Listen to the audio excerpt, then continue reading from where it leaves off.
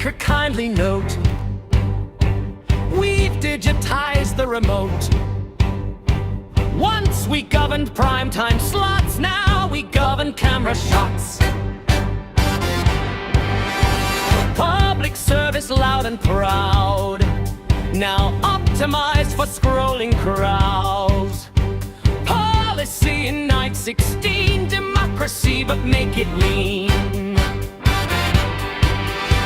We held an inquiry into the frame, found landscape privilege was to blame. Vertical equity's overdue, representation in every view. Rotate the nation, spin it right, portrait by day, widescreen by night. For every thumb and every couch, we've got a format to renounce. If the numbers dip, don't panic yet. Just pivot the aspect ratio set to modes. One proclamation, thorough nation, rotation. We promised depth, delivered glare, with ring light staged for public care. Long form thought that's quite extreme. Have you tried it as a meme? The smart TV feels so grand, statesmanship in 4K stand. But on the phone we keep it tight, condense outrage in bite-sized fine. Select committees now go live, comments scrolling left and right. Transparency, oh yes indeed, filtered through engagement speed. Rotate the nation, hold it tall, policy cropped to fit the wall. Swipe for growth, tap for trust, broadcast futures built on Mars.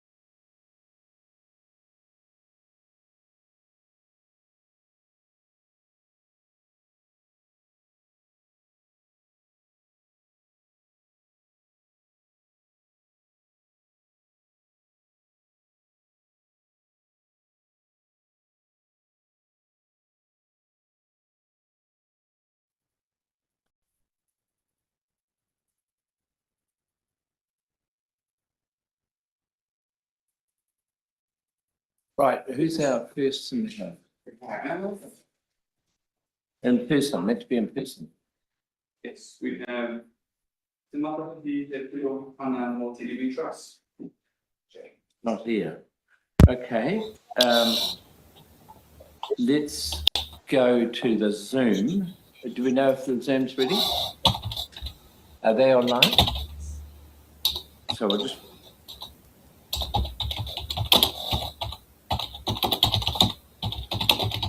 And inauspicious start. Then Leon might come back. Thanks for bringing up Blake about that. My computer again has decided to change the default audio settings, and this time again in the middle of a live stream, and this time didn't notify me. Good morning, Morena. We've got 10 minutes with you. Thank you for being available a little bit early, but looking forward to hearing what you've got to say. So we've got 10 minutes, as I say. So please leave some time for some questions if you can. Thank you. Thank you. Sorry, we just got the thing that our internet connection is unstable. So let us know. Classic Right, okay. to a select committee. So yeah, thank you. We'll take it away. Te Mana, the Māori Data Sovereignty Network brings together more than 800 Māori researchers, practitioners, and entrepreneurs who are passionate about data and Māori rights. As a group focused predominantly on advocacy, Te Mana is different to Te Kahuiraranga Charitable Trust, who are party to the Mana Orite Agreement. However, we support the submission on this bill made by the Data Iwi Leaders Group. Te Mana also engages with the Global Indigenous Data Alliance, supporting the realisation of global Indigenous data rights through the CARE principles and supporting UNDRIP and other international and national treaties and conventions. Today, representing Te Mana are 3 members of Te Whakapu, the steering group, Dr. Lara Greaves, an associate professor in politics at Victoria University of Wellington, with expertise in Māori politics, survey development, quantitative methods in Māori and LGBTQ+ demography, Dr. Logan Hamley, a senior researcher at the Kauai Research Services, a Ngāti Hauiti-led research centre, and Larissa Renfrew, a PhD student at the University of Auckland who has conducted research related to Māori data sovereignty and ethics, Māori identity, youth wellbeing, and demography. Collectively, our group has also used the RDI in research and also been consulted by Stats NZ about the approach to LGBTQ+ topics in the census. TMR's position on this bill is shaped by our understanding of Māori data as both a strategic asset and a living taonga to Māori. This includes both data produced by the census or the new proposed approach. Our position is also formed by the principles of Māori data sovereignty as foundational to Te Mana advocacy work. Te Mana welcomes the opportunity to submit on this bill, and we want to begin by acknowledging that there are genuine positives in the proposed model. More frequent data releases will be valuable. The flexibility to tailor surveys for different subpopulations is promising, and we commend the focus on meeting the needs of communities, including iwi Māori. But we have serious concerns, and we believe this legislation is premature. The move to administrative census removes the enumerated census before we know the replacement works. Experts across the board have raised grave concerns about data quality, and Statistics New Zealand's own independent review has indicated that high quality statistics from administrative data will not be achievable by 2028. For Māori, the stakes are particularly high. Administrative data is deficit framed. It is collected at the most vulnerable moments in people's lives and does not tell the full story of our communities. Critical variables like Māori descent, iwi affiliation, and te reo Māori fluency have no clear plan still, and Māori descent is not just a data question, it underpins our electoral system and our constitutional arrangements. There is also a deeper issue of data sovereignty and consent. This bill expands and links administrative data without free, prior, and informed consent, and without adequate Māori governance, and without upholding the Mana Orite Agreement. Aotearoa has the opportunity to build a world-leading, trustworthy data system, and this bill, as it stands, moves us in the wrong direction. Yeah, and as for our recommendations, we kind of considered, okay, so there's been this process, it's been like quite a long consultation process and methodological process within Stats NZ, and we can definitely see some flaws in that process and really want to know, like, you know, what is the best model going forward? How can we make this work? Considering costs, considering the various issues we've discussed today and that various other speakers will discuss today, we think that an independent review of the methods, of the governance, of the decisions made so far is really our recommendation, and making sure that there are reviewers with expertise in Māori data sovereignty, Māori data governance. We see like a real missed opportunity here to create like our own model, our own data ecosystem, not just kind of copying a Nordic model, but making something like unique to Aotearoa New Zealand that brings in Te Kāhui Rōronga's Māori data governance model, which has some great features, for everyone, but would also uphold Te Tiriti and do great in terms of building a trustworthy data system, a robust data system, and one that just works better for everyone and ultimately saves a lot of money. We think it's great that the bill moves towards greater engagement than just every 5 years with Māori, but the way that administrative data works is that decisions are made within agencies and made within Stats NZ that need greater review and greater engagement with Māori. Because we know, like, for populations, someone will make a decision that just seems like a little technical tweak here and there, but it can have a lot of effect on someone's day-to-day life or, how they interact with the state and the system. So ultimately, we really think that this is like a missed opportunity to create a great data system that governs, our data as New Zealanders and as Māori, as taonga, like upholds Māori data sovereignty, governs data as taonga, but also as a national strategic asset. So ultimately, we side with a lot of the experts that are saying there are great methodological issues, but also point to the suite of governance issues as well with this move away from the enumerated census. Kia ora, thank you for listening. Good, thank you very much. Now, I've got a couple of questions, or three actually. Camilla Village first. Kia ora. Thank you very much for your oral submission and your written submission. I note the strong points you've made around Māori data sovereignty, Te Tiriti, and also recommending an independent review. But I just wanted to ask, in terms of the, if this bill was to go ahead as it's currently outlined, acknowledging those strong points of your submission, what, if any, issues do you see around the actual administrative data and how that would look in terms of its fulsomeness? Do you have any concerns around that type of result that might come out of the use of administrative data? Absolutely. I think it was kind of really well laid out by the independent review that was done by Stats NZ that indicated that we just won't have that high quality administrative data by 2028. So if this does roll out, there are going to be major gaps, and those gaps are going to cause a lot of harmful Māori. And Māori descent, that's something that our electoral system is based on, it's one of the lowest quality indicators with the lowest rate of coverage. And for us as analysts, like as scientists, like the first thing you do with a new method is you make sure it is super robust. And, there's always going to be naysayers, but you want it to be pretty good, that there's, critiques around the edges, but people think it's robust before you bring something else in. And for Māori descent in particular, that's not the case.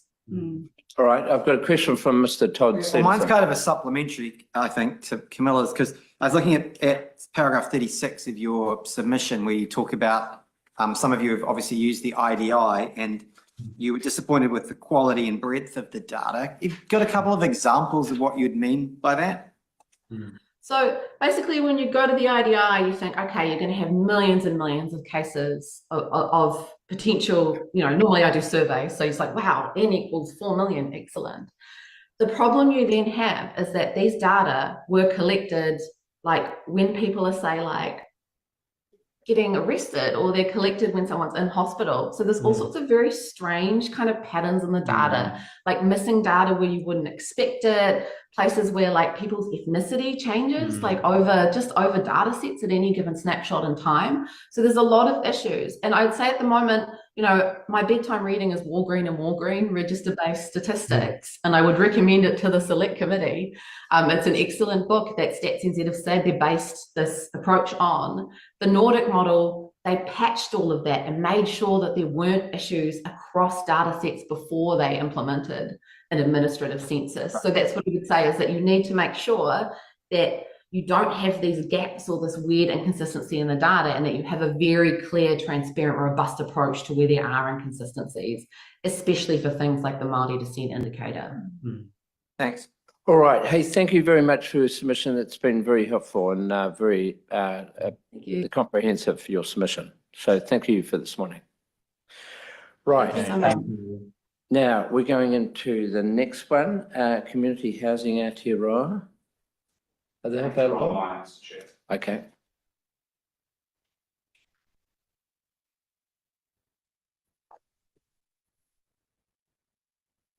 Good morning. Nice to see you. Are you on your own this morning? I believe Paul will be joining me, but I will Okay. go ahead and kick off. Morena koto ko Chris Glidell toko inama. I'm the Deputy CE with Community Housing Aotearoa, and thank you for the opportunity to address you this morning. Won't speak to the points in our submission. We share concerns about the changes that are taking place. And specifically, I'd like to give a couple of examples from current work that we have underway. Our work relies on accurate data to understand what's going on with households and housing in Aotearoa, New Zealand, and currently doing a bit of work for a community trust in the South Island. And the ability to look at, say, rental housing stress, changes in rates of home ownership, of overcrowding, rely on data out of the census currently. And with the change in approach, what we understand from engagement with Stats New Zealand is that for communities under 5,000 in population, they're just going to become invisible. You really won't be able to get down into the details like we currently are in being able to separate households into income bands, into renters and homeowners, and then understanding their levels of housing stress and other outcomes. And we find it somewhat interesting at the time that we're moving toward and progressing with a social investment approach that we support and relying on the IDI to be able to understand outcomes from interventions. And with these changes, we have serious concerns about the ability to understand, especially in smaller communities, and as was noted by the prior respondents, say by ethnicity and with different iwi affiliation. And so we think that really putting in place the fundamentals of the administrative data approach needs to be done before we move away from the enumerated census, because of that inability to really look down into communities, say like districts in Waimati or Mackenzie that have, a few thousand households there. Now, going forward, we've made a number of recommendations on how we think we can mitigate some of the worst impacts, but we really see the opportunity to do a pause and to put in place the safeguards that are needed to ensure that we have the ability to have accurate data on which to make informed decisions, which we believe will be lost. I'm currently also participating on a Stats New Zealand user group around the housing domains in trying to understand how we can identify different data sets to replace what's going to be lost. And some things are fairly fundamental. And in that work, we know that, say, renters about reliance on the MB bond data is only providing about 85% coverage. So we're losing 15% of renters, which we know is a growing portion of all households. We also know that there are problems in matching LIN's title data to addresses within Stats New Zealand, which is important to understand coverage of say, ownership of trusts and owner occupation. And so there are some known deficiencies in the proposed approach that's going to fundamentally change the ability to have good data for housing.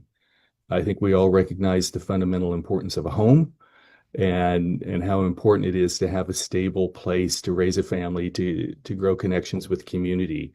And we would urge the committee to look at the timing of these changes and what needs to be put into place to ensure that we can continue to have robust data on which to make informed decisions that are also fundamental to the resource management reforms and projections that are going to be required to plan for growth over 30 years. And if we don't have a good understanding of the demographic and other changes within our population in areas, how can we adequately plan for that future growth and ensure that we're able to deliver outcomes that are better than what we're getting today?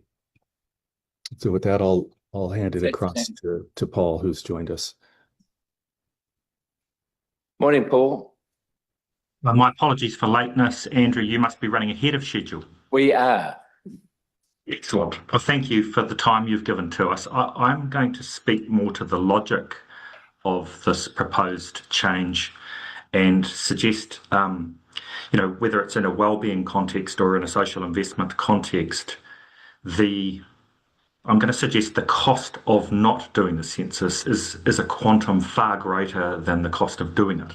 And I'm questioning the logic for this change because in a world, let's call it a social investment world, which is where we are politically at this point in time, the costs of not identifying groups and cohorts, as Chris has just spoken to, who are our most vulnerable, the risk is that we don't identify and intervene upstream in terms of the causes of those issues. So let's talk briefly about homelessness, which is one example that's in the public discourse at present. It is far more expensive to treat people in an emergency department or to have them in a prison than it is to address the upstream root causes to address that. And everyone we've spoken to, including one of the most eminent statisticians in the world, Len Cook, who was our chief statistician and was also the chief statistician in the UK for a number of years, has told us the dangers of not doing a census and the risks of not identifying those people inside households, because this is the one opportunity we have to, as a nation, to look inside a household in disaggregated forms into gender, into ethnicity, into age. And we have, as you know, a huge wave of older adults coming through to low fixed income retirement with no assets and no provisions for their adequate housing. And so I'm suggesting to you that the logic of getting rid of the census is fundamentally flawed, even if you're just looking at it through a financial lens. And people internationally who've suggested this in other jurisdictions have lost their jobs over this. So it's something we're taking very seriously. And so I'd ask you to consider that in your deliberations, and also, not to put too fine a point on it, but making homelessness illegal and then not counting them as homeless people does not fix the problem. So where's the logic for this change? All right. Hey, thank you for those comments. Can I ask you, you've made some helpful recommendations towards the end of your submission, and one of them, which is increasing the sample size from 50,000 to 100,000, which Professor talked about last week. Do you think, because my understanding of the approach is obviously sample size is pretty important. You've said populations under 5,000 basically get missed out. By increasing it to 100,000, and then your second limb was about better community work in terms of identifying those sort of very specific communities that should be subject to some form of census. How far does that go towards addressing the problem? It improves the data quality faster. So I mentioned in my opening remarks that, it was until 2032 that we anticipated being able to get down to communities of about 5,000 in population. And so by doubling it would bring that forward and give you greater insights faster. Right. Okay. Yeah. Carry on. So it still doesn't replace fundamentally. No. You'll still have gaps. But it does improve. If this is the approach that's chosen to go, it will help to mitigate the worst of it and bring data forward more timely. But and I'm not trying to be contentious, but just you talked about homelessness. Even in the census, we all realize that a census, even now, the last census had quite a significant element that wasn't counted, couldn't be counted. And homelessness is notoriously difficult. So even if you carry the existing census, wouldn't we still be having trouble trying to get a better understanding of homelessness, to use your example? Definitely. Significant improvements been made in process there internationally. So snowballing is a well-known and accepted methodology for that in terms of getting out What we know is that homeless communities all over New Zealand, even in small town and large centres, have a community amongst themselves. And so with some diligent work using that technique, it can be a very effective method because they know how to find each other, to put it bluntly. And I think even in communities below the 5,000 threshold, and it's worth mentioning, for example, the housing crisis that we have right now on the Chatham Islands and also in the Lakiura, the Stewart Island. Sure, it's a population of 450 people, but we have every summer an older adult housing crisis there, which would be completely blind to if we were using government source data, because no one from Stewart Island who's a lifelong islander is going to get on a boat, go to Invercargill to an MSD office to report to ask to go on a list for a house which does not exist in their community. So we're really worried about the rural damage that could be done by removing the census. Okay. Hey, thank you for your time. Very good submissions. Actually, we've got good submissions on this bill, but yours is a very good one. Thank you very much. Thank you. Right now, we're going to our next submitter. Hopefully, Dr. Katie Bates. Are you Bruce? Sorry, Dr. Katie Bruce or Patrick Gemmell? Are you Patrick?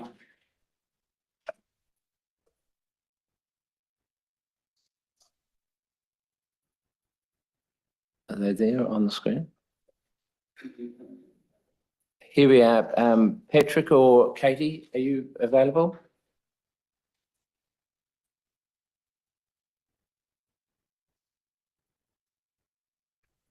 Good morning, Patrick. How are you going? And Katie, Dr. Katie Boxall, I think. Thank you. We've got 10 minutes with you. Just please leave a little bit of time for questions. Floor is yours. Will do. Kia ora tātou. Hui e. We are the national peak body connecting tangata whenua and community in the voluntary sector. Hui supports the modernised census if it means more equitable, more frequent and more community-centred data. Tangata whenua and community in the voluntary sector contribute immeasurably to the well-being of Aotearoa.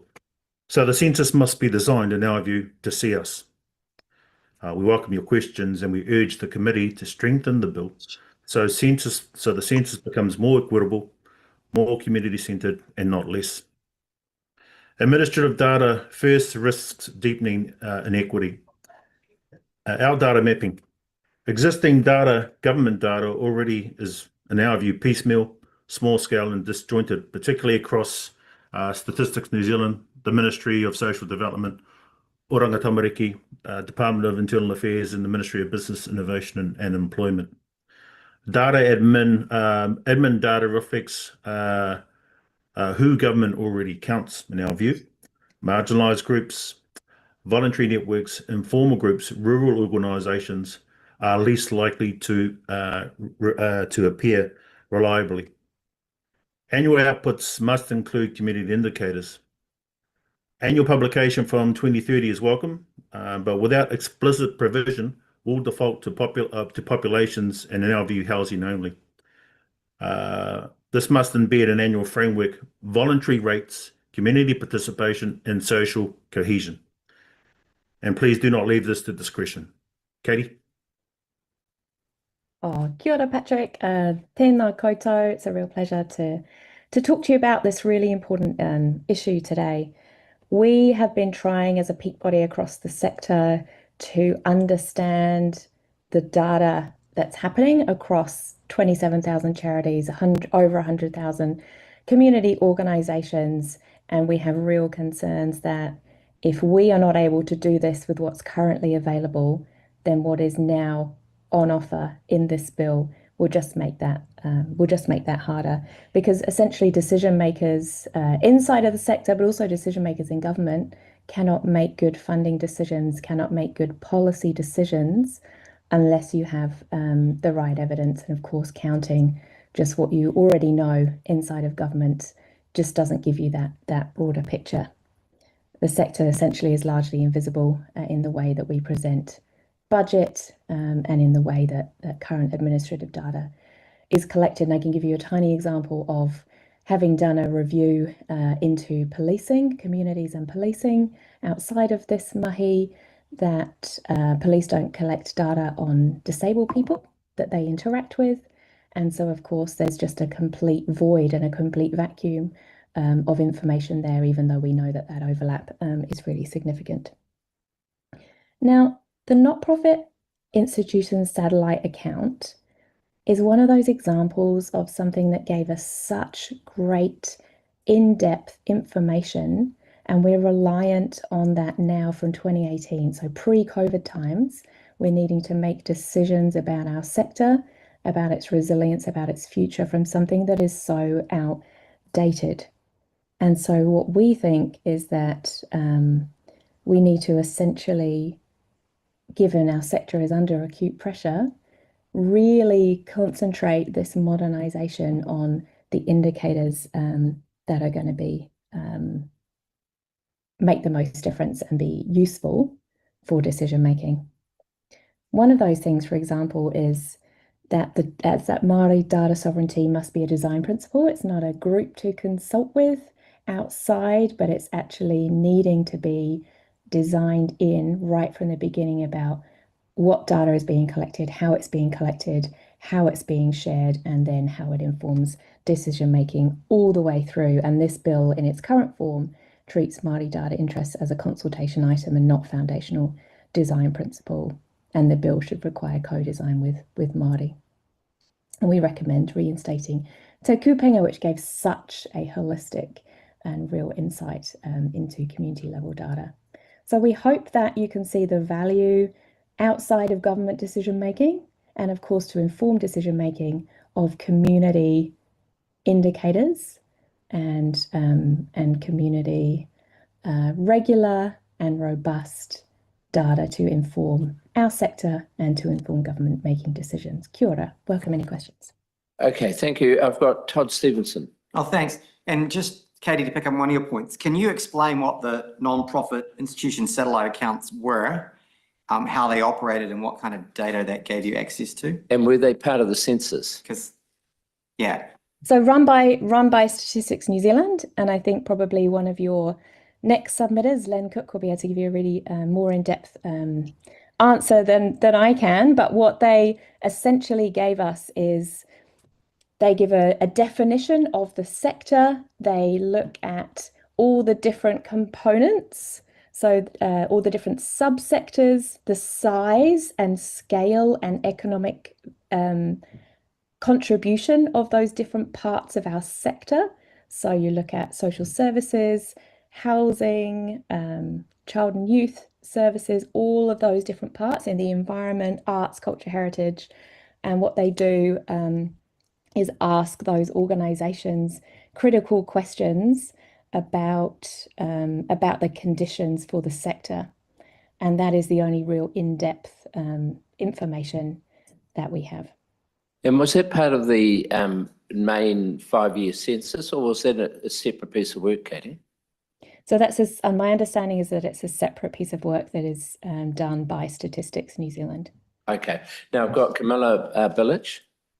Kia ora, thank you for your submission, and thanks for highlighting the Te Kupenga and the non-profit satellite report as well.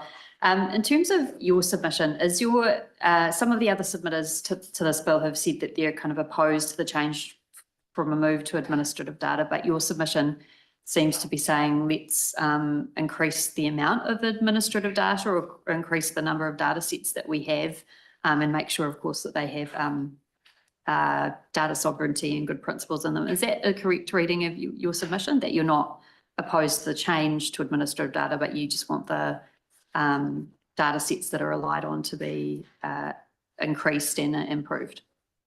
Not quite. So what we are not opposed to the modernization of the census and the way in which we've got administrative data and we've got the census. So let's look at them together and really understand what are the limitations of administrative data. And if we rely on that alone, we're missing out hugely, as you heard from the last submission, and those gaps, particularly those marginalized communities. But we do have that administrative data, so let's use it. Let's not pretend we don't have it, but we need to make sure it's all linked up as part of a bigger understanding across the sector. But the census just gives us so much more than they ever can. Okay, hey, thank you for your submission this morning. Very enlightening for that. Great. Hope you have a good morning. Right, now we've got Mr. Peter Crampton by Zoom as well, haven't we? Helen. Oh, Helen? Oh, that's in a different sheet. Okay. She's appearing. On behalf of Peter Grant. Right. Oh, yeah, here. I better use this sheet then. Right. Helen, are you with us? Yes, I hope you can hear me. I'm trying to make you see me. We can't see you, but we can hear you. That's the main thing. Okay, apologies, I'm not being able to be seen. My video is not turning on. No, that's all right. That's all right, Helen. Okay, so I'm Dr. Helen Viggers in place of Professor Peter Crampton and presenting on behalf of the team that has created the New Zealand Deprivation Index for every census from 1991 to 2023. We use data from the full enumeration census of population and dwellings to quantify the relative socioeconomic deprivation of small areas, generally only 1 to 200 people, often SA1s, across New Zealand. NZDEP was initially created to help with resource allocation in the health sector, but has also found a wide range of use in other sectors like ICA and community law centres. NZDEP is useful precisely because it is an intensely place-based measure that identifies where people, family and households experience relative socioeconomic deprivation. The full enumeration census of population and dwellings has also been intensely place-based, tying the characteristics of dwellings, households and people to the areas in which they live. There are two main replacements to the full enumeration census, the Census Attribute Survey and the Admin Population Census. So firstly, the proposed Census Attribute Survey is place-based, but it won't count everyone and it will average results over much larger areas than NZDEP uses, only those with 5,000 people or more. This means no information available at the SA1 level and no information available for almost all SA2s and only for about half of SA3s. So it's not going to be useful for the creation of future NZDEPs. Pockets of socioeconomic deprivation, sometimes only 1 or 2 blocks long, can exist inside well-off areas like Karori, and similarly, well-off pockets can exist inside poorer locations. And capturing this small area diversity is one of the really important uses of NZDEP. The other thing, but the administrative population census, this will aim to capture everyone, but admin data is collected at the person level and is not intrinsically place-based. Connections to place have to be worked out. And as recently as March this year, Stats New Zealand reported an address consistency of only 87%. Similarly, although Stats New Zealand is investigating how to calculate families and households from person data, it cannot yet adequately do so. Also in March, it reported a calculated household consistency of only 68%. Families and households are vital subgroups of society, and people's experience in them is part of their socioeconomic experience, and so they're important in NZDEP. There are also quality issues with admin data. The information will only be as timely as the person's last interaction with government services. This means for some people it's going to be wildly out of date or non-existent, and for others, extremely current. Whether or not it's out of date could also be socioeconomically patterned, and the accuracy of data will be affected by people's willingness to share information with the different services and the computer systems and programming within which it's stored. Overall, of the 9 variables we used to calculate NZDEP 2023, only 3 were at the person level and are already confirmed to be available in some way inside the administrative population census. The other 6 at the family, household and dwelling levels may or may not become available. Some probably will, others almost certainly won't. We currently don't know. And we don't know how good the quality and coverage of any variables that do become available will be. So these issues will negatively affect the production of any future NZDEP-like index. So we do not believe that any changes should be made to the full enumeration census until it can be confirmed that the replacement data is of adequate quality, coverage and granularity. And for these reasons, we oppose this bill. If the bill is passed, then we urge the committee to ensure adequate funding for Stats New Zealand and all the other government agencies who will need to be contributing admin data for the formidable data task ahead to ensure that data of adequate quality is available. And we also recommend that in the very early 2030s, there's a review implemented to investigate whether or not the data is actually suitable for New Zealand's data needs, and if not, a plan to revert to a full enumeration census. Thank you. Any questions? Yes, Helen. Just first of all, in terms of the confidence level, even with the last census, as you well know, the responses from individual households is a decreasing number. I forget exactly what it was in the last census, but to try and get back up to the confidence level, the Stats New Zealand obviously had to rely on a lot of admin data anyway. My question to you, I think you used the figure 87%, but the question to you, is the increasing proportion of people who are not willing to respond to a census, are they often the people that are the most vulnerable, or is that an unfair characteristics or characterization of the type of people who are not responding to a current census form? Do you have a view on that? I do not know for certain. I would certainly suspect, along with you, that it's the most vulnerable people who are those who possibly interact least with the census. But the address consistency of 87%, that was comparing the admin piece, APC, with the census data that existed, which had a bit of imputation going on to begin with. So that is probably, if anything, an overestimate of how good the address information is. Okay, so in your submission, you at bottom of page 2, you talk about people with no access to the internet at home, and you say under the new approach using admin data, no and will never be able to get that information, whereas at the moment with the census, even with a relatively low or decreasing number of households responding to censuses, why do you say that is no and probably never? Because presumably what Stats New Zealand will do, they will go to all the internet providers of the country who will know every household in the country and know what the proportion wouldn't be connected. So is that would be an obvious approach for Stats New Zealand to adopt, but you just blandly say that they would never be available. I'm just asking, why did you come to that view? Well, we say probably never, not certainly never. And we come to that view because it is not government data. And for instance, Stats New Zealand's had some information available on connection to the electricity network for some time, but it is not available in the IDI, and it has not been a priority. We don't know for certain we don't know the future, but certainly it's unlikely to be available before there's adequate family or household data. Okay, well, that's certainly a question we'll direct to Stats New Zealand. So thank you for that view on that. That's helpful.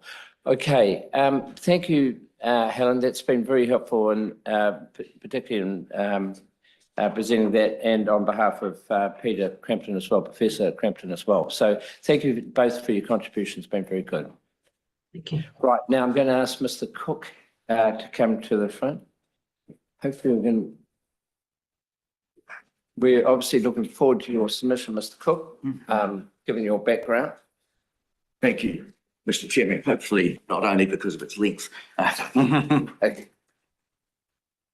Well, thank you, Mr. Chairman, for the opportunity to talk. Can I say it's my experience as government statistician in the United Kingdom and New Zealand, and extensive exchanges over the years with European, Pacific and Commonwealth statisticians that have led me to offer you the advice that you need to initiate an independent review. Is this change that simple and even necessary? Officials say that it doesn't change the legal framework governing how we collect the census. In fact, by making the administrative data first regime mandatory for future population statistics, you are placing constraints and limits on the statistical properties of our statistics by you're actually setting in stone a path that's with untried, inflexible methodology. By deliberately removing much needed flexibility, this bill is a methodological handcuff on the independence of the statistician because you're telling them what they can't do. And I think are MPs really equipped to decide what and where statistical methods are best used for understanding New Zealand's populations? I think you're misreading what you're saying in the bill. Can also make the point that fewer the administrative records that must be used can possibly conform to the international statistical standards that are embedded in survey designs and official statistics. This non-conformance will undermine the quality of many international comparisons and make a break with many past statistics on ethnicity, occupation, family, for example. The bill will force change in statistical frames, and Ms. Vickers has really explained that really well. Can I make a point that for which is spent 200 billion on infrastructure, placing it, huge issues of emergency management, housing in places, it's got huge issues of environmental control. We need to know more about place rather than give away what we have by shifting to a person frame from a household frame. Normally, in most countries, administrative data is recognised as taking up a growing share of the information that IT enables us to integrate with official statistics. Other countries, every other country in our model is exploiting this expanding integration capability by actually using the infrastructure of households that it has. By developing geospatial frames, I would argue land and information in New Zealand and the government statistician are 5 to 10 years behind the 8 ball, getting seduced by the IDI. They have lost the plot and are out, and we're basically at risk of abandoning the critical elements of our statistical infrastructure. No other country is adopting this New Zealand model. In the UK, I know a lot about that. They explicitly rejected such an unorthodox model last year, even after first investigating it since 1987. These ideas are not modern in London. Our statistics, these bills have been justified by recent reviews of the census. I would argue, and it's very clear, the last 2 censuses were complete blunders. They no longer do not represent how we have run censuses in the past or how other countries run them. The review of 2018 census, for example, pointed out that the department wrongly relied on out-of-date address lists, so people were never even counted. I must remind you that a census is a census of population and dwellings. The first job of a government statistician is to find every place, every dwelling where people exist, and then you inquire of them. That was not done in 2018 or 2023. It was even compounded by the then Minister of Statistics, David Clark, and his cabinet, agreeing to only get 90% of the population in the census. Absolutely bizarre move. The 23 census repeated that abysmal result, only as the external review pointed out, the address lists were even worse. The fact it cost twice as much as any census we've had before has not been investigated. The finance ministers I worked for, Richardson, Birch, and Gordon and Brown, would have had my guts strewn around the bloody place. This has not been investigated. I don't know where our finance ministers are. The findings of Michael Heron, QC, on the Manurewa heiresses highlighted incredibly poor monitoring and substandard quality management on the 2023 census. I believe you're wrong, Mr. Chairman, in asserting that the 2018 census or 23 censuses are benchmarks of performance that we should use to justify any change. They're out of line with international experience. Our Aussie mates continue to do better. A couple of other final comments. There was a review in 2024 of what was statistics used for. This report totally ignores, if you do a little search of keywords, doesn't use the word infrastructure except statistical. Deprivation is mentioned once. Fiscal isn't, yet we've got with a 30% reduction in our fiscal position in the next 20 years, surely the rethinking of the welfare state ought to be part of the planning of our census. Emergency isn't there, so emergency management stats don't know. And despite the existence of Simon Upton, climate is mentioned once. Can I say also, do you know the Electoral Commission has not obtained any independent statistical advice of the changes to these metrics that are now in the electoral amendment bill. Pretty unwise, I'd say. In my written submission, I've listed 8 critical actions that would enable a trustworthy census of population and dwellings to take place in 2028 within the law as it is now. Can I just conclude by saying this is to me, this is the most significant change to New Zealand's official statistics in the last 50 years, and I've been around that long. Parliament is being asked to urgently endorse major electoral act changes, making it even more vital that members of Parliament seek independent advice. Also, this bill gives excessive, unfettered discretion to a government statistician on constitutional matters, which may, of course, obscure things that do need transparency, particularly given the untried nature of what we're now doing. Right, thank you. First question, Camilla Village. Thank you very much for your submission. We've heard that the cost of a future census under the current law would be prohibitive in terms of being able to continue that. From what you've said today, it appears that you don't accept that the cost that has been provided would necessarily be in order for another census under this existing law to run. Is that correct? Well, I would look at the cost of censuses in the past, not just the last two. The last one is bizarre. You know, so would you really use that as a baseline without properly understanding where the money went? We do not know where the money went. I can't find out. The external review did not tell us where the money went. It simply it didn't even tell us that it was twice as much per capita. I had to do that calculation myself. So yeah, that's interesting because obviously the 2018 was 180 million from memory and 325 in 2023. And I'm keen to get your view on this, but my understanding was that increasingly it's difficult to get people to respond to census or census. That's the issue we've got. And it's not, New Zealand's not uncommon. All jurisdictions, whether it's England, we worked obviously, Canada, Australia, whatever. Everyone around the world is increasingly having trouble when people front up to someone's house and ask for information. A lot of them are now saying, take a hike, or your government's, I'm not going to give my information to government. There is obviously the cost factor, and my understanding that the estimate for the next census would have been much even higher. Because of that declining readiness for people to respond. What was your experience in England? Was that also happening there, or people just saying to the person who's turning up wanting to get asked census questions, they were just saying take a hike? In 2001, we didn't have any problems we had were of our own making. But just response rates there have declined, but not to the same extent. Like the Australians are about 95%. Yeah.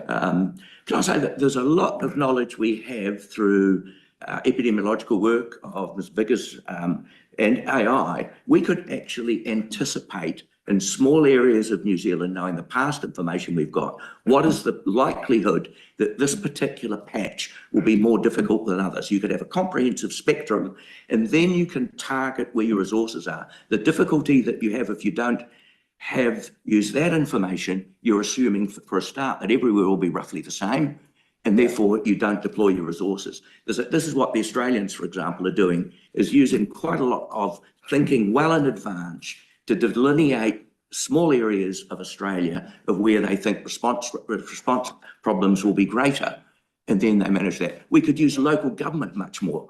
This last couple of censuses completely ignored local government. And what about in England? What were your response rates in England? Sorry? What were your response rates in England?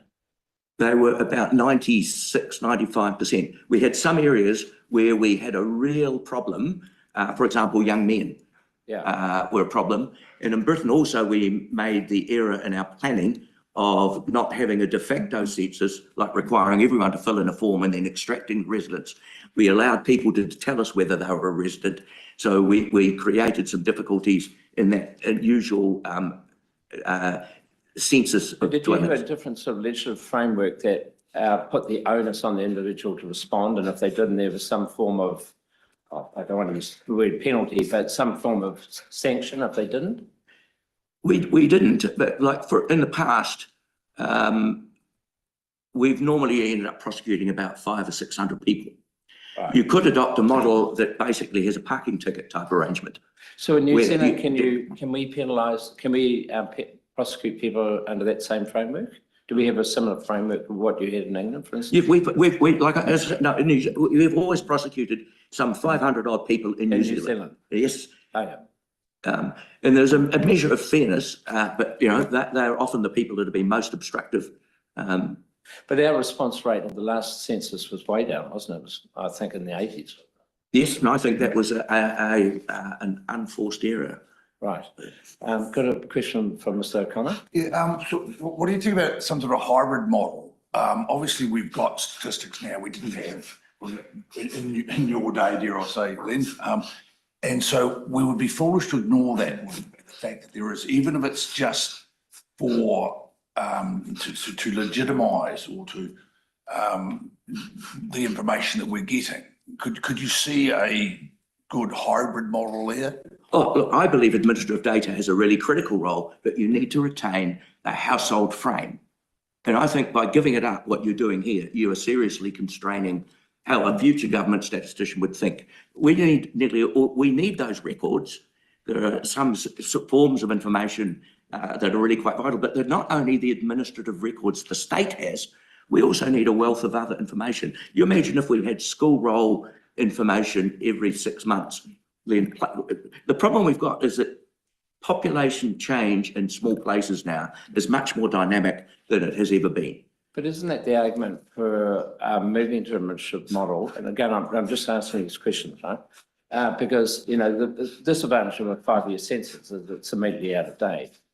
Whereas a rolling approach to it, and, you know, you use school rolls, we can get that information from the Ministry of Education. We can work out how many Māori are getting diabetes treatment from Ministry of Health. We can work out, you know, what the justice system's showing, all those sort of stuff. We can use third parties to provide a lot of information around household data, whether they have a mobile or not. Why, and that can be done in almost real time. Why wouldn't you want to be moving to a model like that? Or are you suggesting that you have to have a 5-yearly model as a sort of a standard sort of benchmark to check it occasionally? Well, we have a 5-yearly model, but we have annual population estimates. And so we keep track of what's going on in the population in every place every year. That's been done since the 19th century.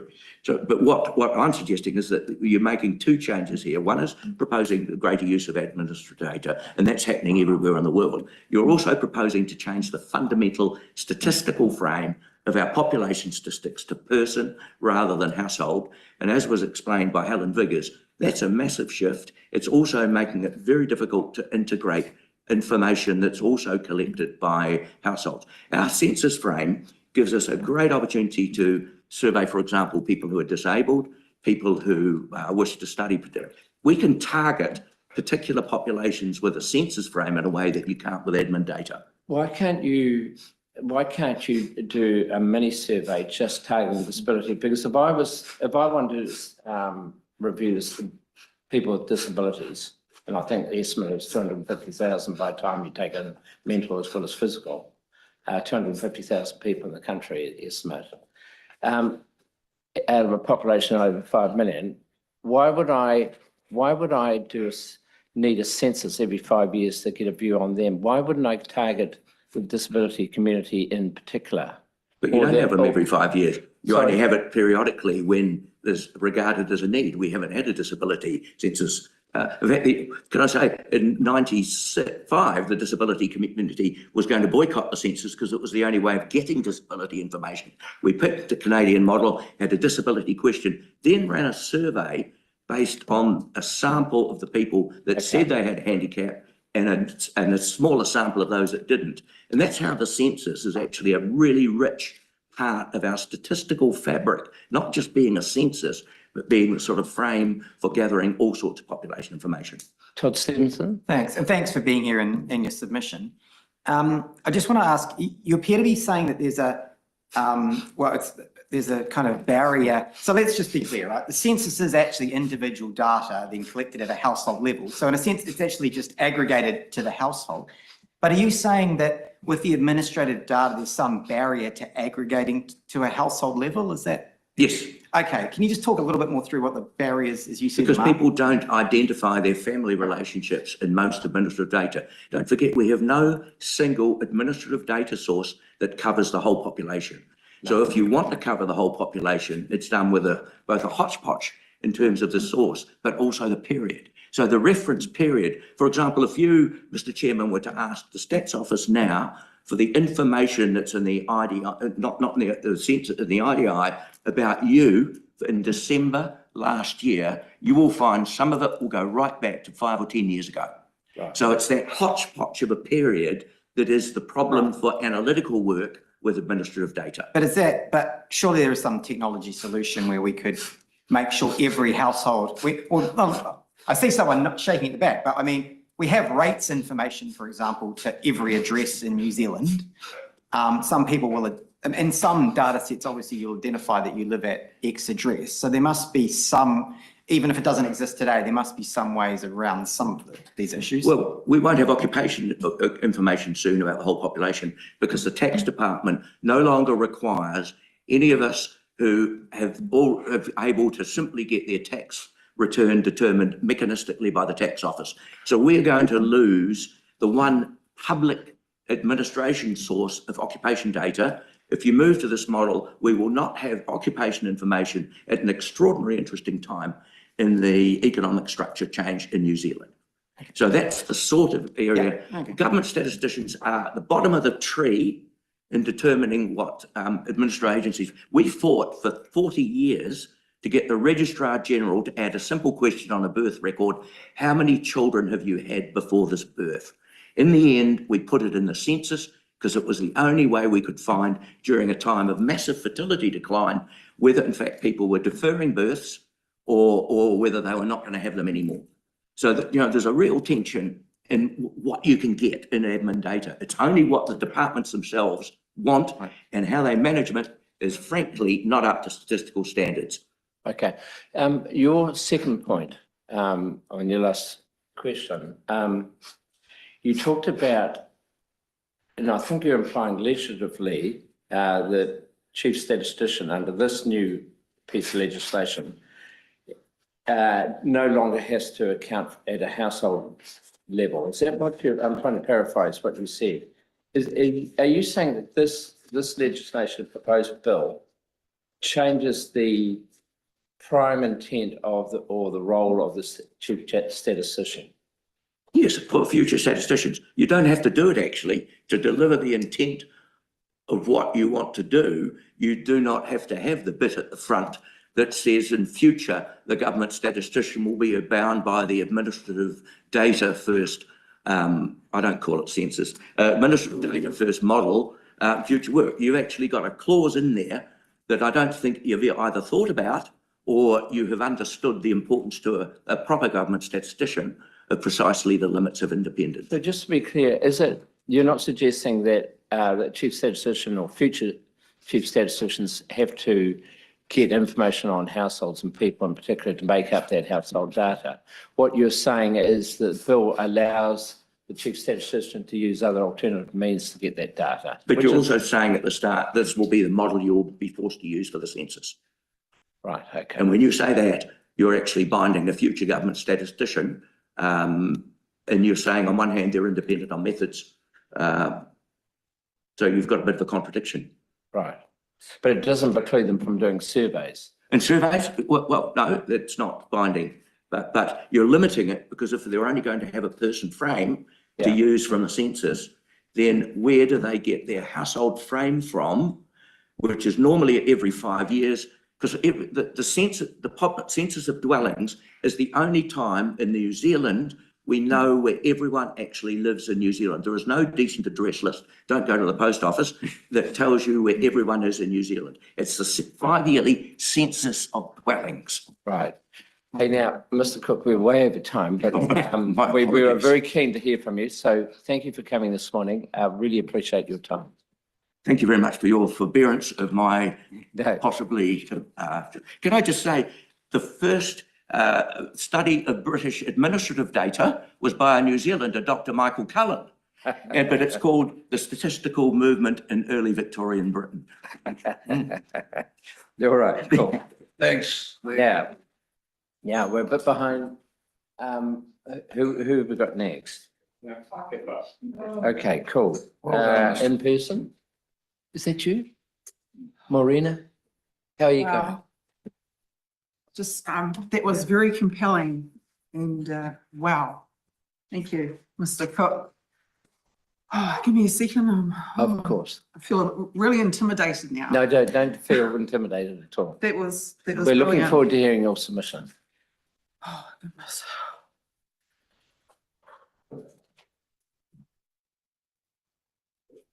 Don't Yeah, worry, he do you need- intimidated us too. We're all, Do you want some water? he's that sort of intellectual character. Do you want some water? Do you want some water? Yes. Oh. All right. And that's why I came early, because I wanted to hear the other speakers and That's really helpful, actually, I think, when people have heard previous speakers. Yeah. Thank you for doing that. wow. I should have gone before. Oh, okay. Whew. Tēnā koutou. I te committee ko Hakipa tōku ingoa, representing Te Wahine Ora o Hakipa Foundation. Whew. I have previously engaged with the Justice Select Committee with the Māori Electoral. Oh wow, I'm really flustered We remember. now. I'm We really remember you. flustered. Yeah, population statistical formula last year in August. And that was within my parliamentary petition, increase the number of Māori electorates. So I appreciate the opportunity to speak today. And just a few months ago, I decided I think I'm ready to participate and have a look at parliamentary bills. So when I saw this bill, I was quite chuffed, and I thought, this is me in my area, part of my area. So this bill, oh God, focuses on improving how census data is collected and produced. That data directly underpins how representation is calculated in New Zealand.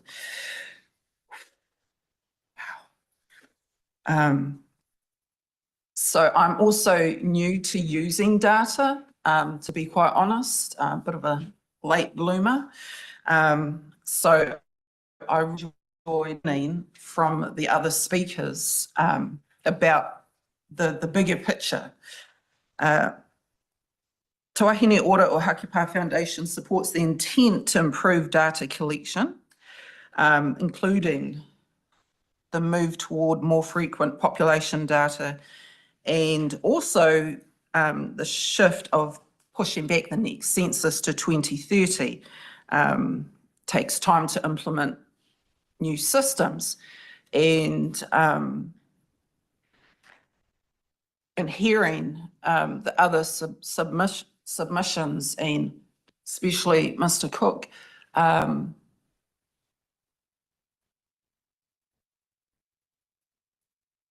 is compelling, but I still support to go forward, because there's a lot of knowledge coming through to help the, Justice Select Committee and, and the government to create a more robust system. Anyway, however, improved data collection within a flawed electoral statistical formula model does not produce fairness. It produces more precise inequity. So I've focused specifically on Part 2 related amendments to other legislation, the amendments to the Local Electoral Act 2001, Clause 19, bracket 4. And I've just focused on the definition of the Māori electoral population. So, so Clause 19 does not come into force until the 1st of January 2030. I just want to speak briefly. I'm not going to speak on whole clause, but I have separated into 4 sections. My first recommendation, which is 19(4), Section 5(1)A of the Local Electoral Act. I'll just speak on that first part. That prior to the government statistician deriving a Māori electoral population figure under Section 35(6)A of the Electoral Act 1993, I propose that there is a dedicated electoral population statistical formula bill be introduced. And at the moment, I'm finalising a private bill to help that along. So clause 19, section 5(1)A under clause 19(4), the wording demonstrates how the model continues to reproduce the same structural issue of inequity and underrepresentation of persons of Māori descent.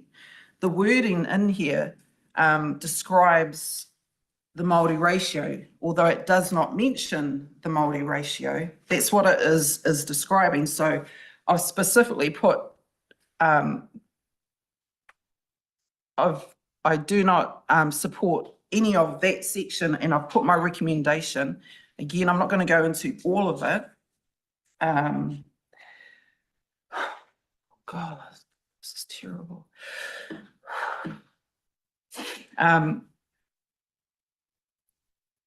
In just, oh God, I'm losing it now. That's all right. We've got your submission, by the way. We've read it. Yeah. We've read it. So I just want to close and finish on the last section of that number 5, where I basically, it doesn't need to be there. And what I recommend that the Māori ratio, the formula is R equals M divided by M plus G times D, is abolished, as that is what underrepresents the total Māori descent population in New Zealand. So if any figure produced using the current methodology, regardless of improved data quality, will continue to risk generating inequitable representation outcomes. So, yeah, so the Māori ratio is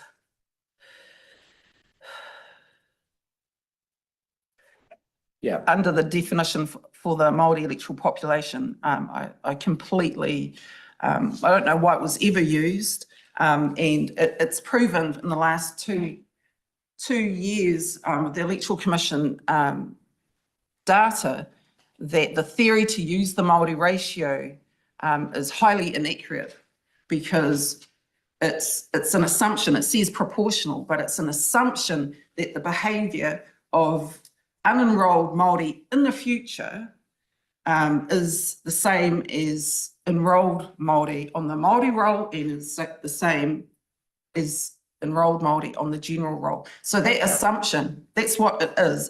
It's based on proportional, but it's assumption that is highly inaccurate, and that's sort of where my mahi is focused. And Okay. thank you. Yeah, well, thank you. And you've submitted, we've actually as a committee responded to you previously on your submission around this. We wrote back to you quite comprehensively on that issue. So we're looking forward to getting your members' bill. You've mentioned it before, but thank you for your submission this morning, and doing a good job. Thank you. Right, now we're going to the Data Iwi Leaders Group in Hamilton, I think. They're online, Mr. Chair. Good morning, Marina.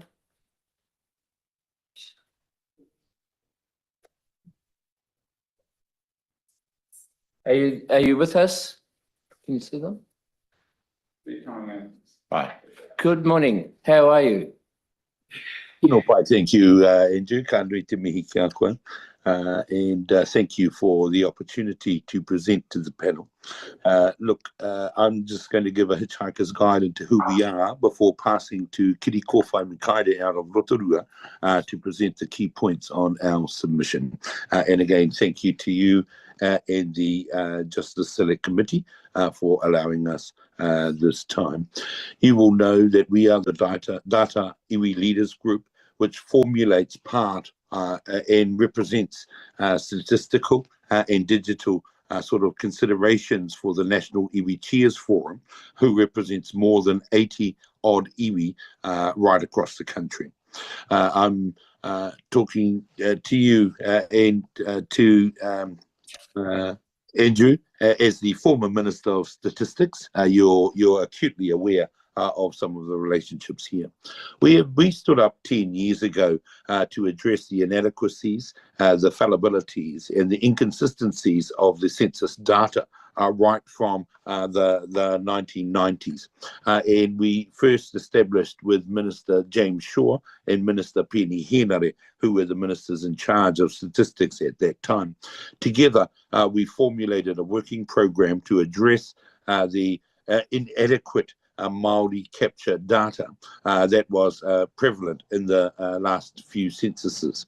Since that time, 10 years ago, we've worked with no less than 14 ministers and associate ministers for statistics. We've worked with no less than 4 government statisticians here as well.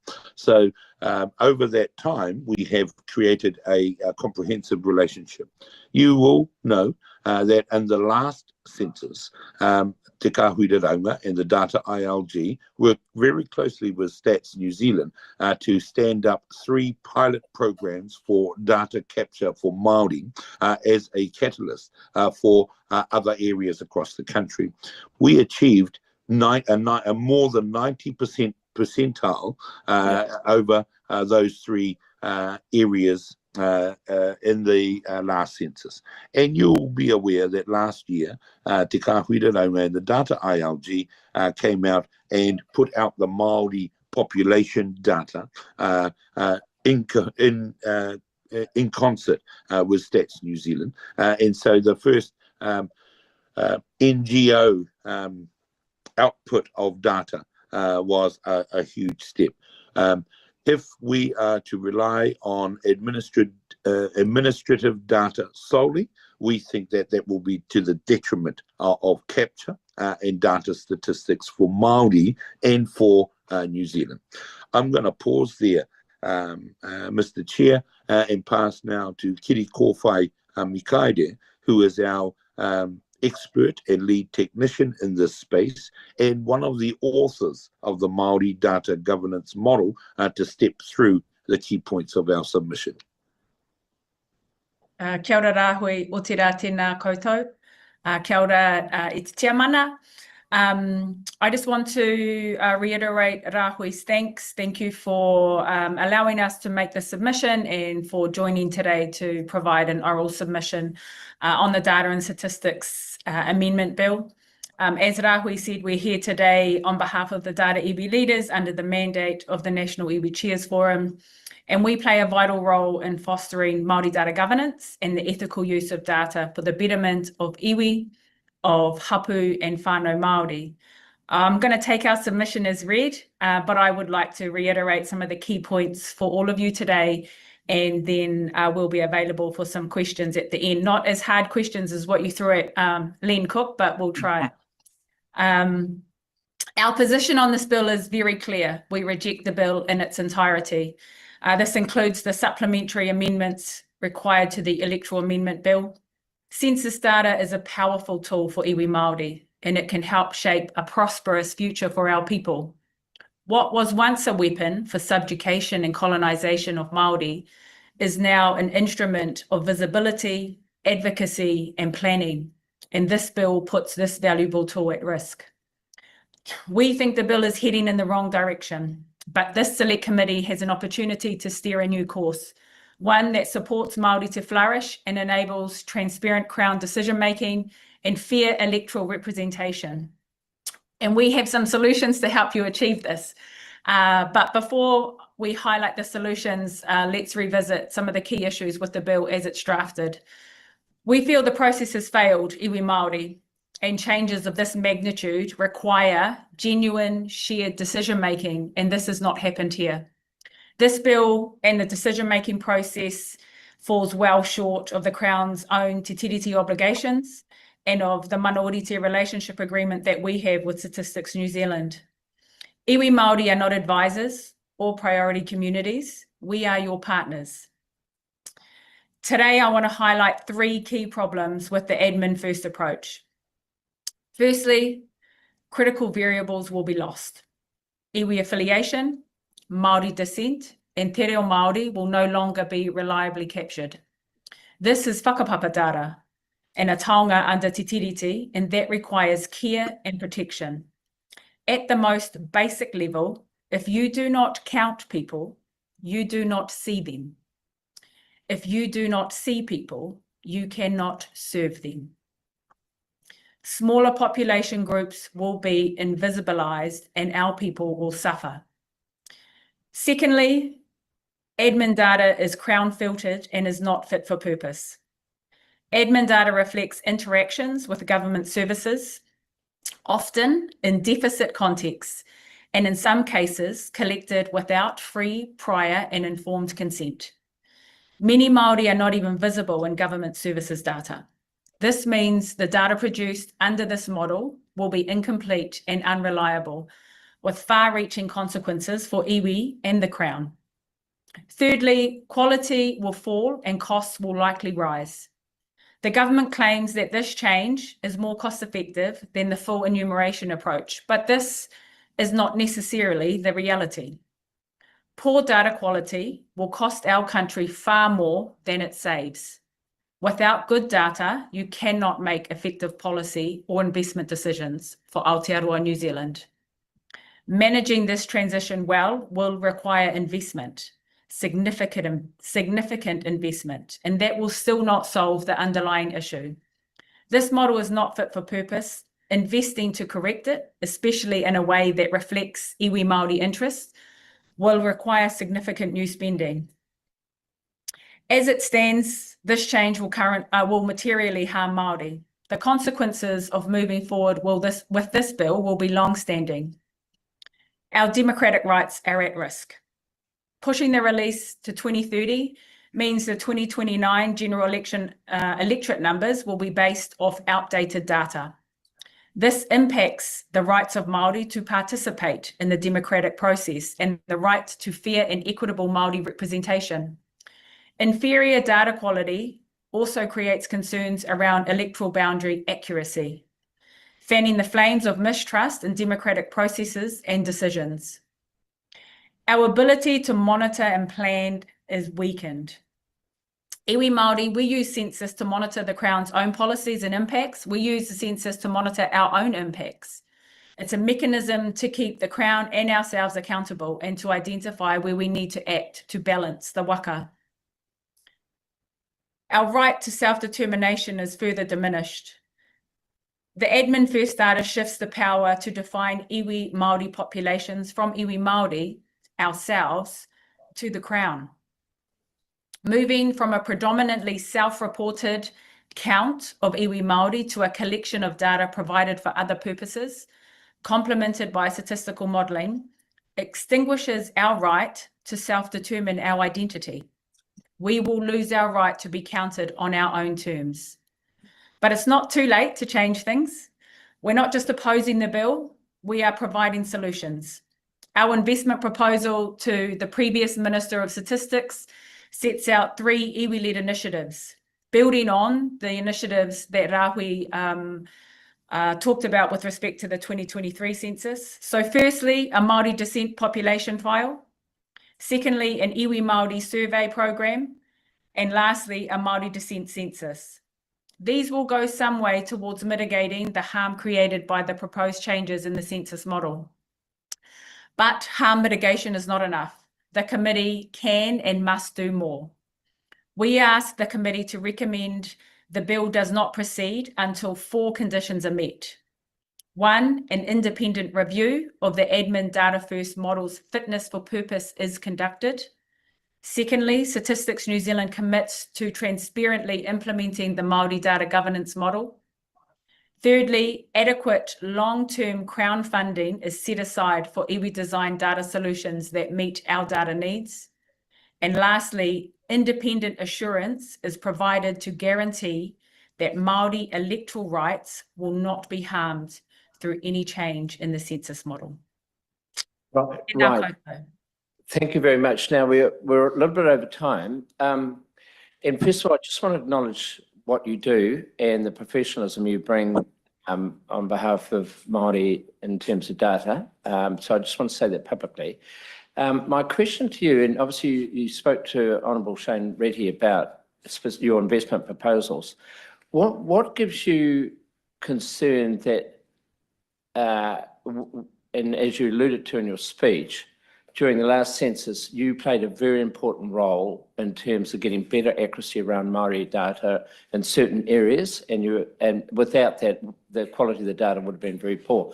What gives you concern that that similar approach would not continue under admin data, so that we end up getting very specific data around iwi along the lines that you talked about in your introduction?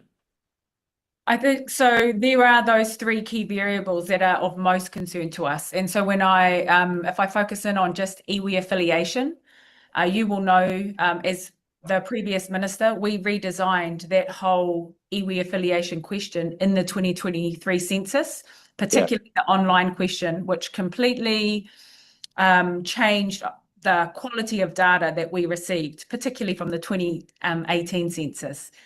That question now will not exist in any administrative collections. But it would if you ended up doing more surveys, specifically around iwi, which is part of the approach with the admin data, to be more tailored with certain surveys. Or am I overstating that? I think overstating that. So at the moment, the iwi affiliation, my understanding is the default will be the Ministry of Education's iwi affiliation data, where they only allow 3 answers. The census allowed 16 answers to the iwi affiliation question, but it's also not, the question is not designed similar to the census question that we had. And so I guess that's why we're proposing the iwi Māori survey program and a wider consideration of particular solutions. But as it stands, there is not quality administrative iwi affiliation data that will help with the gaps. All right. Minister, if I could just add, those things out of the government departments are steered towards an outcome in the education sector, in the health sector, in the whatever sector. It doesn't lend itself to questions and answers that lend itself to Māori population data. And so that's where a huge amount of concern is for us. All right. Hey, thank you both for being with us this morning, and very good to see you both again, but very helpful submission. Right, members, we're going to jump now to Retail New Zealand. I think Carolyn Young is on the line. I saw her before. Caroline, are you there? Is she still there? Coming in now. All right, cool. Retail New Zealand. Kia ora. Good morning. Nice to see you both. As you know, I'm Carolyn Young, and this is my colleague. I'm Denise Garland. I'm the Advocacy Manager here at Retail NZ. Of course. Look, thank you very much for your time. And I guess really briefly, we know that you've read our submission. You know, overall, we support the tenor of the bill, but there's probably some specific things we just really wanted to pull out about. And one is just the importance of making sure that the information gathered is going to be accurate enough to depict the changing demographics that we're likely to see across New Zealand over the, the next 10, 20, 30 years, which is going to change significantly. Retailers use data and information to help them determine, where a store should be located, what demand is, whether their products are best in that community or another community. So it's a really important aspect for retail to be able to understand each individual community and making sure that the data is robust enough that it could give us that granular information so that, you know, we can continue to ensure that we can serve communities well across all of our local spaces. So we think that that is really important. We do think that a cadence of annual is a positive move forward because, you know, with the anticipated changes in our demographics, it will be really important for us as a country to really understand how we need to move and what services are required in what areas as those changes occur. So we think that that would be a really useful space. Yeah, I think that's mostly it. I just also think that one of our recommendations is just ensuring that there is a robustness, or there is some consideration taken into how those more difficult to reach populations are accounted for in the data collection. That obviously every level of data is really important, and so some of those regions or populations where they don't interact so much with official sectors, there just needs to be a little bit more consideration as to how that information is gathered about those populations as well. And especially for those, I guess that touches really into those new migrants to New Zealand whose English may not be their first language, they may not be familiar, and how do we make sure that we capture those parts of our community so that we can ensure that we can service the whole of New Zealand as we're going to continue to change in the coming years. Okay, thank you very much. Members, who got questions? Just one question. Your last point, retailers require a complete picture of local population. I presume we've heard the difficulty and the lack of granular information with a 50,000 sample. When you say local, can you give us sort of a view on to what extent that you need that granularity, just to try and from a retail commercial perspective, what would be important to you? Yeah, so I think from a commercial perspective, if you're thinking about opening a supermarket or something, you'd want to know that in a suburb, or if you think of Auckland, you'd want to know what movement is happening in each of those suburbs as it occurs. If you're in a more provincial area, like I'll use Marsden because I grew up there, you're probably wanting detail from that type of community that demonstrates what's happening. If I think about the Wairarapa, there's been significant changes of how people live and where they're located in the Wairarapa since I lived there. And if you're only taking a snapshot of a few people across New Zealand, you're not going to understand where that push-pull factor is going to come in terms of demand and supply. Okay. Hey, fantastic. Hey, lovely to see you both again.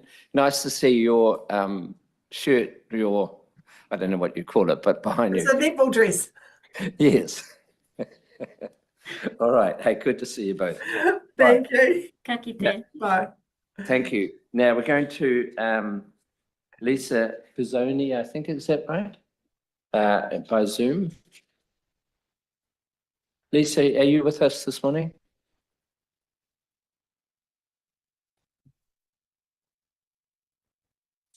Good. Lisa, if you're there, we're looking forward to hearing from you. Thank you.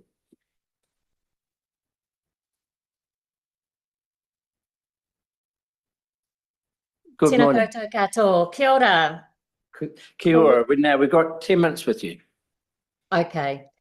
Ko Lisa Pizzoni tōku ingoa. I'm the founder and lead architect of the Indigenous Data Authority. Thank you for the opportunity to appear, and I am here to speak to the practical implications of the proposed amendments to the Data and Statistics Census Framework and the increased reliance on administrative data. I acknowledge that under the Data and Statistics Act 2022, agencies are authorised to collect, share and integrate data for statistical purposes. I also acknowledge that administrative data and data matching are established tools within the government systems, including the electoral context under the Electoral Act 1993. My submission is not that these powers should not exist. My submission is that expanding reliance on them in place of a comprehensive census introduces material risks that are not currently mitigated. The proposed direction shifts the system away from a direct population-wide self-reported census towards a model that relies on administrative data, data integration and statistical modelling. This is not a minor change, it is a structural change to how population reality is constructed. A full census provides a baseline that is directly sourced from individuals, standardised across the population and independently verifiable. Administrative data does not provide that. It reflects who interacts with services, what those services collect, and how systems are designed. As a result, the data set begins to reflect the system and not the population. Groups that engage less with services are recorded inconsistently or are not fully captured by existing systems, and they will be underrepresented. That's not a possibility, that's an expected outcome. Many administrative systems were never designed for statistical completeness. They do not ask the same questions, use consistent definitions, or capture information in a way that is comparable across agencies. This leads to gaps, inconsistent classification, and reliance on estimation. When that data is aggregated and modelled, those limitations compound. As reliance on modelling increases, outputs may appear complete, but appearance is not the same as accuracy. When data is incomplete at source and used to generate inferred results, the final data set is built on assumptions that are not always visible or testable. This creates a condition where decisions are made on data that cannot be fully verified against reality. Alongside these risks, there is a second issue. Data is collected under specific conditions for a defined purpose, under a particular authority and within a specific context.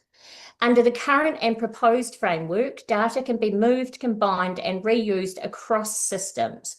However, there is no consistent mechanism to ensure that authority and context travel with that data. And this simply means that systems are not required to demonstrate that the use remains consistent with the original purpose and that authority remains valid or that the context has been preserved. Authority is assumed rather than verified. In a system increasingly reliant on integrated and modelled data, this creates a material governance gap. Decisions are made using data where the original purpose is unclear, the authority cannot be demonstrated, and the context has been lost. In any other regulatory environment, that would be considered a failure of control. This matters because the point of risk is no longer collection, it is use. If a system cannot demonstrate that it has authority to use data in a given context at the point it is being used, then the legitimacy of the decision cannot be assured. The census also provides an independent point of validation. It allows governments to check administrative data, identify inconsistencies, and confirm whether outputs align with the population. If that function is reduced, there is no equivalent mechanism to replace it. Without an independent benchmark, the system becomes self-referential. These risks apply across the population, but they are amplified for Māori. The census is currently the only mechanism that allows Māori to self-identify at scale and in a consistent way. No administrative system replaces that function. Administrative systems do not consistently capture Māori identity, iwi or hapu affiliation. And if reliance shifts to those systems, Māori are more likely to be undercounted, misclassified, or simply not captured at all. At that point, underrepresentation becomes structural, and over time, this reduces visibility. Reduced visibility has direct consequences like funding, services, and policy decisions, because that all follows data. If Māori are not fully visible in that data, they are not fully reflected in those decisions, and there is also a contextual risk. Māori data is connected to identity, whakapapa, and collective representation. When it is removed from its original context and combined with other data sets and reused, its meaning can change. Without mechanisms to carry forward context and authority, outputs may appear valid, but not accurately reflect Māori reality. The effects of this shift will accumulate over time. Small inaccuracies will become embedded, gaps become normalised, decisions become incomplete or decontextualised, data begin to shape outcomes. Without a reliable baseline and without the ability to verify authority and context at the point of use, that cannot be corrected. There is also an accountability issue.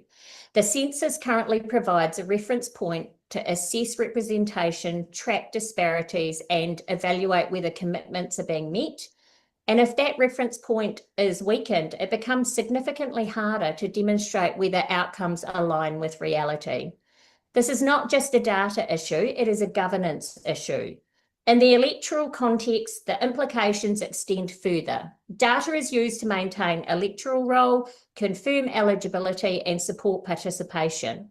If that data is incomplete or used without verified authority, there is a risk to the integrity of those processes.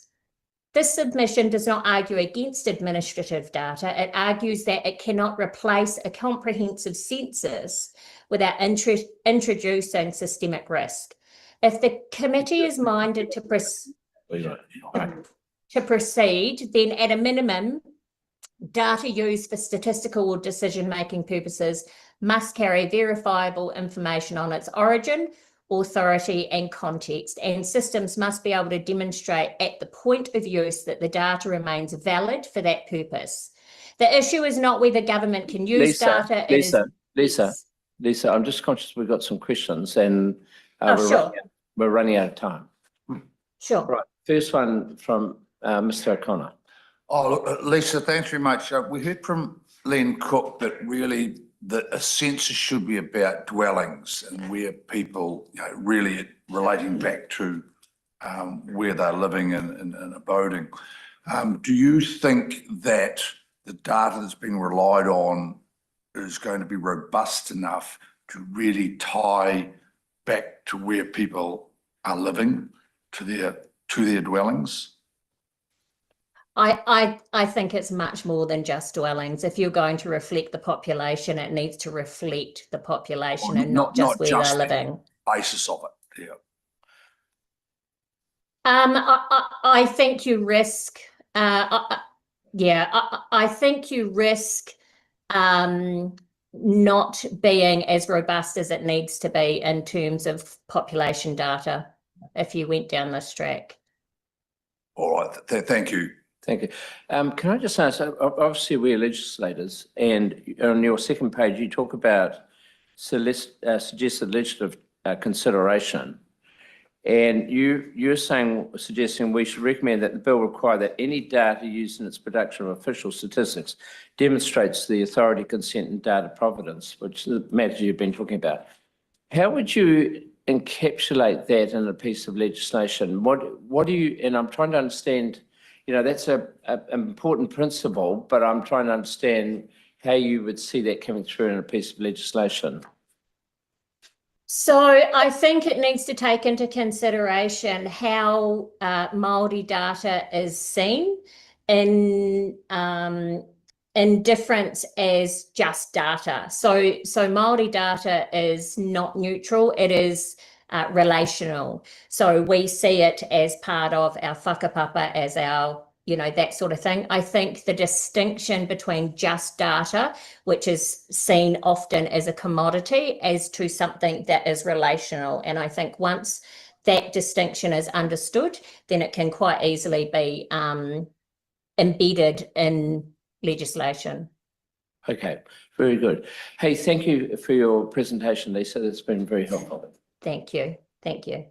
Right, now we're going to Jonathan Godfrey. I understand I saw him coming on screen. Mr. Godfrey, are you there?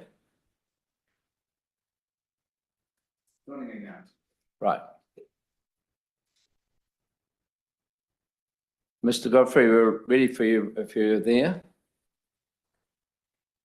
Just got to find the button to unmute. Hopefully, you can very good. We can hear you at least. Lovely.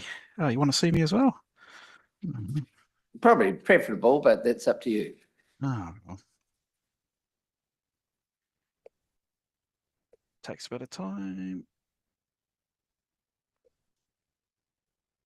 Video started. There we go. All right, good. Morning, Doc. Beauty. Good morning. I'm going to start with the thing that everyone should understand is that this bill takes away the certainty of a census, which is well defined outside the law, and offers an admin data first approach with pretty much no explicit expectations to go forth and operate in an environment where no explicit or implicit rules are in place. I do believe that admin data first is possible in the long run, and I emphasize the long run. I'm also a firm believer that more frequent targeted surveys serve specific populations of interest better than the official system today. But there are plenty of identified gaps in the admin data first system as proposed, and the ADF approach trades off quality in order to gain frequency. We might understand what frequency looks like. We have very little idea about the quality. Ironically, the shortcomings are actually exposable courtesy of the fact that we do currently have a census. I suggest that even if admin data first is possible, it is not yet actually proven to be a solution. The Future of Census Independent Evaluation panel that I chaired did not get to actually assess the feasibility, etc., of an admin data first. It was an assumption that the move was on. That would have been outside our terms of reference. What we did conclude was that there was no way that admin data first was feasible for the 2028 census. So switching from a known to a plethora of unknowns seems rather unwise. It is a gamble. I suggest to you that while it might be described as something akin to an old horse and cart, you are being offered the chance to trade in that horse and cart for an as yet unbroken foal from a racehorse stud that has no track record. Where is the protection if admin data first fails? You have none. So Parliament should not be gambling with New Zealand's data future like this. I've listed a bunch of recommendations and conditions from my area of expertise where I can see shortcomings that need to be proven before we can move on. Others will have their own lists. But that list of unknowns is getting long, far too long. From my area of expertise, we do not have a sensible measure to indicate disability status by admin data. We are not even close to getting that. You've asked questions today. I love people who ask questions, but what it shows is the range of unknowns and your suppositions. And that's what they are. They're suppositions because the bill does not bake in your conclusions and your thoughts and turn them into actual firm commitments. The worst of those is that we do not know if in fact the solution of admin data first is ultimately in fact cheaper than running a full field enumeration census. I want you to really think about what your role is. Do you claim to be competent in assessing the quality that will arise from an admin data first approach? I hope the answer is at least discomfort through to no, because there are plenty of submitters that are suggesting they know better. You've got to make a decision on what you are well equipped to do. Leave the stats problems to the experts. Leave the admin data problems to the experts. You are governors first and foremost. The bill in its current form does not provide the governance protections that a future official statistics system needs. In fact, it actually erodes what protections we do currently have. I tell my kids that intelligence is not what you know, it's what you do when you don't know. And it is now your judgment as governors that we are calling upon. Where is your independent advice beyond what the submitters are sharing with you from our expertise? We don't have all the information that we need to provide you with the best independent advice.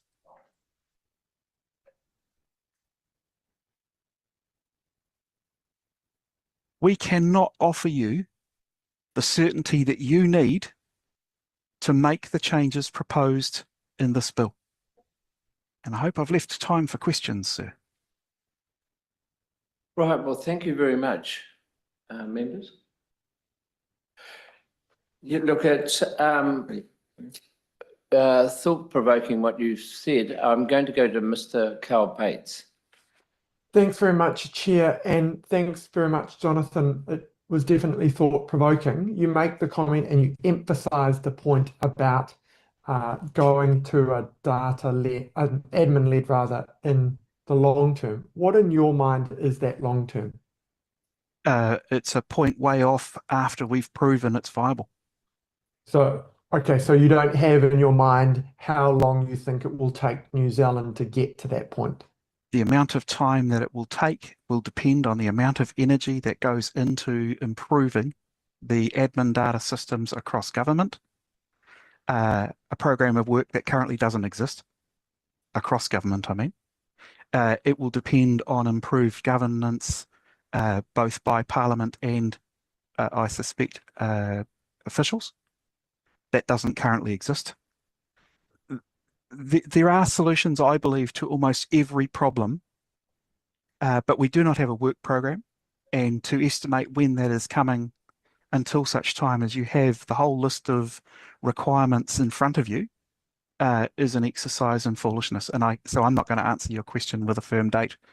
Okay. And I believe it can't be answered. Thank you. Dr. Godfrey, you've raised it, and an earlier submitter raised it as well, about the quality of the admin data and whether it's actually relevant, and the ability of the chief statistician to be able to require data in a form that he currently, or she, whoever it may be, needs it to be, so that it can be used to provide the information that the chief statistician is required to do.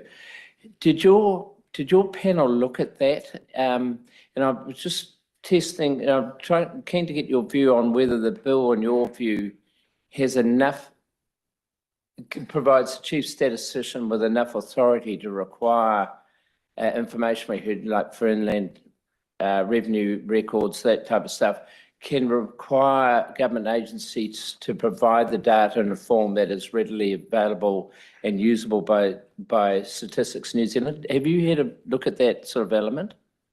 So the answer is, in theory, it sort of attempts to, but theory and practice are very, very different beasts. If the chief statistician, the government statistician, was to say to the commissioner of IRD, we want occupations, how long will it be until the commissioner actually changes things and occupation is collected and filters through? What compromises in the meantime does that lead to? So there's an element of feasibility. There's not an element of certainty. And the quality relies on certainty, not on, yeah, we can do that. It's we will do that. It is happening. So the bill doesn't, well, there's that grey area. The statistician may say what they want, but they can be blocked either through funding or whatever, or because it's impossible with an IOD to do it, or a lack of willingness. Although it could not be, may not be expressed by a lack of willingness, it may be that just you don't do the project if you're sitting in IOD. That's what your point is. There's plenty of ways that bureaucrats can find a way to drag the chain. Yeah, as we all know. So if you look at the number of stats questions, I forget how many questions are in a census. I forget, am I thinking it's 300 or something? I don't know, I'm looking around the room. No, anyone got an idea how many questions in a census? But 25 is more than that, isn't it? 25. Yes. So the 25 questions that are in a census, did your panel look at those and get down to a level of saying, of those 25, with the available admin data that we know is available, what sort of proportion? This sounds like a subjective question, but it is. I think Stats NZ has and would have an updated version of the answer to that question. Right. But it is certainly not full coverage, number one. But do you have a view on the quality? In answering the quantity of questions is quite valid. You have to also say, to what quality do we have admin data for each of those questions? And almost across the board, the admin data was not a hope that you would want to book, bet your house on. Right. Okay. That gives so, and you talked about the idea that the statistician can request from other agencies, but when upgrades happen in other database systems across government, where's the oversight that says you can't get rid of these three things because they're already baked into what the government statistician expects from us, and they will be collected in exactly the same way. Ethnicity is a lovely example of how badly you can do it in a million ways. Right. Hey, very helpful this morning. Thank you for your time, Dr. Godfrey. Very good. Cheers. Right. Now we're going on to who's next, Vika? Oh, right. Okay. Si Ming Mo, I think it's correct. Yes, kia ora. Yeah, good morning. So hopefully I pronounced your name correctly, but we've got 10 minutes with you. We've got 5 minutes with you. We have read your submission, so you don't perhaps just highlight the key aspects. Thank you very much. Kia ora tātou. I will be speaking a little more about my concerns about the bill's implications for Asian communities as an independent researcher and advocate on Asian issues, though. My full submission echoes concerns of many of the other submitters.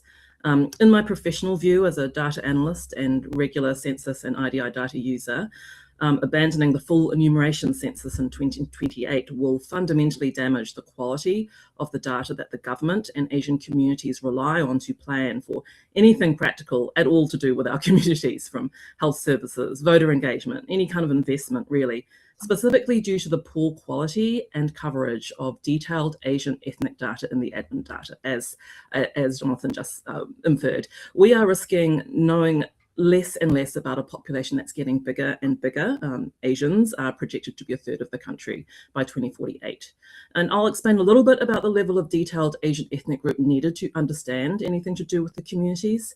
Of the four biggest ethnic categories at what we call level 1 ethnic group, which these umbrella categories, there's European, Māori, Pacific peoples, and Asians. Well, Asians have the least in common with each other internally. The fifth category, Malay, is actually the worst on that count, but of the big four, Asian is the biggest, I guess, basket case, you could say. Asia is 60% of the global population. So here, we're all ancestrally from completely different countries, really far apart with like no connection. And when Asians get together in New Zealand and work on Asian policy or research, we're mainly just splitting the category up so we can find out anything real about who's actually getting diabetes, for example. Is it my lot? No, it's your lot. As you go down the levels, it gets more and more specific and more useful. At level 2, at least the Chinese and Indians are named, but everyone else gets grouped into these other more weird leftover umbrella color categories, like, other Asian, which has, the Japanese and the Afghans in one group. Like, why would you ever put those two groups together? What do they have in common? Think about it. I can't think of anything. It's not until you get to level 3 ethnic categories that you get the gold. It's the actual named ethnic groups split out for all the Asians beyond the Chinese and Indians. And that's a third of all Asians and growing who are not Chinese or Indian. That's not a small group, right? It's 400,000 people right now, and that's going to be ballpark 850,000 by 2048 under Stats New Zealand projections. It's a big group, but you need level 3 even to see the ethnicities of that group. You need level 3 even to see the Filipinos. It's the 3rd largest Asian ethnic group, well over 100,000 people. That's 2 whole electorates worth of Filipinos, just to sharpen your minds. And if you don't have a census, you won't even know where they are reliably, because the only reliable high quality source for the level 3 ethnic group, that gold standard ethnic level for Asians that can be cross-tabulated with crucial social data, is, you guessed it, it's the census. Admin data just can't fill that gap right now. It links in data from the census for that when you're in the IDI trying to do a project. Admin data has 2 massive problems for level 3 Asian ethnic group, and also, frankly, for level 2 and 1, depending on what you want to know. Firstly, quality is bad, and secondly, coverage is bad. Quality is bad, as other submitters have spoken of, because of inconsistent collection. It's practically impossible for the vast national landscape of fragmented public services to consistently collect ethnic data at that level of detail, on the front line. It's not their priority, especially through constant waves of public sector reform with each new government, to a quality that can stand alone without cross-referencing to the census. In the IDI, we have admin data. It's great, census data has to be there, and also survey data. That's like the 3-legged stool. If you take one out, it just kind of falls over, it becomes recursive, and there's no backstop. Meanwhile, data coverage is particularly bad for Asians, because Asian new migrants use public services less than other people for lots of reasons, like ineligibility under their visa conditions, or language and cultural barriers, and also the healthy migrant effect, less likely to need certain services straight away. And this actually affects the fastest growing Asian subgroups the most, because they're the newest. So you have that conundrum of data getting worse for the groups changing the most quickly that you already knew the least about within the admin data system. The COVID vaccination drive is a good example of that. It showed a massive scale of the admin data undercount for some Asian subgroups who were racking up like 110% vaccination rates in the health service user data, not because we're such high achievers, but because there's a huge slice of the communities who are just not on the books. So you can't use those books to count us. Why would you do that? Without the census, you lose the most crucial and reliable method for that count. And yes, the last 2 censuses were badly done. And as Len Cook points out, it's not because the fundamental method of a full enumeration census is bad. It's literally the best and simplest way to do it, and some would say the most cost effective. In conclusion, I strongly urge the committee to not progress this bill until an independent expert evaluation has been carried out on the proposed option, including its impact on Asian communities, because we are a part of this country. We're not a small group, and we do have the right to be counted accurately, to be seen, to be visible. Thank you. Right. We've got Camilla. But one question from Camilla Village. Thank you. Thanks for your submission. And I think you've raised some really excellent points that we'll need to consider. I just wanted to go back, and I know a number of submitters have talked about this independent review.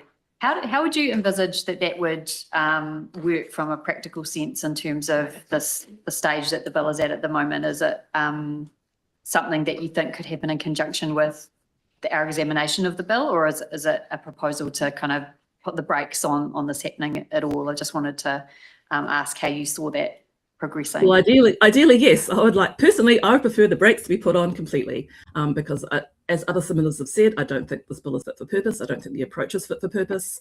I think it's a really, really terrible idea for basically all the same reasons that every qualified expert data person has said to you today. If it's a matter of procedure, do whatever you can to delay and to consider the expert technical advice, to see what can be done to stop what is, I see it as a sort of a slow motion disaster waiting to happen by 2028 otherwise. All right. Thank you for your submission, and understand the importance for the Asian community. Thank you very much. Thank you very much. Right. Now we've got Professor Heslett. Nice to see you again. Well, thank you for putting up with me again. Yeah. Unfortunately, I only got 5 minutes for you this morning. So we have seen your submission. Okay. First comment I'd make is that I wrote an article with George Sieber in The Conversation, which might make supplementary reading.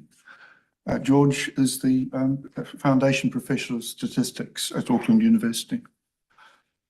I I'd like to just emphasize initially that the important thing I think that I would strongly recommend you do from a professional point of view is to organise and have an independent review.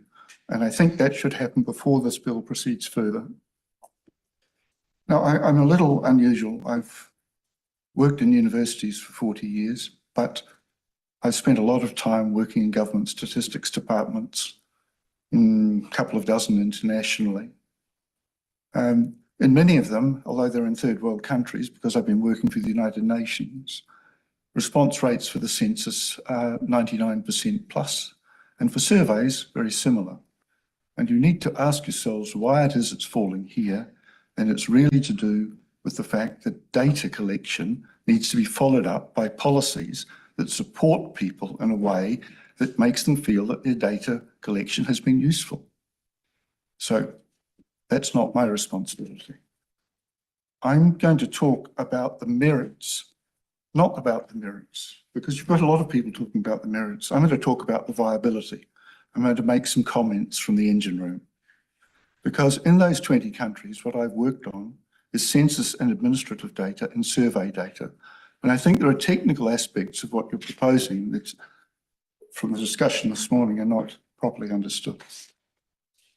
So first of all, the IDI, it consists principally of census data with additional data added on, administrative data. But that administrative data is not available for everybody from the census. That problem will not go away if you remove the census. What you're going to find is you've got an incomplete, what Stats New Zealand call a spine, but I prefer, if it were a census, to call it a backbone. It's going to be incomplete because you're putting it together from multiple data sources that don't match.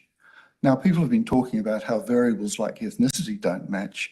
You can't even match people. You can't even get one person's record to match in one administrative database with another perfectly. It just doesn't happen. There's a lot of work done on statistical linkage, and that statistical linkage introduces errors into the database that make it difficult to use for analysis. Further, even if that were complete under some administrative first arrangement with no proper census, I must add that what you propose is not a census under any definition. It's also not official statistics under any international definition. There's going to be a major downgrade of New Zealand's status in the statistical community. So that said, what have we got? We've got surveys and we've got a backbone. If the backbone were the census, great, but if the best we can do, but if the backbone is a collection of administrative databases that don't fit together properly, and they won't, then what we have is a poor spine, Stats New Zealand call it. It's not properly functional. Secondly, when people talk about these surveys, what they're talking about is small groups. But you need a survey for every small group. And I can tell you that the list of small groups is very long. And you won't be able to do something for everybody. Further, when you do that, you've now got data, which is survey data, which you need to amalgamate with what might be a complete data set. Let's pretend it's a census for the moment. Only some records can be put there.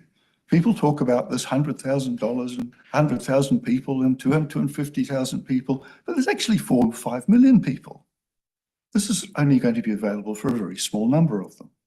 There are statistical techniques which I've worked on for the last 20 years that attempt to construct databases from this or data from this, which is not useful at an individual or household level. It's only useful in aggregate. And so what comes back to is that you talk about this admin data, it's all right, we'll just add surveys. No, it isn't all right. It's not going to work. It's not going to work at all well. So I don't think what you've got is statistically viable. I'm talking as a methodologist here of 20 years experience. I don't think you've got anybody presenting to Parliament today who's got anywhere near my experience in the engine room. And I'm telling you, I'm advising you, don't do it. The Future Census Independent Evaluation Panel, which Jonathan chaired, has provided some very useful information. But their terms of reference only allowed them to consider administrative data first options. I'll say that again. They were only allowed to consider administrative data first options. Why? Who decided this? Is there somebody mysterious that we don't know who's decided, for reasons that are incomprehensible to me, to put forward a proposal that is largely untested, it's untried, it's unprecedented, and it's premature? Why? And I'd reiterate Jonathan's point about governance. I understand that you're responsible for governance, but please take advice, because you're not capable of understanding the technical parts of this, and I certainly can't cover it in 5 minutes. Now, I'd just like to comment on something that has come up. It's just actually a statistic. So people are talking about, families and households and how well that is actually being produced or could be produced under an administrative census. I quote the document I mentioned last time, Creating Household and Family Information from Administrative Data, Progress, Limitation, Next Census, published by Stats New Zealand in March 2026.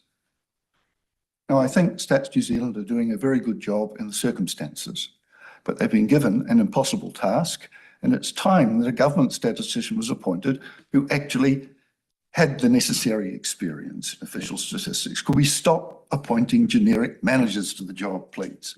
That's why things blew out in 2018 and 23. The people appointed were generic managers.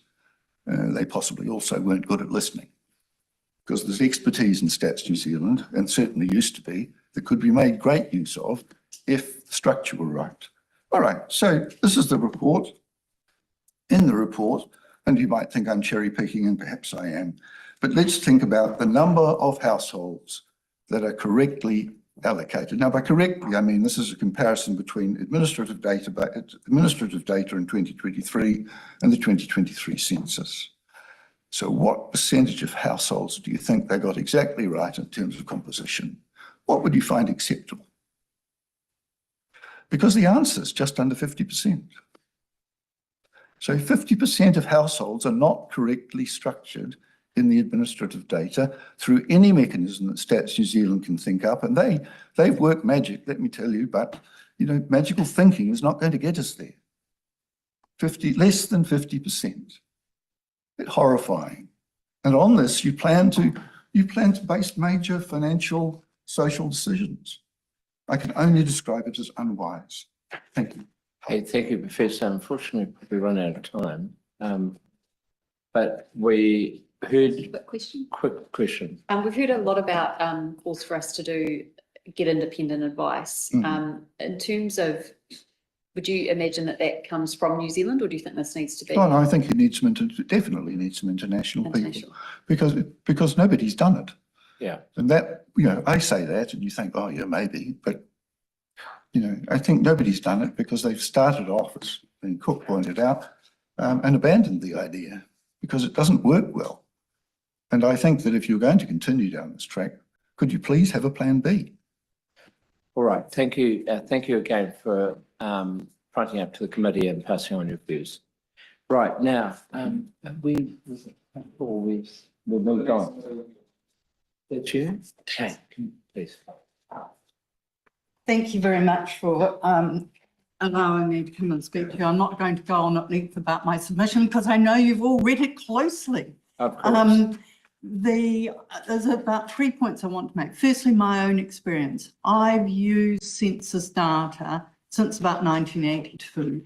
I've used census data that was collected in the 19th century and census data that's been collected in the 21st century. So I know very well how the census has developed. I know how it's articulated with administrative data, and I've used lots of administrative data sets, from building consents through to benefit data, through to data around health and service consumption, a whole range of things. The critical issue about the census is it's not a census of population.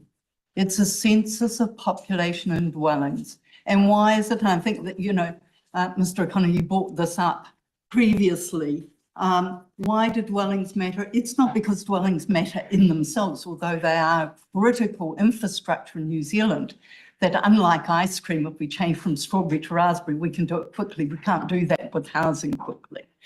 But it's because it's a mechanism that you understand how families are forming, who makes up families, and who can consume. We often talk about demographics and population, and really it's about what do our families and our households look like, some of which are one person. And that's the unit which is the social and economic driver in any society, in any economy.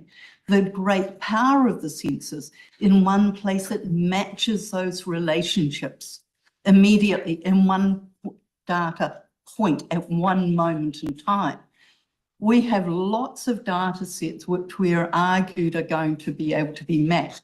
I spent an awful lot of time matching data sets from consents to valuation data to LINS data, household data, and so forth.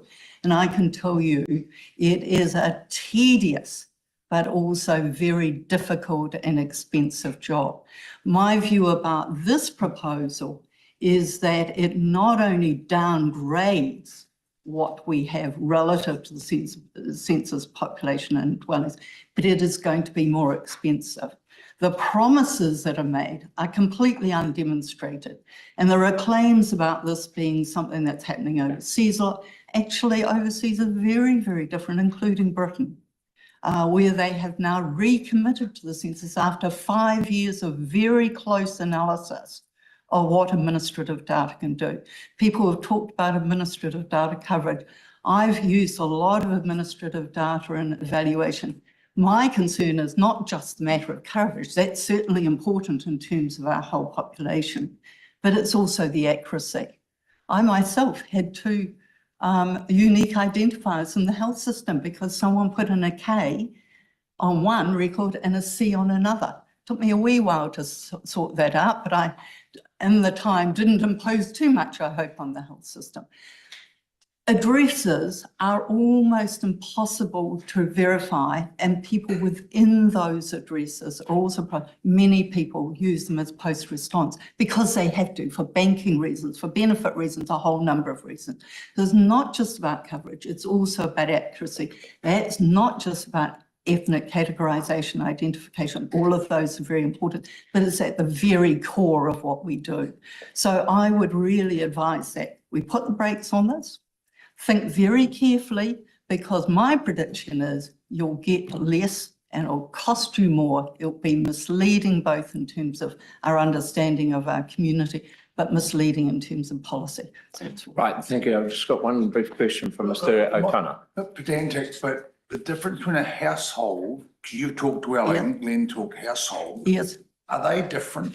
Well, they are and they aren't. If you've got people living in a dwelling, those that live in that dwelling are a household.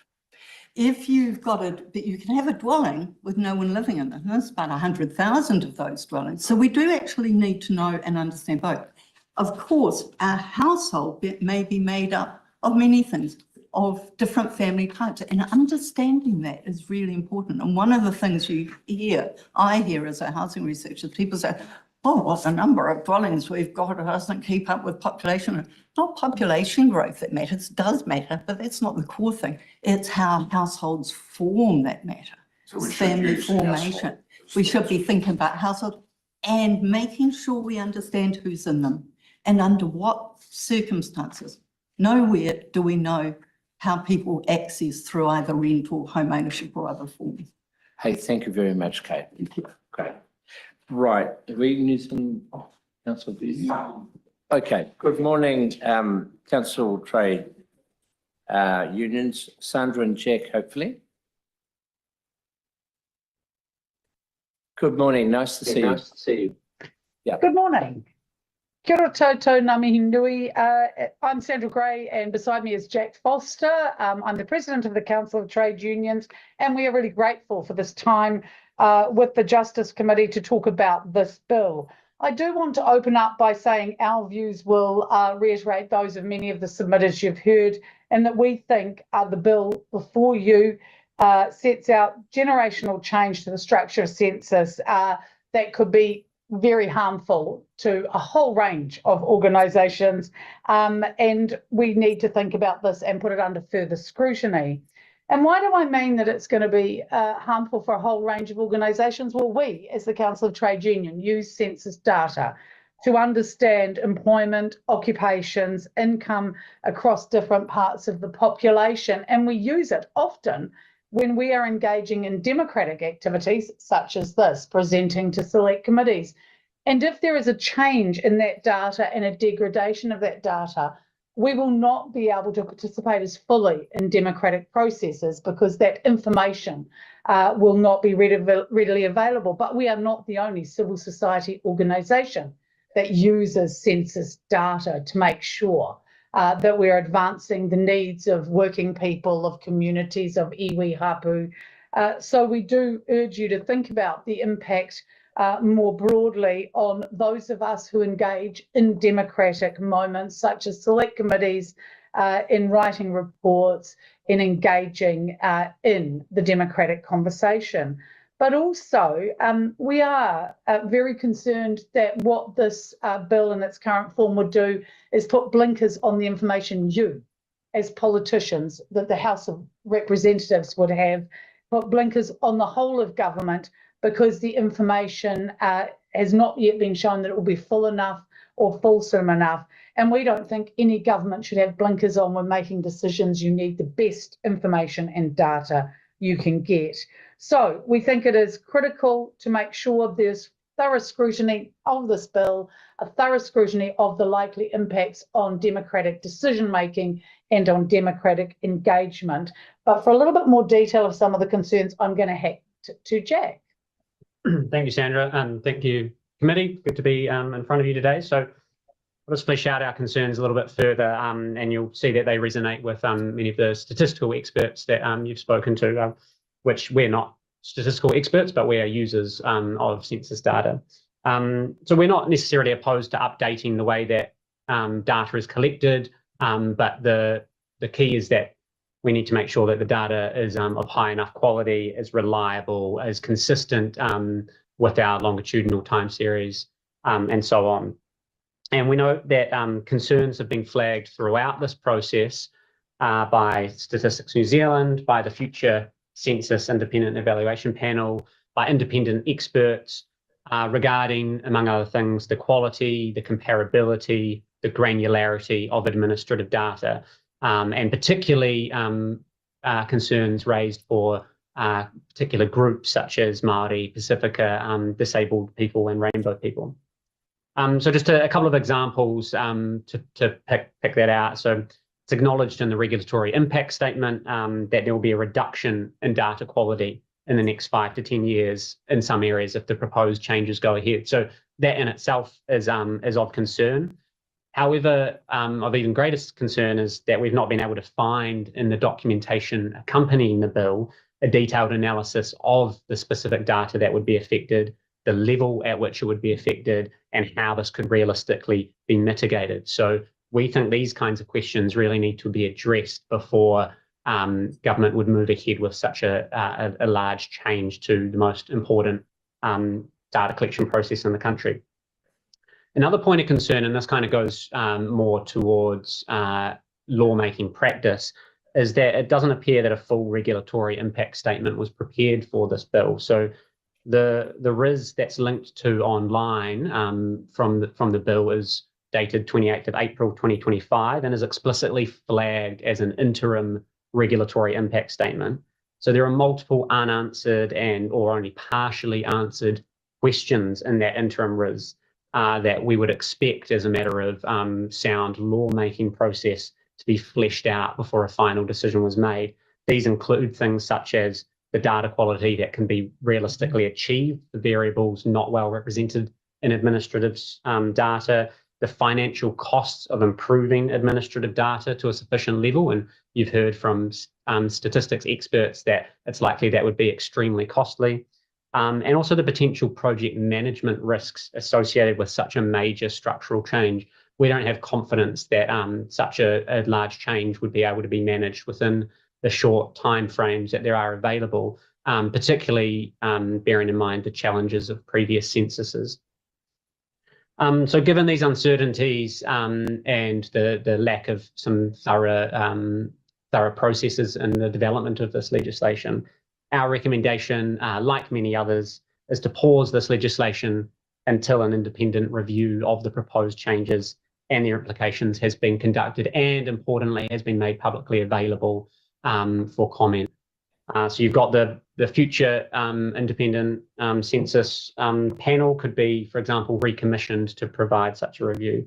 The review should consider and report on data quality and comparability issues for all questions, all census questions and population groups. We need that kind of granular analysis of the potential implications. It should outline options for mitigating potential negative implications and the realistic costs associated with doing so. So to finish up, in our view, the census is far too important to risk moving ahead with a substandard reform, and we need to do this properly. Thank you very much. Thank you. Do you want a question? A question from Village. Thank you. Thanks very much for your submission and for appearing in front of us today.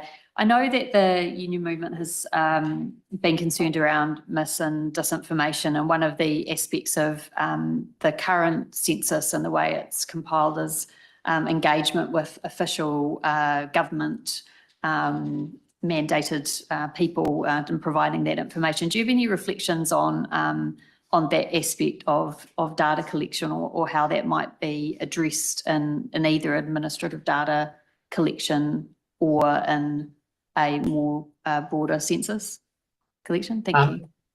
Thanks. That's a really good question and quite a difficult one. So we acknowledge that there are increasing challenges that officials are facing in collecting important data, and that's not just in the census, but that goes to many important surveys that Statistics New Zealand does.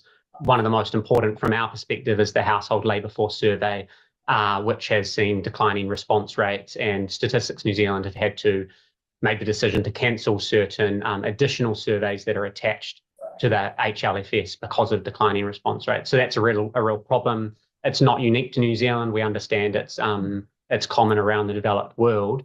The problem is multifaceted. We don't have all the answers, but I would say that a lot of the problems go to structural issues of poverty, inequality, declining trust in government among certain communities.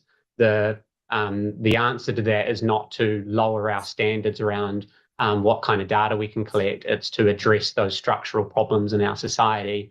If you've got people who don't trust government officials, that's often because they're from marginalised communities. And so addressing those root causes is the real challenge. Not easy, of course, but we should be realistic about what's involved. All right. Hey, thank you very much to both of you for presenting this morning. That was good to hear from you. Thank you. Now, we're going to go to the New Zealand Law Society, who I see they're online. So I thought they were there this morning. Come on up. People can see you. Right, good morning. Nice to have you. We've got 10 minutes with you. We're running a little bit behind schedule, but the floor is yours. We've read your submission. Well, tēnā koutou katoa. Good morning. My name is Bryce Lyle. I'm a barrister, but appear today as a member of the Law Society's Public Law Committee. I was to appear with Mr. Fletcher, who's now been unable to attend. He was going to address in particular the parts of the submission addressed to the process for amendments of constitutional significance and the lack of a transitional boundary review. So I'm happy to try to address any questions that may arise on those topics, but it might be that the Law Society files a supplementary submission to address any questions that arise if I'm not able to do so. As you said, the Law Society filed a submission dated the 15th of April 2026 addressed to both bills, and that's what I'll briefly speak to today. Broadly, the Law Society supports any measures which ensure more reliable and accurate census data can be gathered and used for electoral purposes. However, the Law Society is concerned that the bills and the policy process behind them in particular haven't meaningfully engaged with key constitutional issues which arise. To address the Law Society's concerns, further policy work is needed before the bills proceed, if they are to proceed, including allowing for meaningful public consultation on the proposals and meaningful engagement with Māori. Taking the issues that we've addressed in our submission one at a time, I'll speak to 4 points over the next couple of minutes. The first is the policy process for amendments of constitutional significance and the lack of public consultation, those inconsistencies with the principles of Te Tiriti o Waitangi, and finally the decision not to undertake a transitional boundary review. The first of those, the Electoral Act provides for the calculation of electoral districts and requires the review after each periodical census. That helps to ensure New Zealand's electoral districts continue to have roughly equal numbers of people and consequently equal representation among electors. Now, the mechanical parts of that act which allow for this are reserved provisions under Section 268 of the Electoral Act, recognising the important constitutional role that those provisions play in our democratic arrangements. The Law Society's position is that any proposals to amend those reserved provisions should also be considered as inherently constitutional, and that any amendment should only be made following gathering and consideration of evidence to show the proposed changes are appropriate and necessary to achieve the underlying policy objective, should require meaningful and robust consultation with the public and with Māori where the changes engage obligations under Te Tiriti o Waitangi, the treaty, and should involve careful consideration of the costs and benefits of such amendments. And the concern really for the Law Society is that on the materials received so far, we do not have evidence of a robust process addressed to those factors.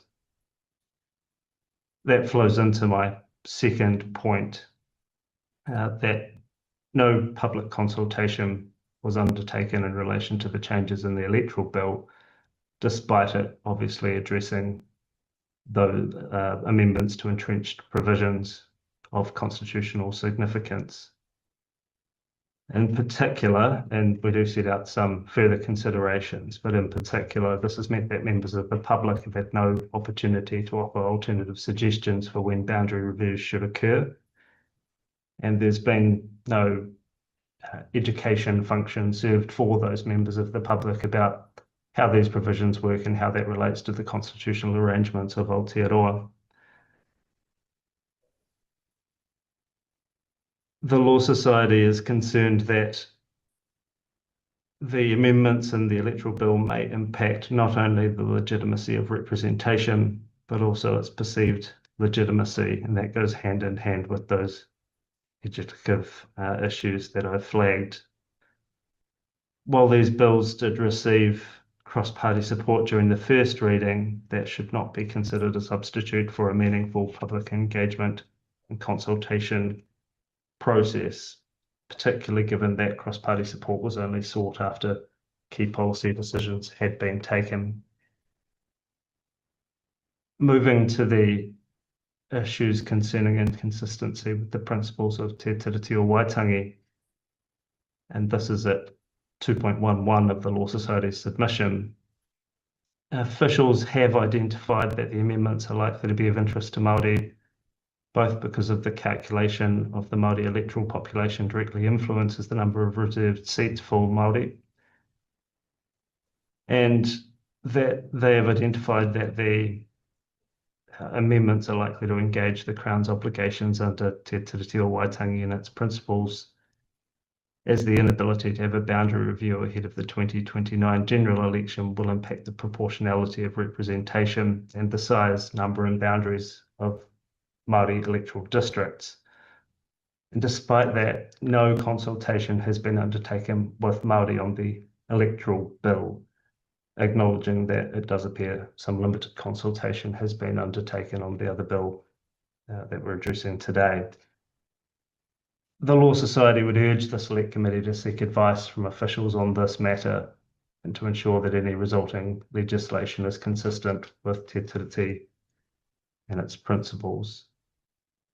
The final matter the Law Society wishes to address today, this is 2.14 of the submission, is that the electoral bill doesn't provide for a transitional boundary review, meaning electoral boundaries will not be redrawn ahead of the 2029 general election.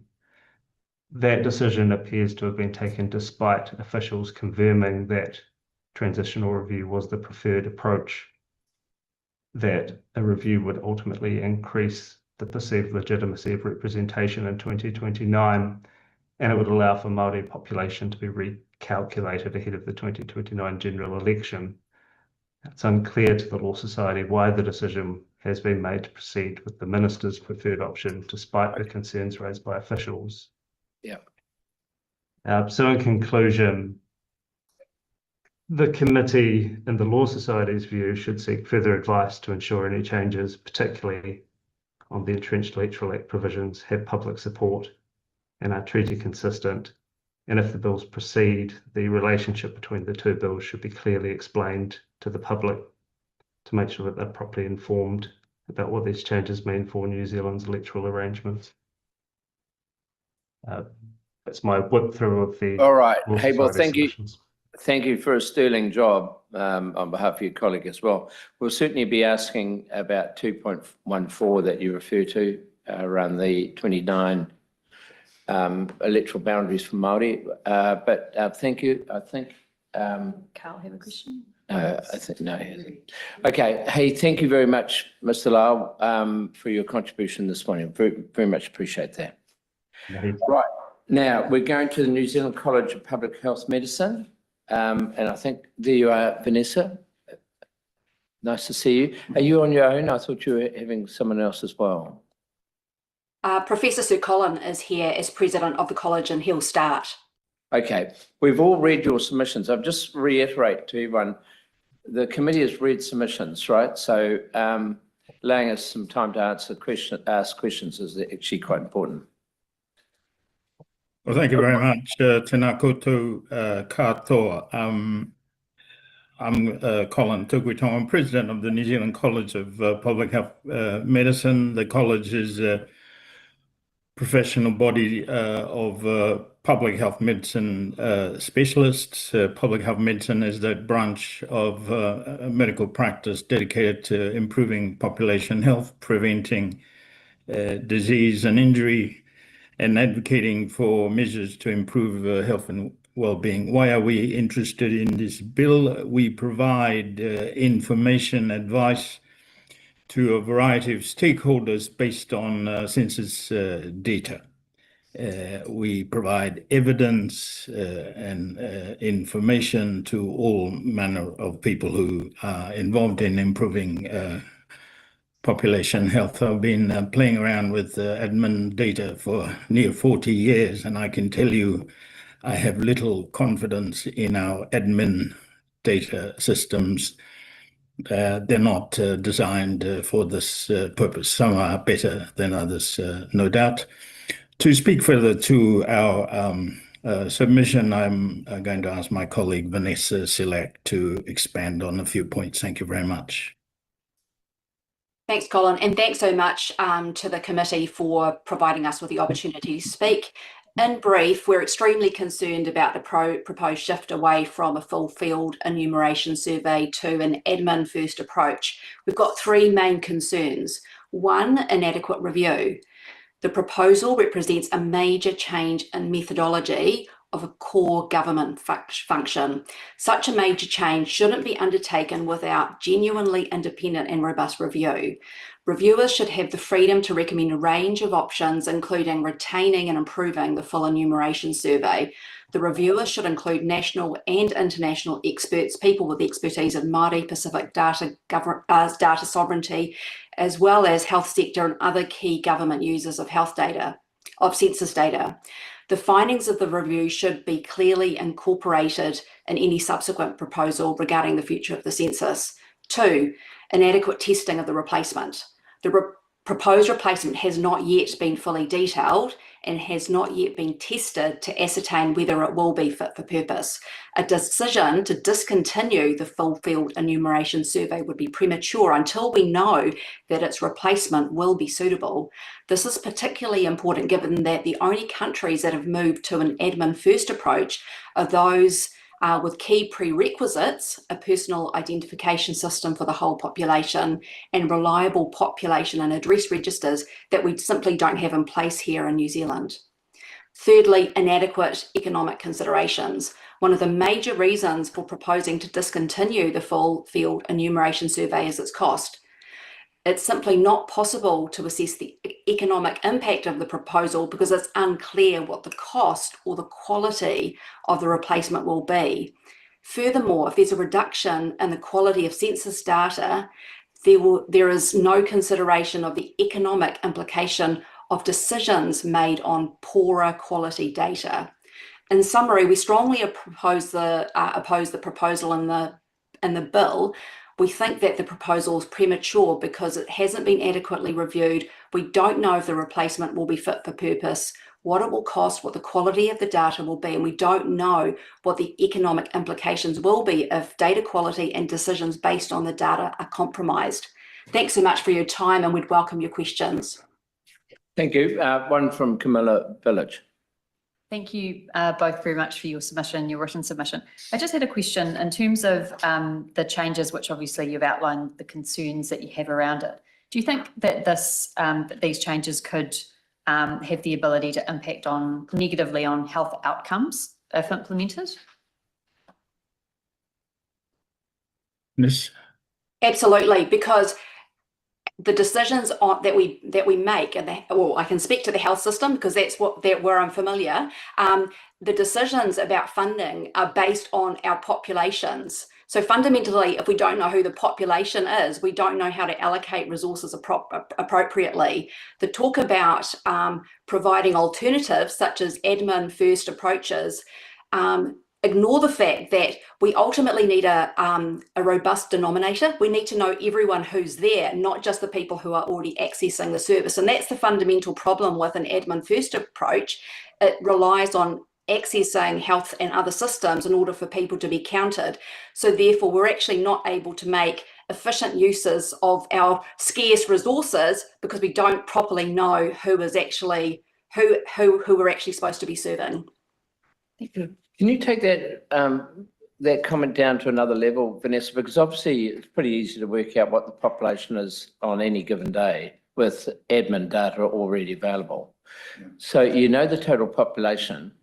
I presume what you're talking about is disaggregating it into ethnic groupings, age groupings, whatever, because they'll have different health profiles. I presume that's the case. That's right, yeah, because you need to have that detail to be able to, determine, what the funding for specific services, the funding for specific services and locations, the funding for particular types of people. So yeah, it is about that. It isn't just the total, it's the disaggregation at an accurate level so that you can, you're ensuring that people aren't missing out. But working back upwards, because presumably I don't know what proportion of the population end up going through some form of medical assistance or having a medical doctor or whatever. I presume the coverage is very high. You, and I say you, the health industry, if I can put it that way, including Health New Zealand, whatever, doctors, there's plenty of research, Orion Health, all that sort of stuff. You actually are the guardians of the data at a primary level, which can obviously goes up to Health New Zealand. They do a lot of analytical work. Auckland University does. Datacraft Analytics do a lot of work. So aren't you already capturing a lot of that data, which is actually a lot more granular than what you get out of 30 odd questions in a census? Yeah, and actually the thing is, as what's previously been described, is that we need a stem, we need a spine, we need a backbone. And that's the problem that we have because, everything gets referred to the spine. And if ultimately the backbone of your data system, which is what is currently in place with our full field enumeration system, is taken away, we're left with something that is cobbled together. And whilst absolutely we are doing everything we can with the data that we already have available, the issue is that those departments, even the health department, you know, we have a single identifier, we have a national health identifier, and even within the health system, having a single identifier, it still means we still have issues with linking data across different data sets and different data services. Another challenge is that the data are being collected in a way that's not actually for what we would call a secondary use in this situation. So the people that are collecting the data, the doctors, the nurses, the hospital administrative people, their focus is on delivering healthcare services to the patients that are sitting in front of them. Their focus isn't on directly around actually the funding, important funding decisions that people like yourself are making in terms of allocation of funding. So there's a real disconnect, or there can be a disconnect between the data that's collected at the front line for operational purposes and the data that's needed for planning purposes. And that's why the census is so important in its current format, because it does that in a way that is the most rigorous form. We regard it as a gold standard in terms of actually collecting that backbone, and that's why it's used as the backbone. Right. Can I just add, Mr. Chairman, we're not guardians of the data. We're users of the data. That is not our responsibility. And the various admin data sets are governed and owned by various entities and agencies. We are not the guardians. We're users like a whole lot of other people. And this is why we're concerned about the changes that are being proposed. All right. Hey, well, thank you, Sir Colin and Vanessa, for your contribution this morning, although we did now just moved into the afternoon, but thank you very much. Thank you. Right, now we're going to, who are we going to now? Dr. Grant Davidson. Yeah, Dr. Grant Davidson. That's you. I just saw you coming. How you going? Thank you. And thanks for your time. I'm not here to speak to you as a statistician. I'm here to represent the people furthest from Wellington, which is the 20% of New Zealanders who are living and working in rural and remote areas throughout the country and producing 80% of our export earnings through agricultural, tourism and other areas, but who have the poorest health outcomes of anyone in the country. And we have only been able to determine that recently, and you're welcome to have our rural health snapshot. I bought copies for you all. That has only been available through the ability to use census data over the last two censuses. I think you sent it to every MP, didn't you? I did send it to every MP. Thank you for remembering that, Andrew. Yes. What I want to focus on today, you've read my our submission so far, but some of the statistics that we've been able to pull together, you know, suicide rates 64% higher than urban rates, mortality rates 2.5 times higher, much higher smoking rates, lower immunisation rates, fewer formal qualifications and lower incomes, making it hard for rural students to pursue health careers. If we can't have those statistics readily at hand and compare, then those rural communities are going to be even worsely affected in the future. I was interested in your comment, Andrew, that you could easily achieve population data on any day of the week. That's complete rubbish. The Stats New Zealand estimate that the administrative methodologies will underreport by 10 to 15%, and that will be worse in rural areas.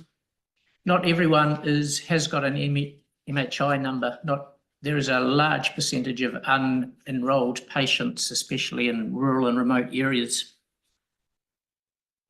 So we've looked at the bill in front of us, and we focused on whether that has been viewed through a rural lens, which is called rural proofing, and MPI says that all bills and policy makers should look at rural proofing their policies. There was no consultation with rural people, and there were no experts of rural health in any of the advisory panels that we've looked at. The geographical classification for health, of which all of our data is based on, which was only developed in 2021, is based on the smallest Stats New Zealand SA1 figures, and those are very small population units, and they will be the most impacted by the methodology that's being suggested going forward. So I'd just like to make 4 key points. First is that rural people are a priority population under the Healthy Futures Pāora legislation. And to advocate for health and wellbeing of rural New Zealanders, we need flexible and accurate population data. The definition of rural that has been widely accepted and adopted for health context is nuanced, detailed, and aligns with Stats New Zealand's small area geographies. It recognises that health districts and local government regions contain both urban and rural communities. We need accurate information for all rural people at these small area geographies so that we have a full picture of rural New Zealand. This bill risks reducing the accuracy of this information. For example, while rurality has recently been used with a New Zealand Health Survey, the sample size means that different types of rurality cannot be disaggregated, and it is not possible to examine the intersections of rurality with other key characteristics such as ethnicity, gender, and socioeconomic deprivation. A full enumeration census fills an important role, and it's thanks to existing current census data that we're able to track health outcomes, which, as I've said, are in our health snapshot. Moving to an administrative data and survey-based approach will disproportionately reduce the quality and accuracy of rural data. Stats New Zealand indicate that the accuracy and completeness of administrative data is lowest at the small area level. Since rurality is defined at the small area level, that means rural communities will have the worst quality information about themselves. This will be compounded by other issues, including the expected lower quality of information about those other aspects, ethnicity, gender, disability, and other socioeconomic characteristics. The proposed surveys to fill the gap in administrative data won't fill that gap and will provide the level of fine-grained information that we need. When taken together, this means that many small rural community groups are likely to become effectively invisible. In our current data-driven world, a lack of accurate information will lead to poor investment decisions and wasted resources. Given the proven health inequalities that rural people face, we can't afford to ignore these people such that their outcomes are not able to be measured. Third, we don't believe that the rural sector or the rural health sector in particular has been adequately consulted about the proposed changes. We've seen no examples of those groups being involved in any advisory capacity, and that needs to be rectified going forwards. Just want you to draw attention to the fact that the current coalition government is focused on health targets and outcomes. While that may be a good thing, because we do want improved health outcomes, if we haven't got an evidence base for investment and accountability for that investment, then we'll be failing those communities. The outcome target focused approach means that accurate data is even more important, and the changes proposed will make rural data invisible, which will be a huge disservice to those communities in terms of focusing on the targets. So in conclusion, if the decision is made to proceed with the bill in its current form, you'll be making a decision that will effectively write off the health of New Zealanders living in rural and remote communities. We believe that an independent expert review is needed before any legislative change proceeds, and that an independent assessment of the impacts of the proposed changes on rural data, specifically rural health data, is undertaken. Thanks for your time. Right. Thank you, Doctor. We've got a question from Camilla Village. Thank you. Similar line of questioning to the last submission. So you've talked about rural communities being invisible, possibly if these changes go ahead, and also in your written submission talked about the risks in relation to those communities with those data sets not being visible. I asked a previous submitter about the outcomes in terms of health for the communities they were talking about. What would you imagine could be in, say, 10 years, the outcomes if we go down this path? Well, if we can't see what's happening in those communities through clear and accurate data, then there'll be no resources directed to those communities, So the health outcomes will fall even further behind than they are at the moment. That's our major fear. So the data you're getting at the moment is that sufficient in terms of allocation of resourcing and stuff like that? Do you feel like the data you're getting at the moment is up to scratch? Well, for the first time ever, the data is beginning to be up to scratch, and that Health New Zealand is disaggregating its major data repositories by GCH category, the geographical classification of health. So we're actually getting disaggregation of health data by its rurality or urbanity, if you like, if there is such a word. Is that occurring, there's no willingness to do it, but is that occurring as a result of a question coming out of Census, or is that occurring because they're using the data more appropriately to get a better view on the rural communities? We need the census data to be able to provide the GCH classifications because of the population distributions. That is not coming out of Health New Zealand or other administrative data sets. It comes out of the baseline census. Yeah. Okay, cool. All right. Hey, thank you very much. Appreciate your time this morning. Thank you. Good. Right. Now, are we into Moira? Moira, are you there with us this morning or this afternoon?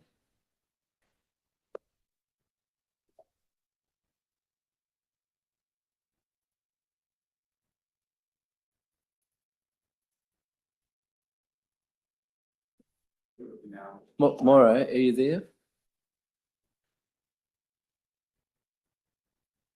I am. Sorry, Oh, just very figuring good. out the technical Very side of good. things. Kia ora. Hey, lovely to see you. Now, we've got 10 minutes with you. Thank and you.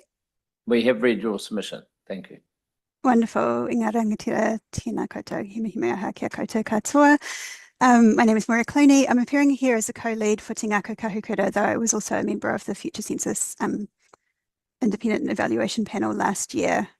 Our focus with Te Ngākau Kahukura is on rainbow communities, on queer, trans, intersex, takatapui people, people who are mahu, whakasaliwaliwa, palopa, whawhawhine, akawāine, laiti, whakawhiwhine, people who are non-binary or have innate variations of sex characteristics. Many other names and labels. Rainbow people exist in every place and in every whānau, and but historically haven't often been visible in official statistics.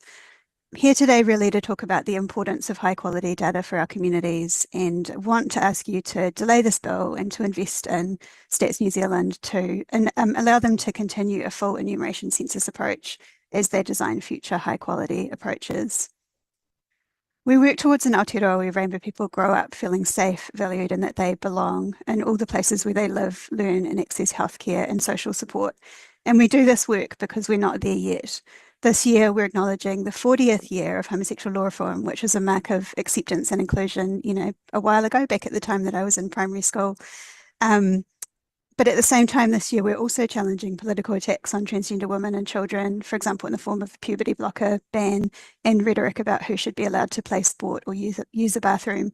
Our communities face higher rates of violence, family rejection, and social marginalisation, and these lead to higher rates of suicidality and mental distress, homelessness, and addiction.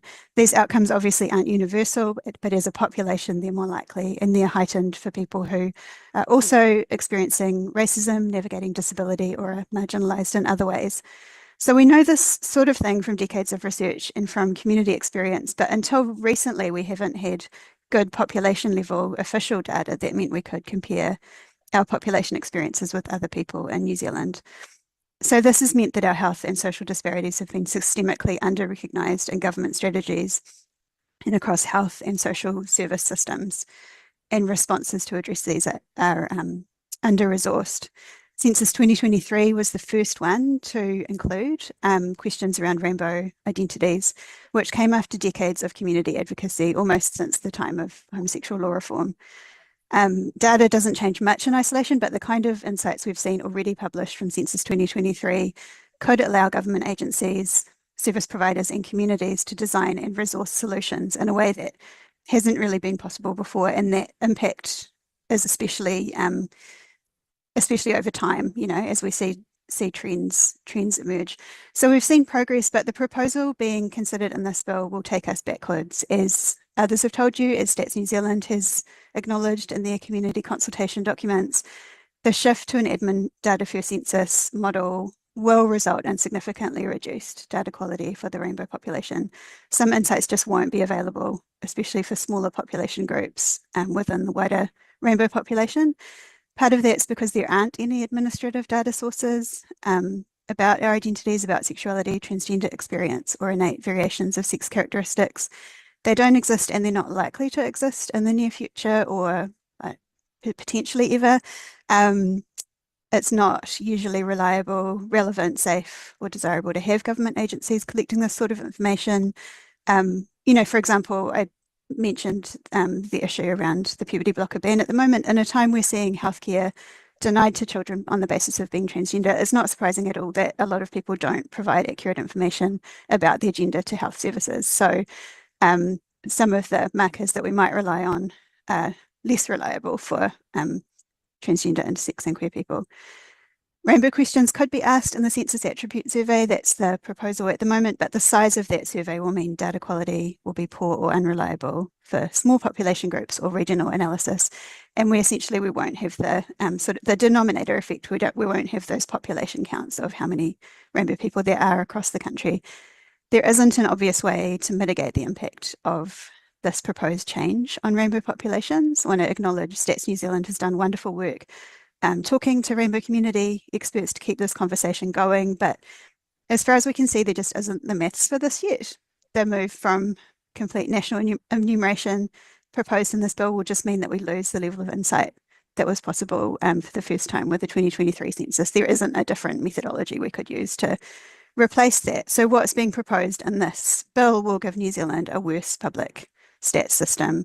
As we said in our submission, the production of official statistics requires investment, and that's a political choice that you're able to make. So I'm asking you to make a different choice. This bill will disproportionately affect rainbow populations, as well as Māori, disabled people, Pacific populations, rural communities, as we just heard, and other groups that aren't reflected reliably in admin data. So I want to recommend that you delay this change and invest further in a full enumeration approach while building in more sources of administrative data over time as those become more reliable. Kia ora, thanks for your time. Welcome any questions. Hey, thank you, Maura. Very nice. Quick one. Question from Todd Stevenson. Thanks, Maura. Just, and it was, well, I suppose it's good that you were involved in the Future Census Independent Evaluation Panel. I suppose that's really good, and that we've got your submission, you've called out the problems. You were just mentioning though, an attribute survey at the moment's the suggested solution from Stats New Zealand, is that right? And do you have any details on what that might look like? My understanding of the proposed model is that Stats New Zealand will conduct an attribute survey each year. So they'll do the survey of 5% of the population, whatever the proposed number is now. And my understanding is that they'll continue to ask the rainbow demographic questions in that survey. So for small amounts of the population, we'll have rainbow demographic data, but we won't have, there's no other way of counting the overall population or knowing how reliable that is. And those those numbers, the size of that survey isn't big enough to make valid statistical analysis around smaller groups within the population. No, good. No, good submission, and just like the rural one before, I think, it's a point well made that these are the types of groups that will potentially be missed out by moving to this different model. So thank you. Thank you for your time, Maura. Very nice. Thank you. Thank you. Right. Now we're going to blind citizens. I think we've got Dr. Godfrey again and Rose Wilkinson. Blind citizens that have tech issues. Oh, are they? Should we go to the next one after? The next another one. Right. Should we just pause for a moment? Is that what you're suggesting? Okay, they can't just come in by phone? Right. We're just going to have a hiatus of your beaming in. We're just having technical issue, just trying to connect our next submitter. So if you're wondering what's going on, that's what we're waiting for.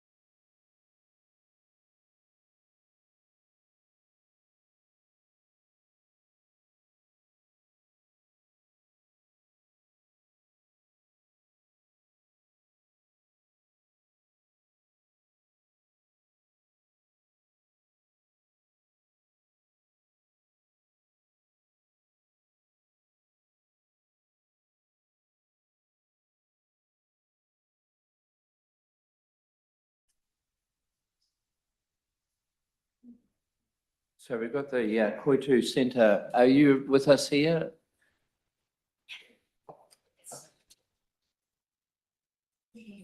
Oh, is that you? Yes. Oh, yeah, please. Yeah, Oh, we wish you'd put your hand up before. Please sit down.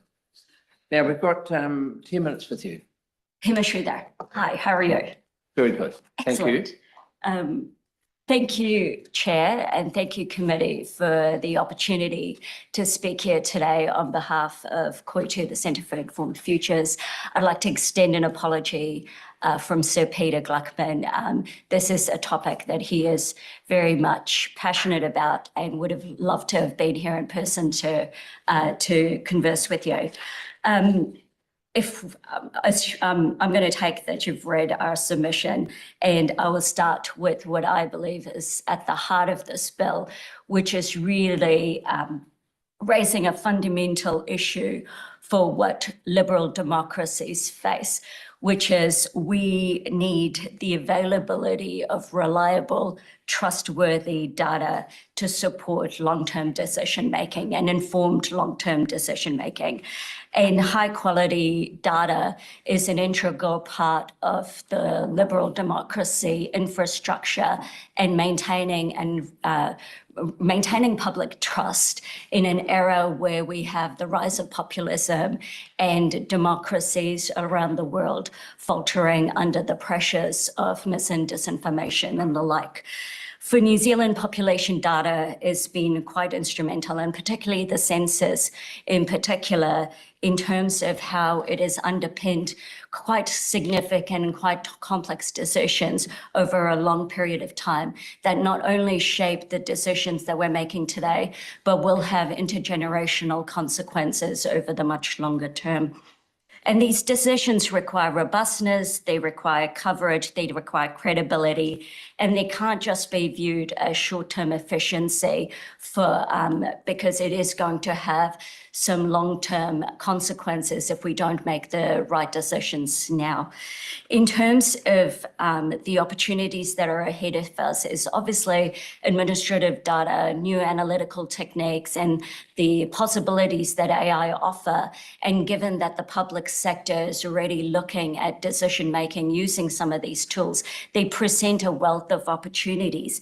However, they are not a simple substitute for well-designed survey-based census data that we have been using for these decision-makings to date.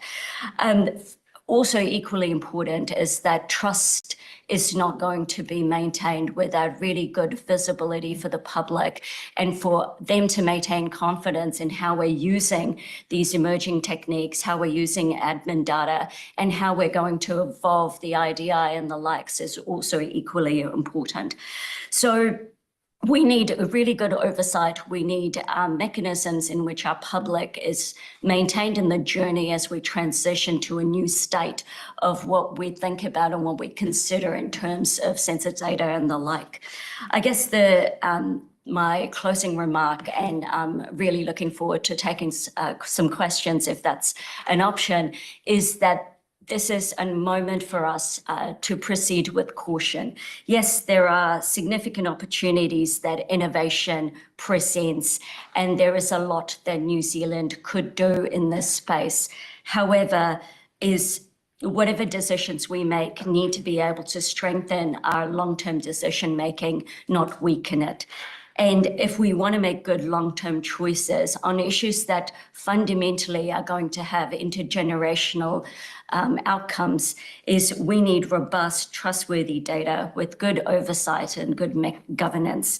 Otherwise, we are at a point where we risk undermining the very foundations of our democratic decision-making. So I'll stop there and happy to take some questions. Right, Mr. Todd Stevenson. Oh, thanks. And thanks for your submission. In your recommendations, you've raised a few things that are actually new that we haven't heard. So I want to just ask some questions about those. if that's Yeah, okay. absolutely. Please do. Well, one is this idea of a de facto population register. And I actually, where you talk about some of the countries that are using admin data. So I'm not trying to be controversial, but you're obviously talking about it like every citizen having some kind of unique ID that then can help match data. Exactly. Yeah. If you look at, I guess, where some of the other countries have gone with that, is if you've got a good individual level mechanism of IDing our population, is then you can use that to build that population level information and database that we need to then be able to provide the services that we need. But however, if you look at where some of the other countries are, they're much more advanced in terms of the quality and the robustness of those admin data that they've got. So they've been in a position to do that, whereas we may not be there yet, and we may need to go through a period of transition in order to ensure that our admin data is of the nature and the scale and the quality, so that we are able to substitute that if that is what the decision is. Further, I would also say is the way we've collected our admin data may not be the same way that others have done. So there is a bit of a journey to go through in terms of how we bring the public up to speed in terms of what that admin data is and why we need it. Yeah, I think you correctly identified too, if we're going to do that, it's probably a large public conversation to build more trust, because I think some people would be uncomfortable, shall we say, about, well, they'd need to know, you'd need to convince people about that that's useful. The other quick two things, sorry, not to dominate, but you've mentioned AI. I think that's kind of interesting, and transparency around that. If you just want to make some more comments about how you think, that should be governed. And then also you seem to be saying that even the current IDI, you think there should be some strengthening of the oversight there around administrative data. If you could just talk on those two. Okay, that'd be great. So I'll start with the IDI. As I think if you look at the evolution of the IDI is a really powerful tool that New Zealand has. And if you look at where probably nearly about 10 years ago, it was a world-class capability that New Zealand had. And I think over time, that investment in it has deteriorated, and it would be really valuable for us to invest in it, so that if it is going to be the cornerstone on which so much of our public decision making is based on, particularly in the social sector, is I think there is a lot that we could do to strengthen the capabilities that are there. I think that ties into your comment on AI, is there are, again, so many opportunities that AI present. And at the backbone of the AI infrastructure, we need good quality training data. We need good quality data that represents the population, and particularly the underserved part of our population, which right now we don't have confidence that the admin data we've got in place is going to be an adequate substitute for that. So we do need in parallel both an AI infrastructure that supports it, so that we can really leverage the data that we've already got, the data we are going to collect, and ensure we future-proof the decisions we're making in such a way that we can truly leverage the capability and the investments we're putting into these things. My question was going to be about the AI as well, because I don't think that it's been discussed in detail. Is that something that you are suggesting that we would potentially include as part of the committee's recommendations on this bill, that there needs to be kind of mandatory transparency around when AI is being used? Absolutely.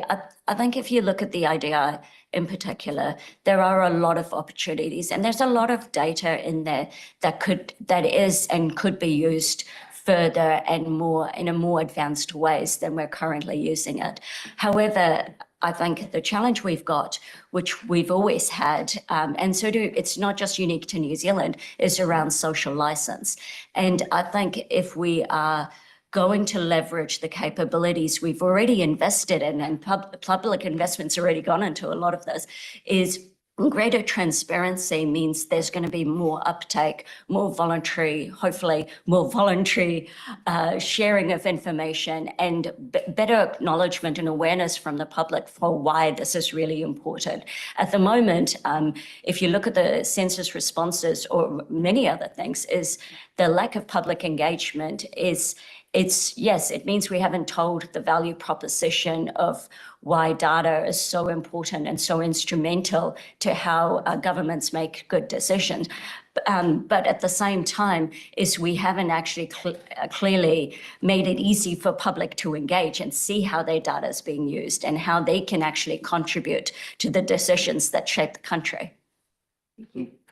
Hey, thank you very much. No worries. Thank you so much for your time. Relatively short submission, but very powerful. So thank you for that. Thank you very much. Appreciate your time this afternoon. Yeah, they're not available. Okay, so we're now going to call a hold. We'll come back at 1 o'clock. So we'll back into it with the benches. Thank you.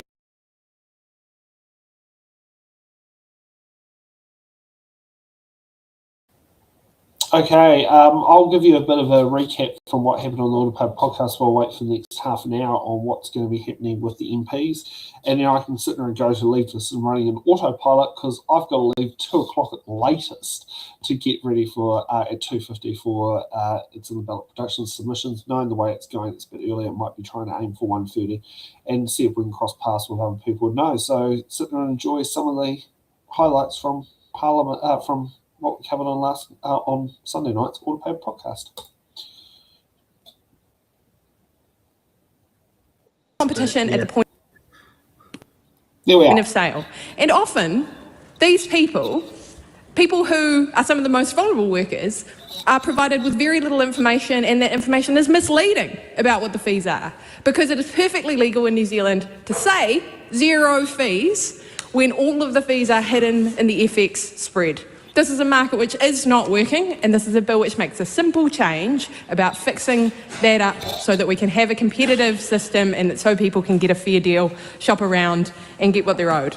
Because while we're debating this bill, Mr. Speaker, fuel prices are soaring, households are under pressure, and people are finding it harder and harder to make those choices every week. This is a cost of living measure, Mr. Speaker, because it will cost people in this situation thousands of dollars every year if they are sending regular payments every week. Or for the grandfather who came to my office for help from his local MP because he thought he had been scammed when he sent a large amount of savings back to where he was from to his daughter, he thought he had lost $13,000 in that transfer. And so when we started helping him with a scams claim with his bank, we discovered that actually what had happened is that that was the fee which he was charged to make that payment. That is wrong. We can fix that. And this bill will go some generous way to making sure that services that are better for catering to his needs have a foothold in this market, and fintechs can compete for those services, and that those fees have to be actively disclosed to him at the point of sale so he would have known what he was being charged, and he didn't hear about it weeks later from his daughter on the phone. It was incredibly difficult for me to work through with him, Mr. Speaker, because after we had helped him understand that, he felt shame. He doesn't want to talk about it anymore because it is something that he deeply regrets. This is something which not only is costing New Zealanders, but it is robbing them of dignity, robbing them of their money and robbing them of a feeling that they are in control of their own financial affairs. And that's what happens when you have markets which don't work for consumers, Mr. Speaker. When people are paying whatever kind of fees that rob them of the certainty that when they are advertised a product, they will pay that price. Things like dark patterns on internet transactions where you sign up for a concert ticket, you expect to be paying $80 for that, and then you've added on concert insurance, you've added on the credit card fee, and you've added on another fee for the merchant, and all of a sudden that concert ticket is $120. Things like that, Mr. Speaker, which make people feel like transacting online, transacting through some of these services is all a bit hard and further robs them of the ability to participate in what is simply financial infrastructure. Just like we should view the government's role in providing roads, schools, bus routes for people to get around the city to live their lives and to do business, we should also see this as essential financial infrastructure that everyone should be able to participate in. I know every party in this House can agree about those critical services which mean that people can transact, can buy products and can participate as full citizens in the New Zealand economy, and this is one of those things. That's a particular thing for people who have been left out of sort of the decisions about consumers. They're not often prioritised. These are migrant workers, these are people who are some of the most vulnerable workers. These are also people who, say our Filipino community, many of whom are health workers and work in incredibly important jobs and will be making these payments regularly. For many of them, pretty tech savvy and able to use many of the tech services, but for others, where there are barriers to them accessing those kinds of financial technology services which are targeted at this and bring rates down, they're also seeing on shop fronts in their communities rates that are advertised to them as if they are low, but they are not in fact low, and are coming from a jurisdiction which legislates and regulates us more closely than we do. So the level of trust in the New Zealand system is actually too high, coming from their jurisdiction which has proper rules in place like this. New Zealand isn't doing its part for these people who are working really hard in the jobs that we need them to, and so this is a simple fix that we can make here. It's also not just about migrant workers, Mr. Speaker, it's also about any New Zealander who buys anything online and anyone who goes away on overseas trips or goes to see family overseas. If you're in Australia and you're converting New Zealand currency to Australian currency, you'll be paying often more in New Zealand than you would do to convert it the other way in Australia, because at the moment the way that our fees are regulated mean that there's not transparency, but that there is those sorts of rules in Australia.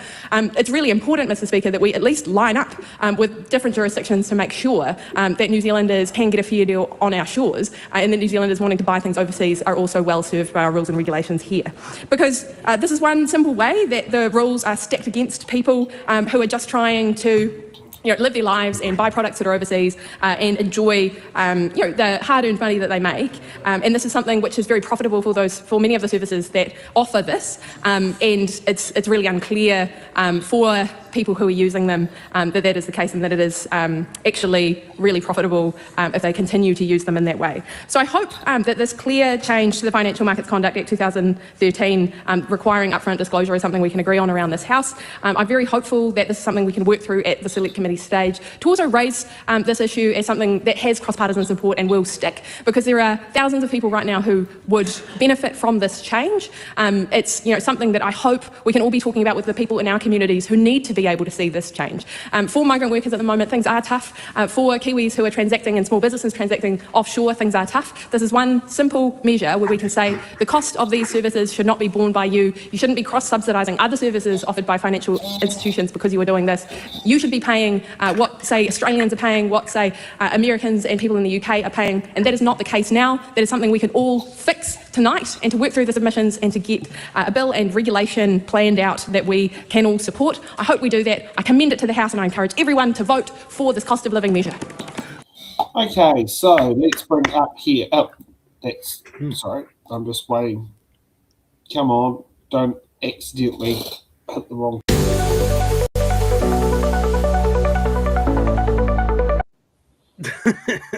And as I said, when I say don't hit the wrong key, I already hit it and I hit the next one, but no, it was so insistent on, we've got to replay the opening credits. Nice. I mean, I have to completely agree with that. And how sad was it for one of our ancestors of today for a koro to be ripped off $13,000 like that, and they would assume when he went in there that would cost that much, and they still didn't explain it. So the information wasn't accessible, and to me it was non-consensual because he had no idea about that. And that's what scares me, is that it wasn't consensual. And I think we need to really get ahead of that, about this koro going in, this person realizing it was going to cost that much and said nothing about it, or empowered him. I want to know how much was he sending over? Because yeah, that did cross my mind. Like, geez, if you can go if someone in the chat could calculate that up in a bank way, that would be awesome. But I mean, that's a substantial amount of money. That's a lot of effort and hard mahi to get that sort of money to send to your daughter, you know, and to know that 13,000 doesn't go to you. It's also about economic empowerment. You know, there's a lot of Māori and iwi-led organisations here trying to do business globally, and that would be helpful to our economy and to make it empowered too. And I really do love this bill because it's putting in structure and in policy that the information has to be accessible for disability, and that's really important, especially for all types of disability, cognitive, neurodiverse, all types of disabilities that find it really hard to understand or translate certain types of information or be able to access it in the way that they need to. I mean, New Zealand Sign Language interpreters for the deaf, how are we making sure that our disabled community is safe and that the information is accessible? Yeah. By the way, I noticed, Frankie, your camera's a little bit out of sync. I don't know if it's laptop. I know what's causing that. Okay. Yeah, whatever. Thank you. Just letting you know.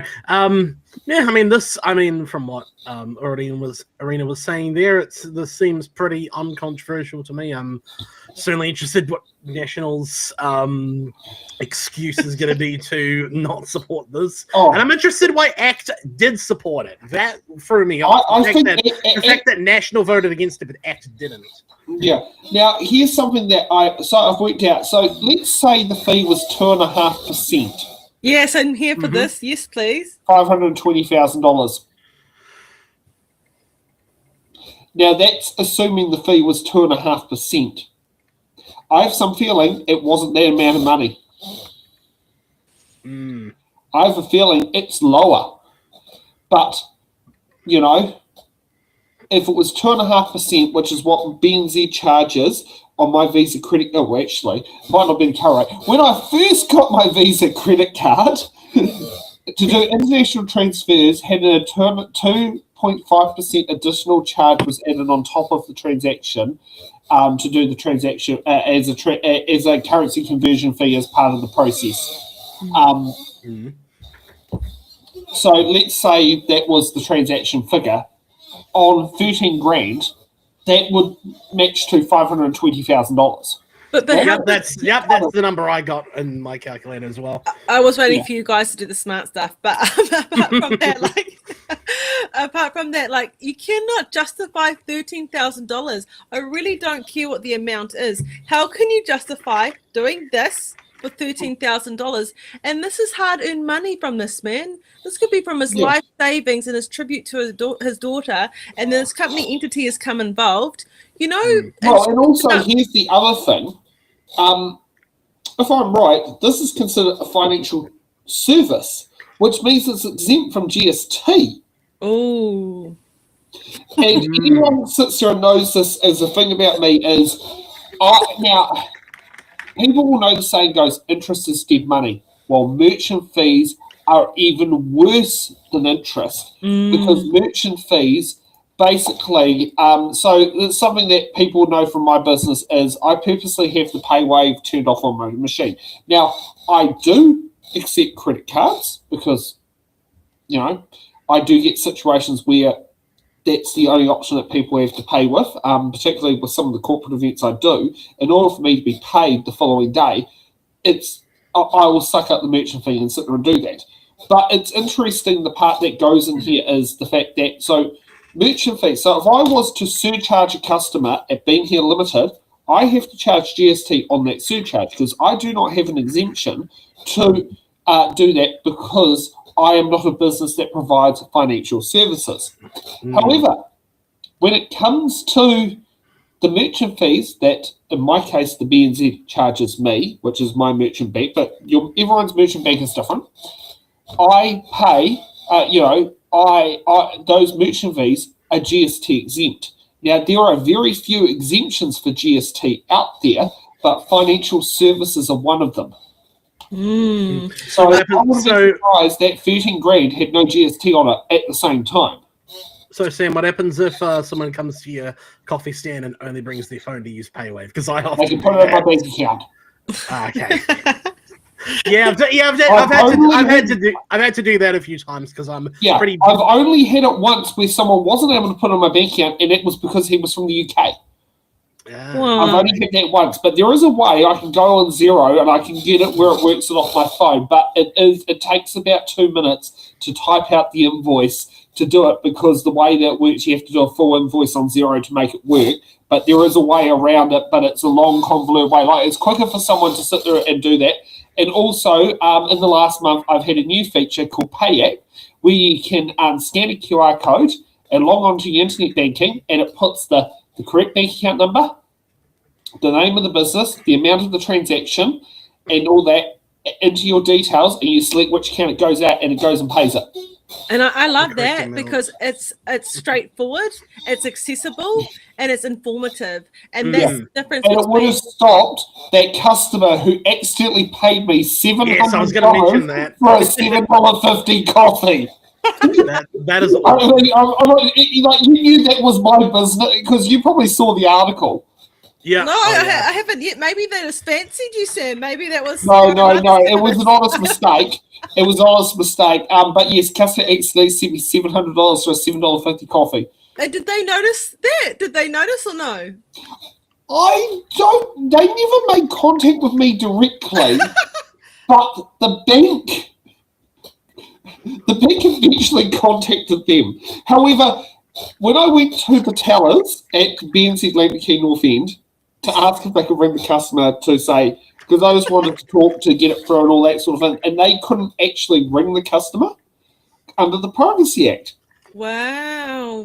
So, Sammy Carter from the Herald did a story. Now, I wouldn't let the story go ahead until I actually done the bank part. And so Sammy Carter did a story. I had an interview booked with Ryan Bridge on Herald Now. That later got cancelled, and I got bumped for Nikki No Boats Willis. Yeah, I know, how ironic. And in the meantime, the BNZ asked a question for a comment, and someone at the BNZ actually rang me up and said, I've got the right level, I can actually contact this person. So we got it back there. There was also, I did send them a copy of the surveillance footage, and the guy said, oh, heck, this is the first. Wow. So he was able to match it against the ID and everything. I don't know if anybody remembers because it was a long time ago. What, your Nikki No Boat shirt? It's all right. Oh, you've got yours as well. My Nikki No Boat where's shirt. mine? And also, you've shouted out to BNZ and Burger King, Sam. You better get onto your sponsorship deals with this. You know what I mean? I still have to go the phone number, so I could probably do that. This stream is sponsored by Raid Shadow Legends. Yes. That's true. It's in the ballot election 2026. Apparently, it's sponsored by the BNZ, having more branches in New Zealand than any other non-New Zealand owned bank, or something like that. Yeah, I don't know. There could be something in there. I don't think they'll like it, the fact that it's in the ballot productions does bank with Kiwi Bank, not with BNZ. But then I do personally have banked with BNZ all my life, and my mum banked with them since she worked for them back in the 70s. Well, go to Kiwi Bank. We'll start a little bar.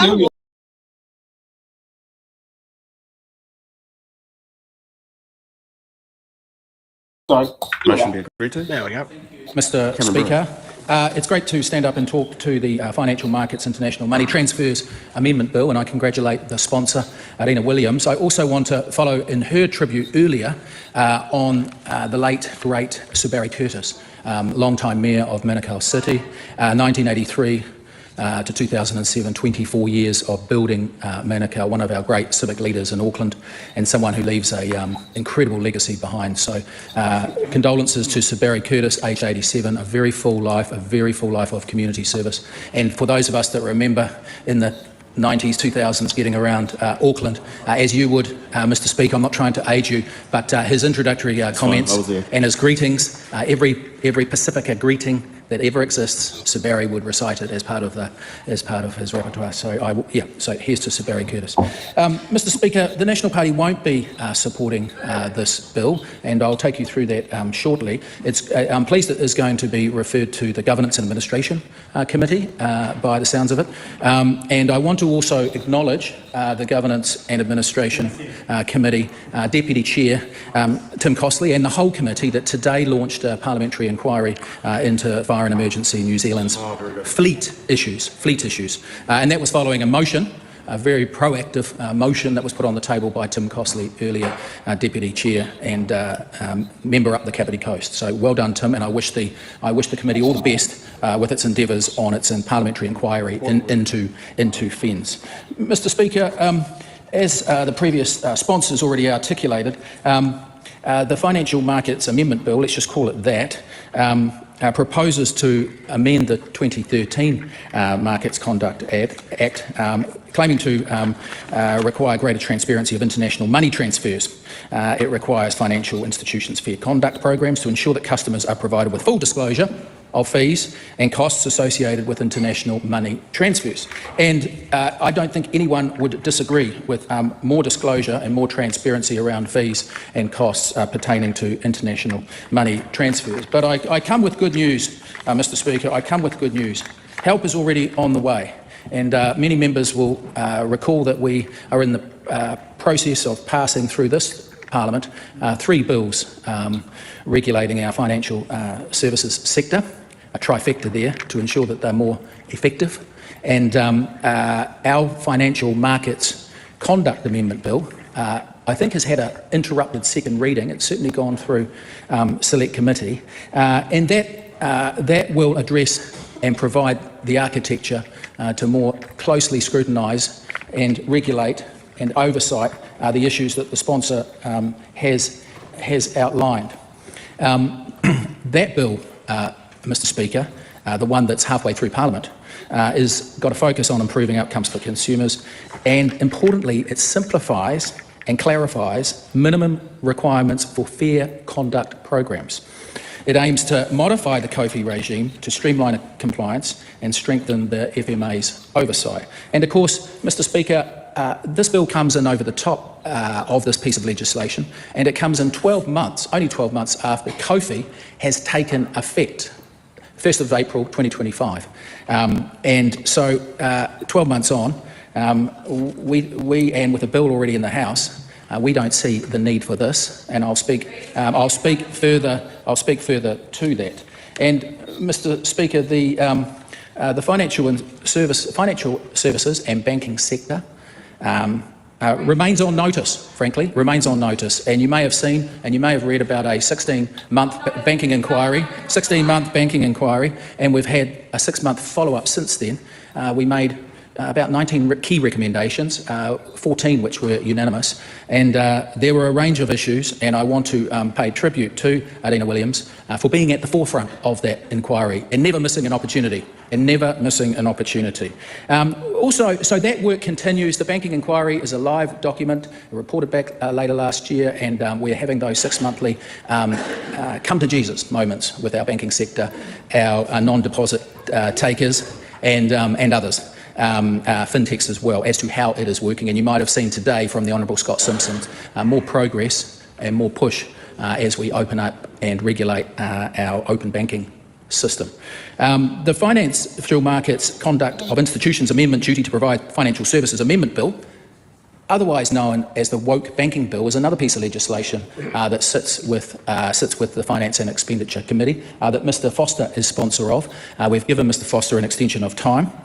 Read that conduct bill for him to report back and see if we can come to an agreement and if there's anything that we could get through the House. And so in good faith, Mr. Foster, he continues to do that work on the Woke Banking Bill. The COFI is also underway and leading the charge, Mr. Speaker, on reviewing the insurance sector and all the costs that it faces. And that is something that COFI has been assigned to do, that our Cabinet has agreed to, and it will report back on the insurance sector and ways that perhaps we can add more accountability, more transparency, and perhaps even more cost effectiveness to the insurance sector in the coming months. And so 3 bills streamlining the financial services going through this Parliament, Mr Speaker, a banking inquiry that went on for 16 months and came with a number of key recommendations that we continue to monitor.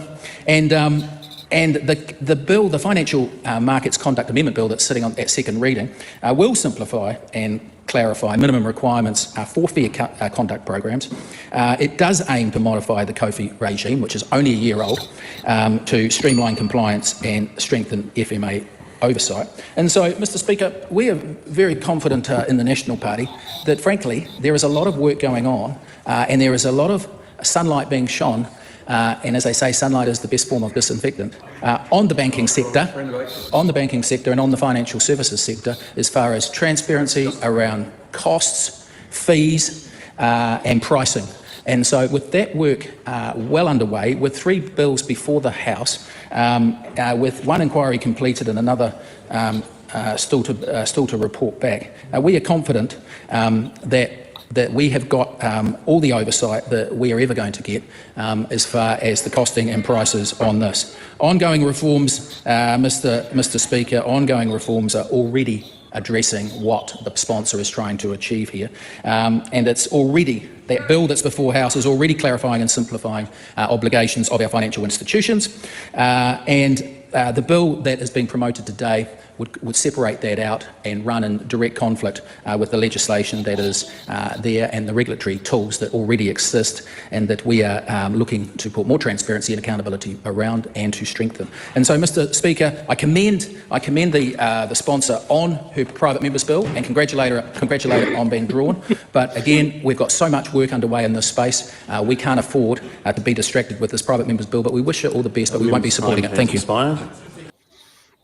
I love how he almost accidentally said he commended the bill to the House and he had to stop himself. I thought I was watching a comedy show just then. I thought that was hilarious. What's going on there? So basically he's saying we've done all this paperwork before so that we can keep doing what we've always done. That's what he's saying. He's saying we don't need to change things that work out for me and my rich friends. We just need to stop over here. We've got that there and that's in place. And See, that's a different take from what I took from it. It's like, we got too much work to do in the same defined sector. Why the hell do we need more bills on it? We've already got enough on there. This is another waste of our time, you know? And it's like, oh, it conflicts with other bills. But that's why you have a select committee process, Cameron Brewer. I mean, you're the chair of one of those select committees, the Finance and Expenditure one there. The Honourable, because you're now a minister, Cameron Brewer, who was labelled by a friend of my grandmother's, Pat and Phil Shepherd, to sit there and be a bit inappropriate with some of his words. And this was said back when Pat and Phil were still alive. When he won the election in Upper Harbour, my grandma went, hey, mate, I know that name. To me, it was a little bit of name dropping. I didn't know where it was necessary, but it's sort of like, this is my friend if you didn't know, and such and such. So I'm glad to hear about that. But again, if you're putting money over people, then you're not there for the well-being of a person. And that's what a real rangatira is. A rangatira is somebody who listens to and does what the people need and serves the people. And for me, basically, he's saying, I would like you all to spend lots of money, and I don't care about Grandpa getting ripped off 13,000. Grandpa got ripped off 13 grand by transferring money to somewhere. But if that was his grandpa, it'd be different, you know. But I'm sure because a lot of us have different education abilities or our journey with that. So a lot of people working in finance would be able to understand that kind of jargon and that sort of information and wording. But when you're dealing with people with disabilities, trauma, high stress, because transferring money normally is something so emotional, like you're looking at the aroha, the heart, and so you're sending it to someone you love. And so at that time, usually it could be an emergency because they're not doing well, because they're in the hospital, or they're going to get kicked out of their home. That is an emotional string to that, and that can be very traumatic as it is, let alone having hidden agendas or small fine print that no one's explained to you. And that's what we have as a responsibility. You know, we have a responsibility to people. That's what they have at work in Income and Wins. He aha mea nui o te ao. He tangata, he tangata, he tangata. But we all know it's very reverse to that. But we're forgetting that not only does this protect people, our elderly, our people with different disabilities, people vulnerable and in trauma and emotion, there's so many attributing factors to this. And so, yeah, it's really important. Yeah.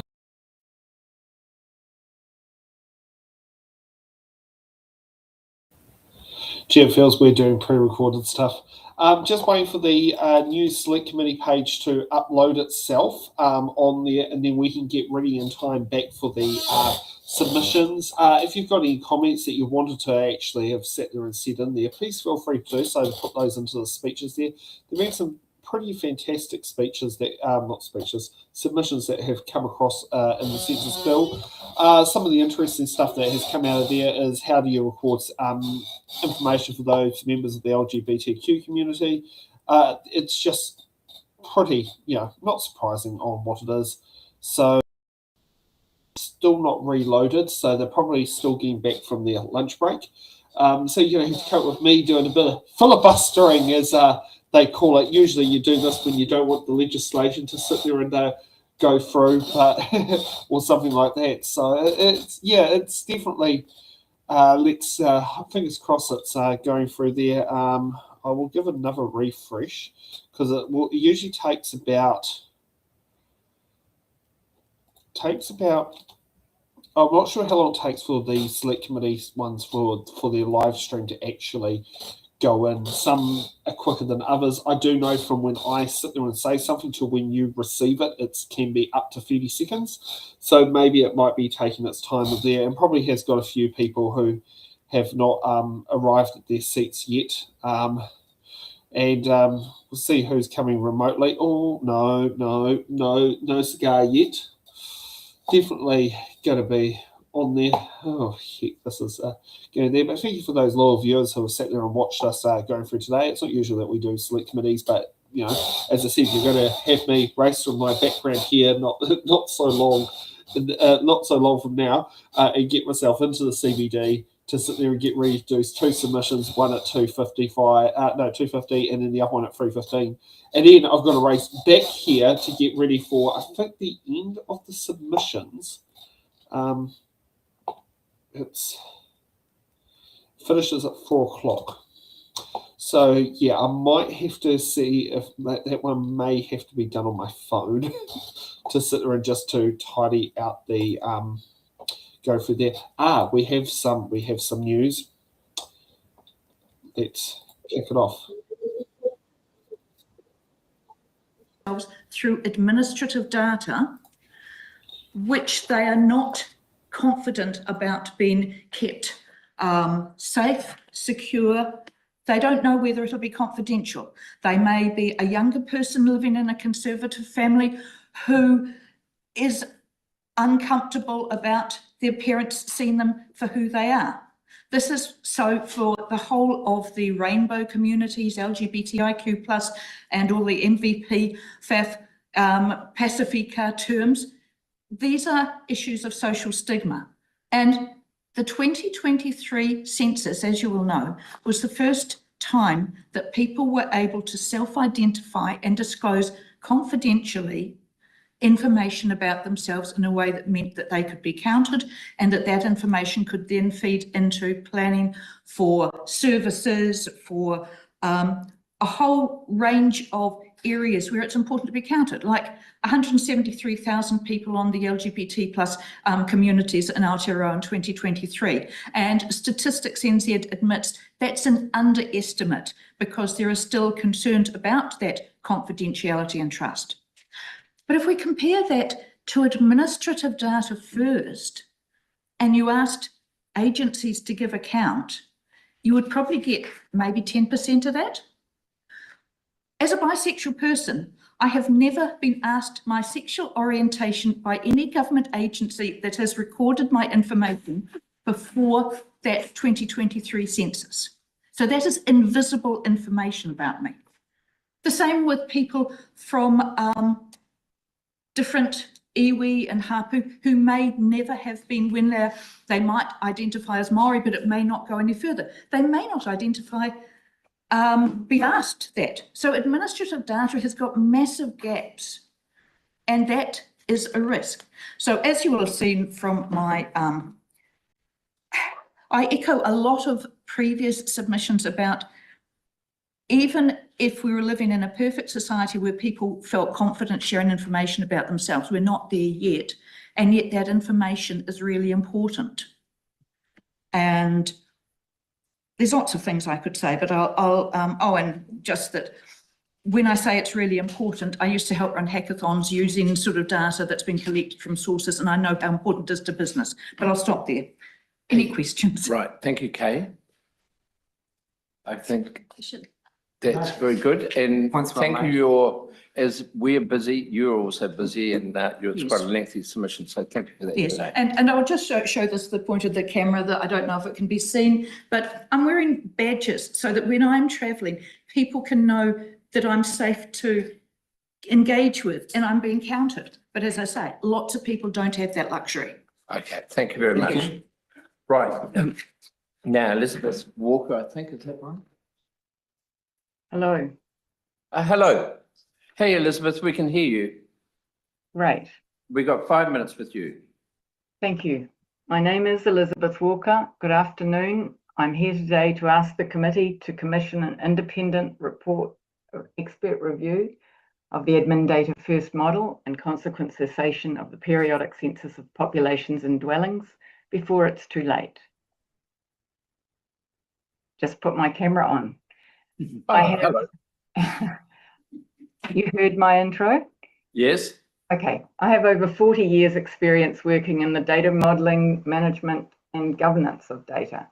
I worked for New Zealand Statistics Department, Data Bank New Zealand, Westpac New Zealand, and then had 20 years with Teradata Data Warehouse, where for 10 years I governed all Asia Pacific client data projects across industries and government. I've encountered a lot of data designs, data problems, especially data gaps. When clients had manual or perhaps no source systems in place for crucial data items, data warehouse projects were inevitably delayed or halted, and the client's ensuing business plans and projects were also put on hold. I'm humbled by the range and depth of expert testimony here today. Please consider the impact of data gaps and low quality data on New Zealand government's decision-making and change management capabilities, as so many people described. I believe that data and data quality are the lifeblood of every organisation and every government in our modern digital world. And without the census data, you've heard that we stand to lose the kete or basket or spine perhaps that connects and contains all our people information, identifying individuals, dwelling location, ages, relationships to their households, and in most cases, that's their family. We'll lose granular data about individuals and families coming directly from people.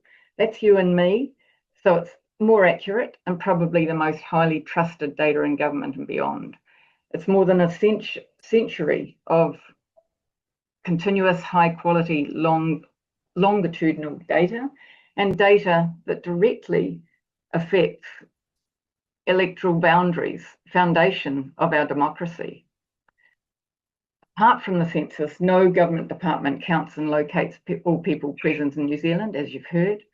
And I don't think I can be represented in the same way as a taxpayer, a beneficiary, a patient, a landholder. Government departments hold only slim slices of data, as we would say. New Zealand's population statistics are key pieces of our national infrastructure. I view the census data as playing a pivotal role in New Zealand's national population statistics. I was pleased to see Koi 2 come up before me. I was going to talk about how much I supported their proposals and how integral I saw the census as part of the population strategy that they were talking about. I can say more, but to conclude, along with the repercussions experts here describe, it's the lack of process and rigour that I've heard this morning in reaching this point that is perhaps most disturbing. Please reconsider our loss of population and family data and commission an independent expert review of the decisions and options regarding the census before it is abandoned. Thank you very much for listening. Are there any questions? Yeah, thank you, Elizabeth. Now, any questions from anyone? That's good. Straightforward. No, thank you, Elizabeth. That's very good. And we've got a number of submissions on the same topic. So I think we'll get a pretty comprehensive view on the issues. But thank you very much for your contribution. Thank you. Right, now I've got Steve Farrow, is it? Steve, please come to the table. We've got 5 minutes with you.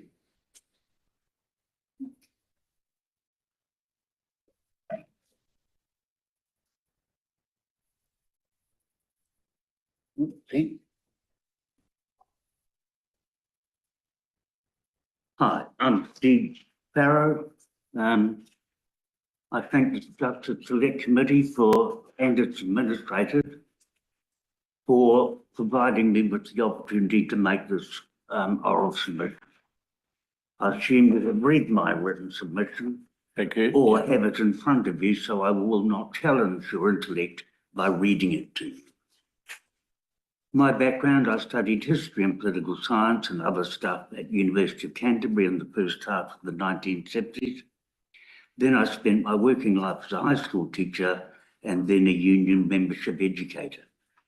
The only difference between those two roles was that union members didn't view me as a boss, so didn't tell me to F off. I'm now happily retired, but still interested in New Zealand current affairs and political and equity issues. One thing the committee needs to know is that I take this opportunity seriously. That is why the clerk of the House will receive a bill from me for the trees I have used and the ink cartridges I have emptied to print and read the documents for an omnibus bill. And that's really hard, especially for individual submitters. My written submission canvassed the high-level concerns I had. The bill and the documents that support it have, as have been mentioned just before us, have sort of allayed my concerns about the effects on the Electoral Act and process to adjust consistent constituency boundaries. I think one document told me that entrenched clauses of the Act would remain. That I know about them proves that I listened during my pol sci lectures way back when. I'm convinced that admin first, data first, should be able to provide the data required. What really concerns me is that, as we have heard already, admin data first will not have the data required to know about really important stuff. Government health data does not capture and is often withheld from the government by minority but important segments of the population. Maori, Pacifica, disabled, women, gender diverse, youth, LGBTQI++++, homeless, poorly housed, unemployed, those suffering mental health issues, those recently released from prison, etc., etc., etc. Even the proposed census attribute surveys, I think they're called, will not capture such groups unless well constructed and probably larger than the 3 to 5% of the population that has been positive. A friend of mine, even more retired than me, spent his working life as a senior statistician. He had never heard of the admin data first methodology, and the survey sample sizes are very concerning to him. An equally worrying feature is the movement of the 2028 census to 2030. The only reason given is to allow the government statistician and government entities to get their ducks in a row. Over the last 150 odd years, the only missed censuses were for issues of biblical proportions: world depression, world war, earthquake catastrophe, and world pestilence. To such as civil service convenience and seriously bad weather now count as of biblical importance. I do not want to argue with others who I'm sure have argued for themselves, but as an individual, I'm very concerned, uncomfortable about the intention to move the 2028 census to 2030 for the effect it will have on Māori in particular. That move explicitly shifts consultation with Māori to the new date rather than before the 2029 election. Why can't the new super and modern system not begin such consultation from about now? You may think I'm a grumpy old man. I see on the oral submitters list that you will soon hear from Brian Easton. He wouldn't know me from a bar of soap, but I remember him as a relatively young economics lecturer who frequented the town site student cafeteria in Christchurch in the early 1970s. You'll find out whether the Data and Statistics Census Amendment Bill makes him grumpier than me. Thank you for your time, and I'm happy for questions should there be any. Hey, thanks, Steve. Hey, thank you. Very thoughtful submission. Right, Mr. Craig Atkinson, is it? Craig, are you with us?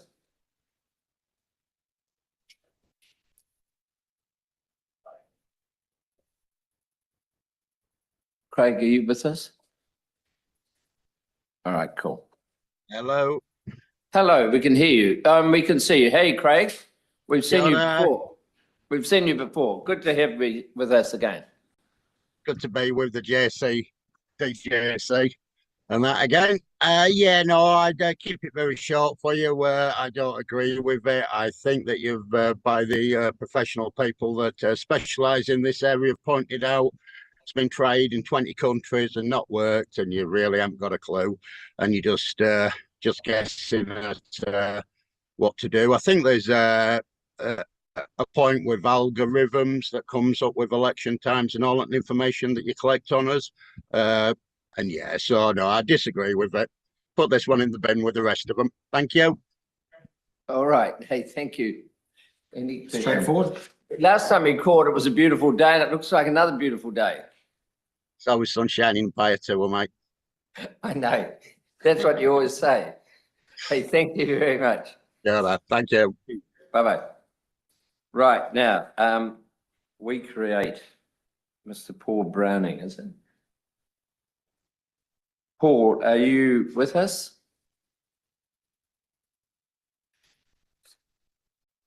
Yes, good afternoon. Hello, nice to hear from you. Oh, sorry, it's Paula, is it? This is Paula, yes. Oh, sorry, I had you down as Paul, so apologies for that. Nice to have you with us this afternoon, Paula. Kia ora, and thank you for having me. I'm the Executive Director of We Create. We Create is the alliance of New Zealand's creative industry associations and creative organisations, representing over 30,000 Kiwi creators and creative businesses across all creative industries, from games to music to screen to publishing, fashion, architecture, advertising, design, performing and visual arts. We note that the creative sector is highly digital in how the products and services we make and sell are created, marketed, distributed and consumed. We are here today because this bill matters, not just to the government and statisticians, but to every creative professional in this country whose work and value is currently mostly invisible to government data systems. We Create has engaged with the New Zealand Government data system for over a decade. We commissioned NZIER to produce the first comprehensive valuation of the creative sector in 2016 because government data could not tell that story. In 2026, it still cannot tell it accurately. As it currently operates, the data system does not see us, and without deliberate intervention, this bill will lock in and magnify that invisibility. The creative industries are not a niche concern for the data system.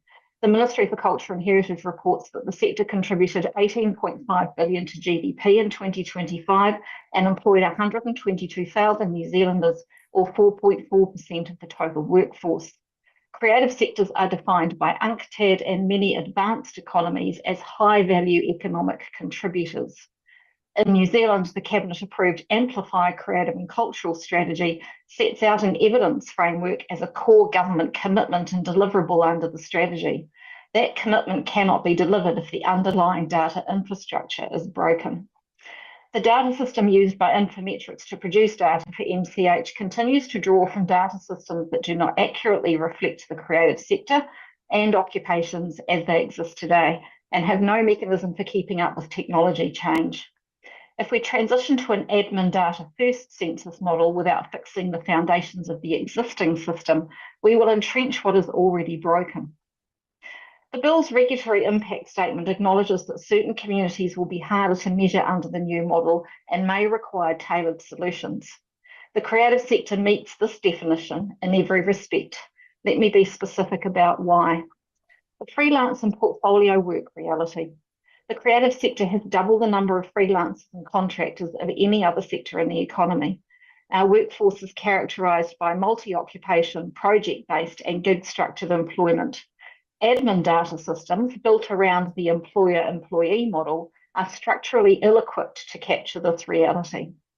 Most of government policy, including in education and vocational training, is still predicated on an employment model that is simply outdated for our sector. That must change, and this bill is the place to begin fixing it.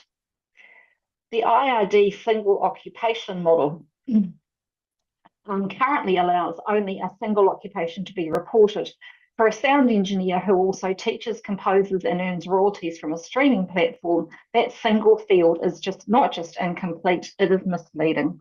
If IRD data becomes a pillar of the new census model, these gaps become structural features, not temporary limitations. The classification code problem is still unresolved. ANZIC and ANZOC codes must be updated to reflect the realities of modern and evolving creative and digital economy. The census transition should not proceed without addressing these gaps. The digital industries and the rearview mirror problem. Every industry in our membership is digital, yet existing data systems do not capture the breadth or depth of value created by digital creative work. The new census model must build in live mechanisms to capture emerging digital industries and occupations on an ongoing basis, not simply take a snapshot of where the economy was at the last classification review. The investment in infrastructure gap. We want to be direct with the committee about something that underlies all of this. The Minister's announcement framed this bill primarily around cost reduction. We Create's concern is that building a new census model on admin data that already misrepresents and underrepresents the creative sector and doing so to save money is a false economy. We are sceptical that data of sufficient quality and accuracy sits in government agencies and that it can be extracted into the data system using resources within agencies' existing budget lines. Data is an economic asset. Its value is seen most clearly in big tech and artificial intelligence companies, where vast volumes of data underpin revenue at scale. The New Zealand government has not sufficiently prioritised or invested in data systems, particularly in the last 3 decades, as technology change made better data capture more feasible, not less. We have seen what a deliberate and resourced approach to data can deliver. When Toi Mai, the Workforce Development Council for Creative, Cultural, Tech and Recreation sectors was established, it invested in a dedicated data and insights team. That team embedded data thinking at the very start of every project. In many cases, data and insights were captured that would otherwise have not existed and were subsequently useful well beyond their original purpose. That is the level of intentionality and investment that is needed across government if the outcomes of this bill that this bill sets out are to be achieved. Here is what we are asking the committee to do. That Stats NZ formally designate the creative sector as a harder to measure community, requiring tailored data collection solutions, and that this designation be written into the transition planning, not left to discretion. Secondly, that the outstanding classification issues with ANZIC and ANZOC codes be resolved before the 2030 census transition. Thirdly, that We Create's Data and Insights Working Group be formally recognised as a co-design partner in the design of the census attributes survey. Fourthly, that the single occupation limitation and IRD admin data be addressed as part of the cross-government admin data improvement program. And finally, that Stats NZ be required to track and publicly report on creative sector data quality as part of the periodic review obligations under the amended Act. In closing, the creative sector is one of Aotearoa's most dynamic economic contributors and one of its least visible in official data. We've been making this point to government for over a decade. This bill is an opportunity to finally close that gap or to lock it in for another generation. We're asking you to choose the former. We're grateful for the opportunity to present to you today, and I'd welcome any questions you might have. Thank you, Paula, and particularly recognising your sector. It is huge and growing, and hopefully grows even more rapidly. So thank you for being a passionate plea about that. Any questions? Got one from Camilla Village. Thank you. We've heard from some other submitters who have concerns about the data, like similar to what you've raised in your submission, only for different sectors. And I've just been wanting to follow through with them on what the impact of not improving the data quality would be. So my question for you really is, if these changes aren't made, what is the impact likely to be for your sector? It's stagnation in government policy development. We see, I can give you an example, we're still not counting digital exports in this country. So the value of what the creative sector is exporting isn't visible in government data. When you're looking at what shapes our industry, we're still, another example, if you're a game developer, you're a software engineer. So we're not understanding where the work is happening, where the workforces are, or valuable things like what's happening with exports. That leads to policy development that we're constantly having to go, what about us in? And being present in places where really the data should be telling the story about where government policy and support should be heading. As industry, we don't feel that we should have to invest quite so much time in doing that to help government do its job. All right, good. I've got a question from Carl Bates. Thanks very much, Chair. Thanks for the presentation, Paula. Really appreciated it. You make a very strong argument around the data for your sector. My question is, do you feel that that will be more or less possible in the context of the traditional census? Or do you think that an admin first approach with then additional focused data collection for industries like yours could achieve that outcome? I'm definitely in the and camp, not the either or. I think there is way more we need to do with securing good data in this country that lets us make informed decisions.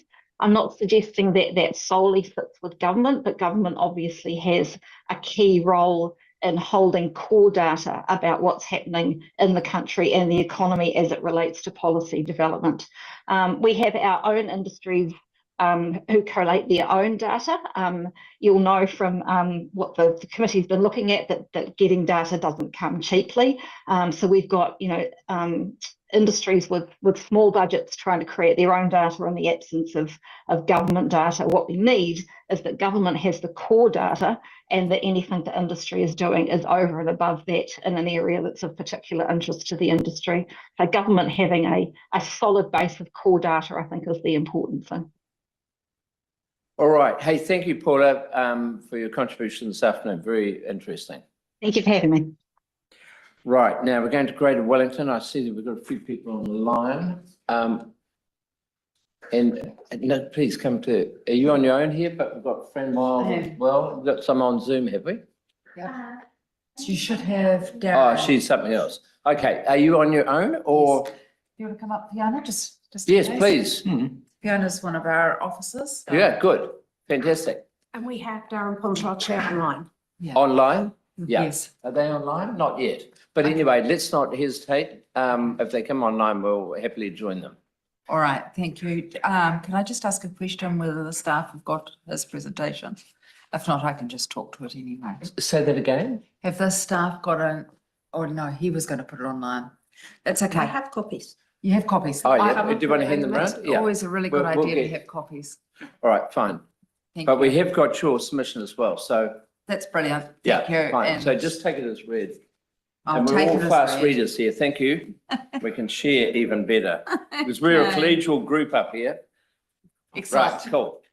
Great to hear. Right, fantastic. Let's rip All right, into it. I'll introduce myself first. I'm Claire Johnston. I'm a regional councillor, first term, representing the Porirua Tawa area, but this presentation is of course on the whole region. Why are we presenting on this bill? We're doing this because as an organisation, making evidence-based investment decisions for our communities means that we have to actually understand our data to make those decisions. It's pivotal. Robust data matters. We're responsible as a regional council for long-term network and place-based planning across transport, land use, infrastructure, emergency and hazard management, and of course for resilience. We plan and invest over a 20 to 50 year timeframe, and often for assets that will span across many generations. Our decisions balance the growth, safety, equity, and environmental protection, and should always be value for money. We're required by legislation to base our decisions on sound evidence and robust data. As a councillor, I always expect evidence and robust data.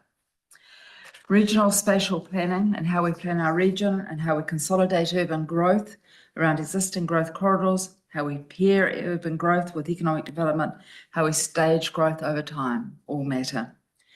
The bulk water supply is another issue. How do we anticipate population growth with water supply when we make these investment decisions? Water, of course, is up for debate at the moment, but it's really important you have consistent information and understand where your region's going. Rural and urban flood protection. The level we build into flood protection and schemes, is that 1 to 50 protection? Is it 1 to 500 protection? Or do we take into account that since January, I think we've had 72 incidents of national or district emergency management issues. Public transport is big for the Greater Wellington Regional Council. It's probably the area that I get asked the most questions about.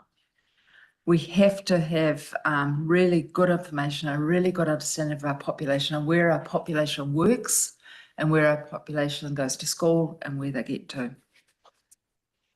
So why does it matter to us? Why Census? GWIC combines the latest science with historical data, current information, future forecasting. We also have to understand the patterns. We use these assessments to develop our policy, to make the investment decisions, land use planning, and as I said, emergency planning. We can't function on fragmented population data. Disaggregated and administered data sets only work when anchored to a strong, centrally collected national population count. I've personally watched over the years data that isn't collected properly or it's inconsistent in its collection. I've seen it particularly in economic data. If you weaken the national collection, it leaves regional councils carrying planning, emergency, fiscal and equity consequences without a reliable evidence base. Census data presents a single source of truth that we and our communities and iwi can build and get behind when we're making decisions. Central population statistics are critical to regional infrastructure. They provide a single authoritative population baseline that we rely on. Decisions to invest in 30 to 100 year lifespans must be based on good data. Emergency management depends on that data. hazard management depends on it. So the statutory planning and legal defensibility is weakened if you don't have evidence. The costs and the responsibility could fall onto councils if we have no solution. That concerns me because collecting data is imperative. You can't have inconsistency. You can't have one region connecting data one way and one collecting it another. There must be consistency. It also affects you as policymakers. If you can't see the whole, you risk fragmentation in your own policy decisions. So the bottom line for us is weakening national population collection does not empower regions. It fragments the system, it increases the risk, and it undermines some of those critical infrastructural decisions. We do support innovation, and the use of administrative data needs to improve. We acknowledge there have been problems with efficiency and timeliness. However, it's essential that the new model continues to provide accurate, trusted, and sufficiently granular population data at a regional, territorial, and community level, as well as your national level. To conclude, it comes down to the quality and detail of the data. We're reminded that New Zealand does not have a great track record in large-scale data projects. The challenge to this select committee is to ensure that for the transition, organisations like Greater Wellington will continue to have robust and reliable data from which to make our decisions. Flying blind in the future does not really bear thinking about. We cannot do that. Right. Mr. Ponta, do you want to say anything or anyone else? You're on mute, Darren. Kia ora.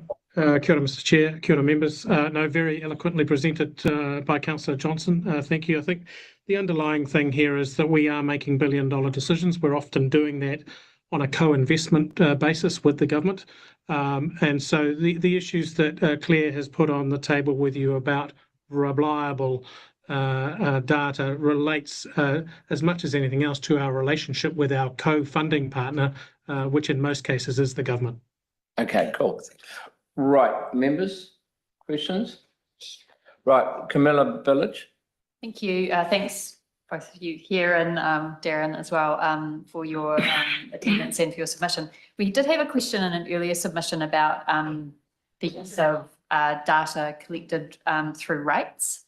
And I just wanted to put it to you as the first council that we've spoken to since then. What information do you get from collecting rates, and what's the limitation on that in terms of the overall information? I can make a comment of what I think the limitations are, but I'm going to let Fiona or Darren to speak to it. Yeah, so thank you, Camilla. A rather unique situation for regional councils. Most regional councils rate via the territorial authority. So, you know, you receive your, well, if you're in Auckland, it's a different set of circumstances altogether. But in this region, the Kapiti District Council, for example, rates for us in the Kapiti area. They get that data. We don't generally interrogate that data. We wouldn't generally base large investment decisions like $1 billion water collection scheme, which is on the cards for us. We wouldn't generally base that on rating information. We would base that on census projections about how the population is likely to change over the next 20 to 50 years. All right. Hey, well, thank you for your submission. Thank you for coming in person. That's always nice, but comprehensive submission. Thank you. Thank you very much. Thank you. And following on with that same vein, we're going to local government in New Zealand.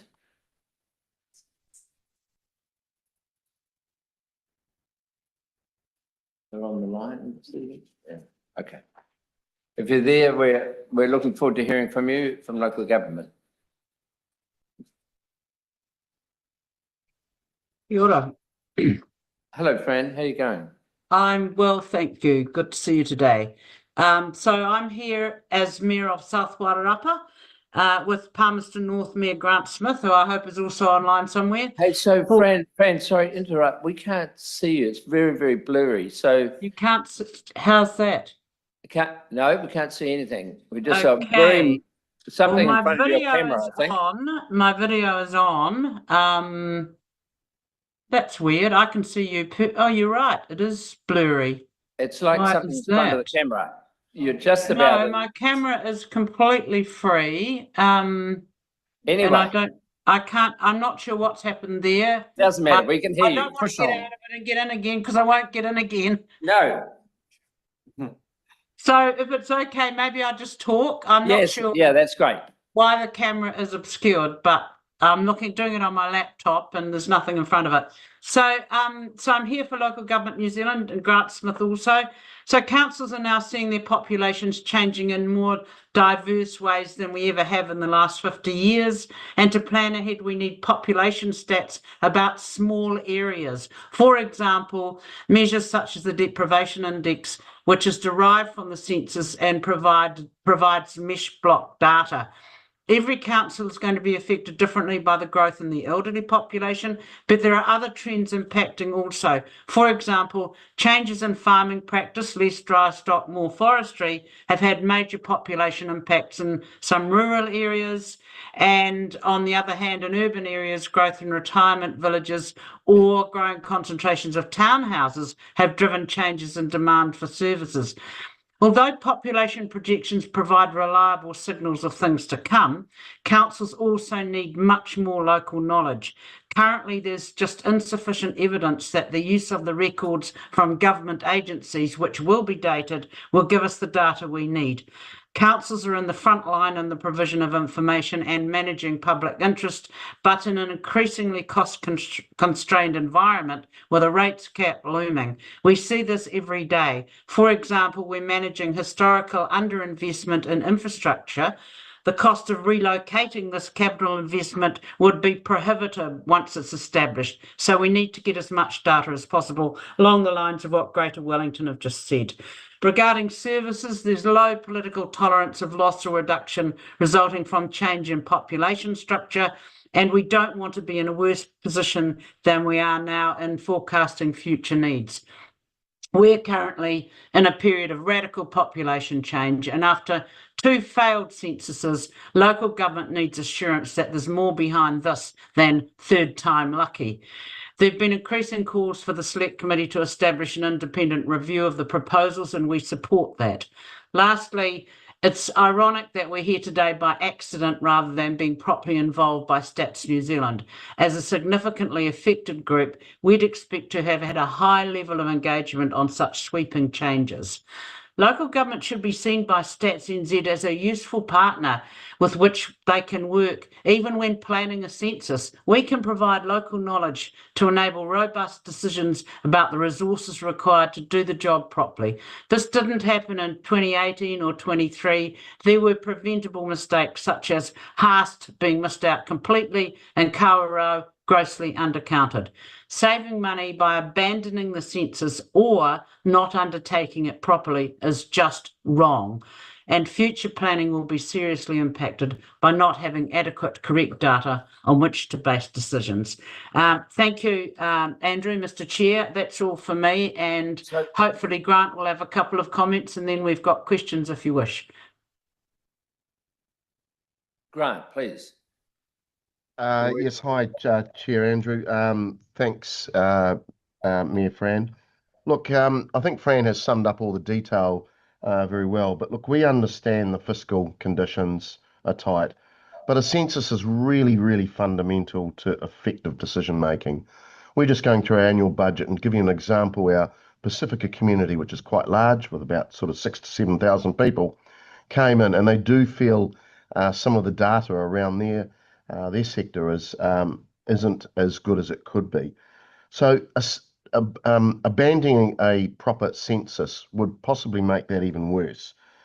Look, we do think most Western countries have a form of a census. It isn't the traditional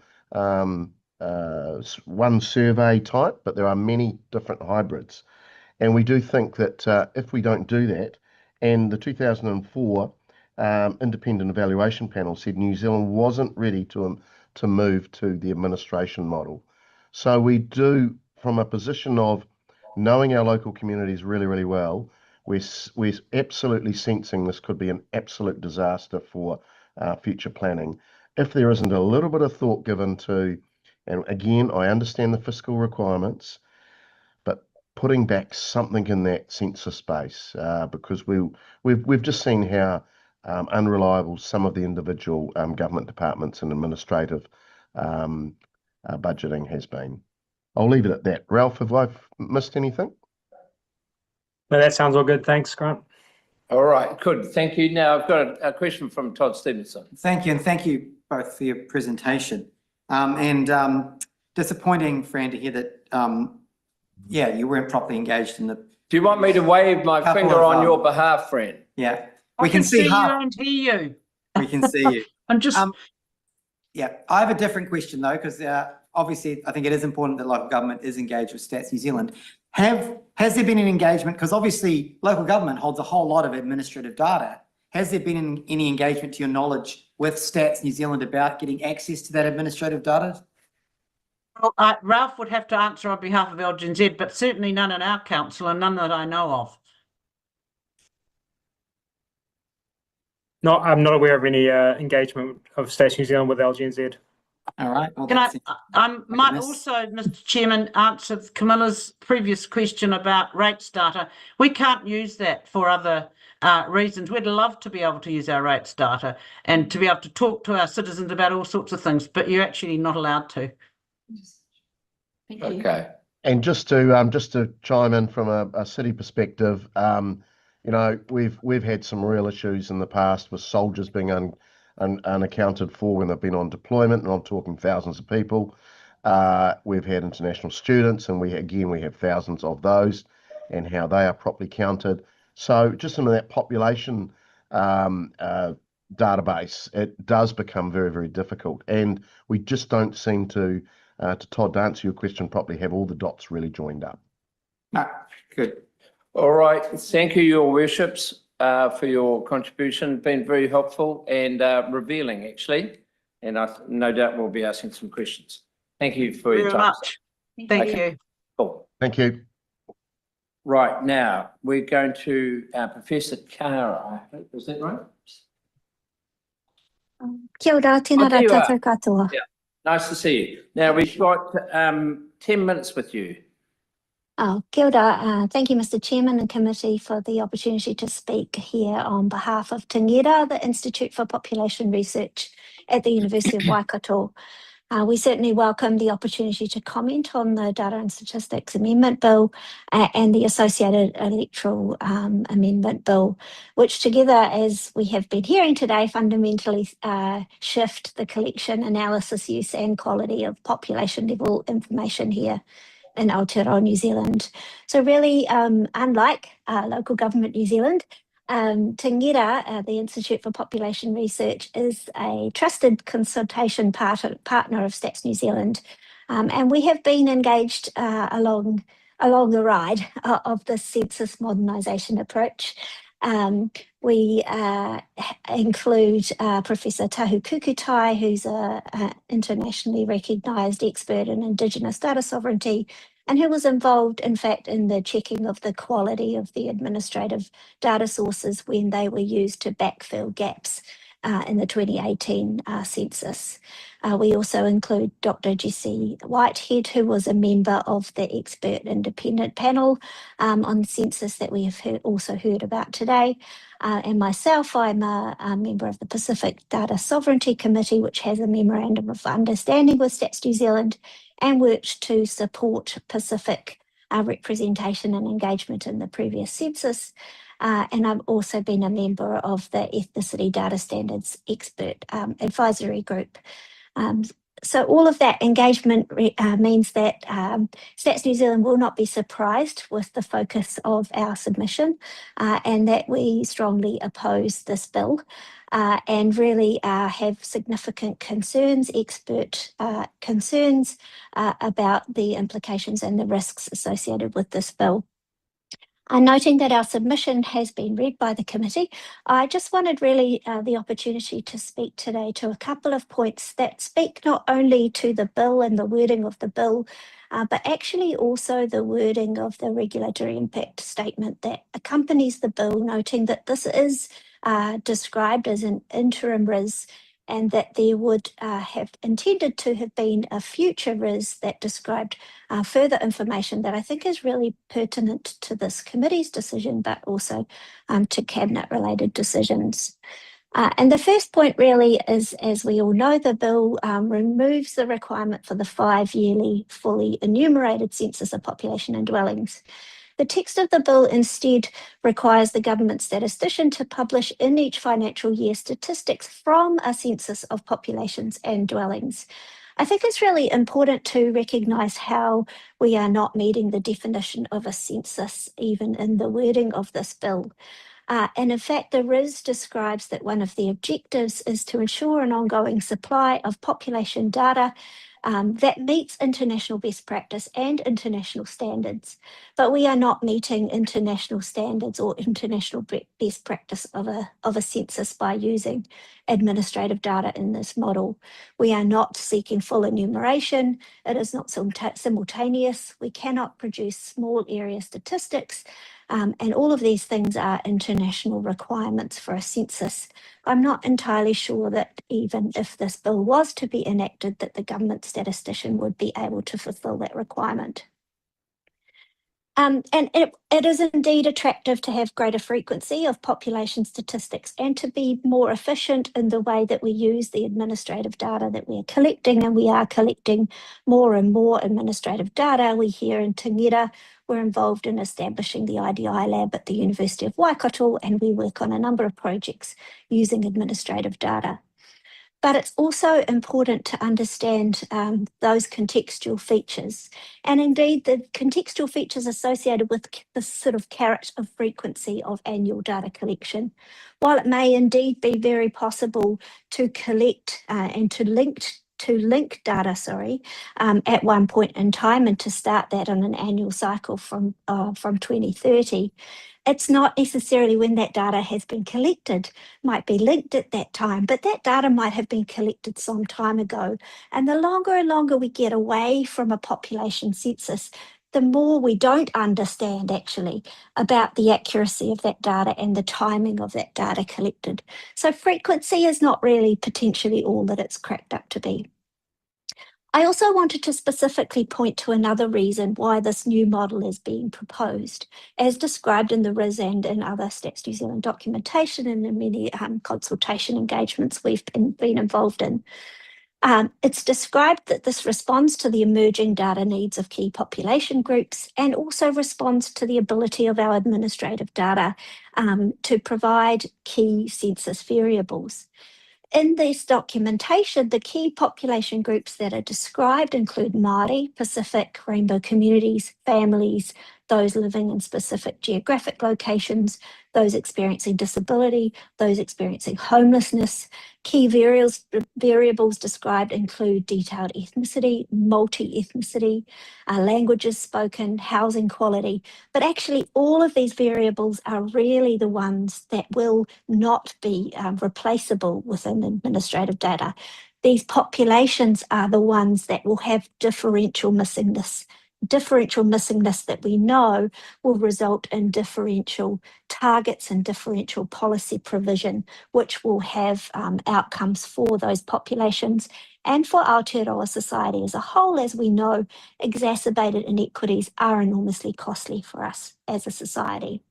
And then finally, on that issue of cost, one of the solutions proposed to these critical and differential failings of administrative data include the census attribute survey that we've been hearing about, and ensuring that there are tailored solutions for key populations groups.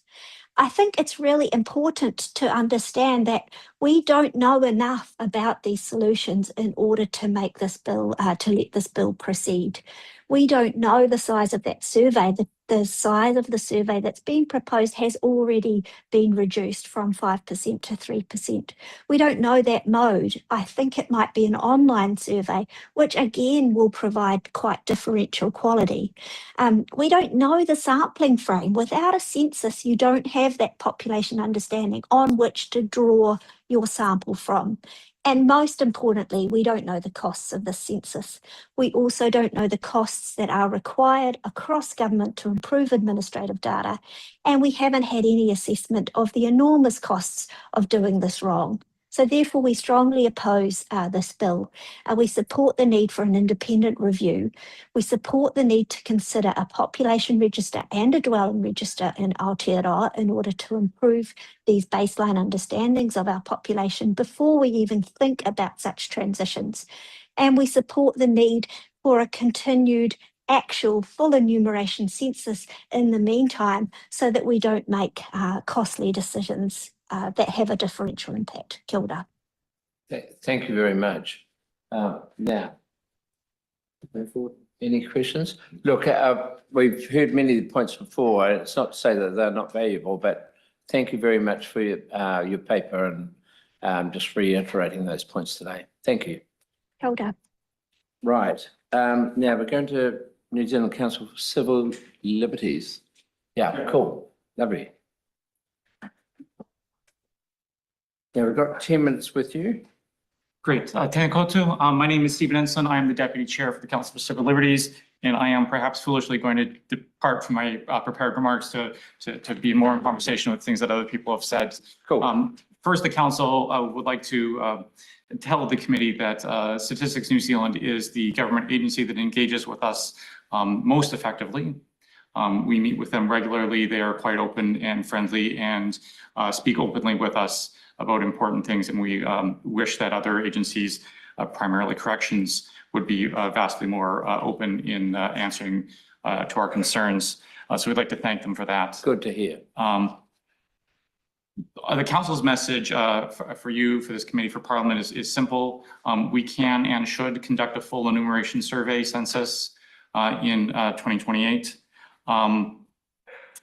The narrative that we've heard from Statistics New Zealand and the Minister that we have to do away with the census, that is too expensive, and that they have a new approach.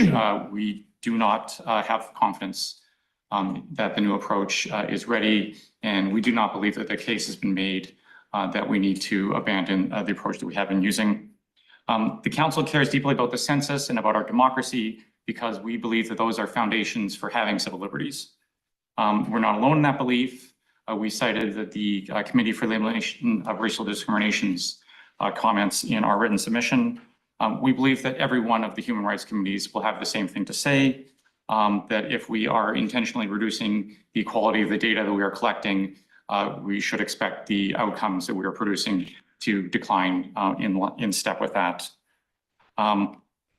These bills do not merely reduce the quality of the civil liberties and the freedoms that people will be encouraging. They are going to reduce the quality of every last government service.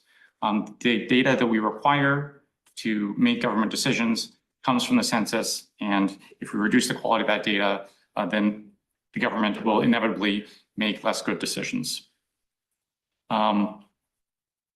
Finally, these bills are doing more than removing essential government supports.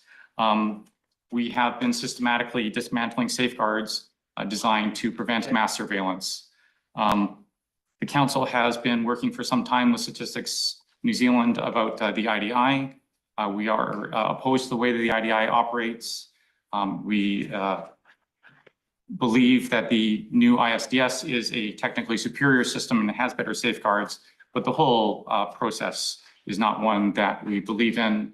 We believe that the government should not be combining data from all of its administrative systems into one system to give it a panopticon view of every individual's life. What would it do instead? What we did before. Every ministry takes care of its own information. The administrative data is collected for a single purpose. I mean, that's in its definition, and it is fit for that purpose. And when you start combining data from different sources that were collected for different purposes, you start introducing all kinds of operational and civil liberties risks. Okay. Finally, it was just mentioned, the population register was just mentioned. The Council is opposed to a population register for the same reasons that we just talked about the IDI.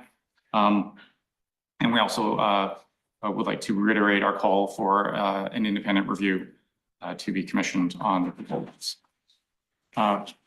There was a lot of detail in our written submission. No, that's we very hope good, you have Stephen. some questions. I've got a question from Rima Nuckley.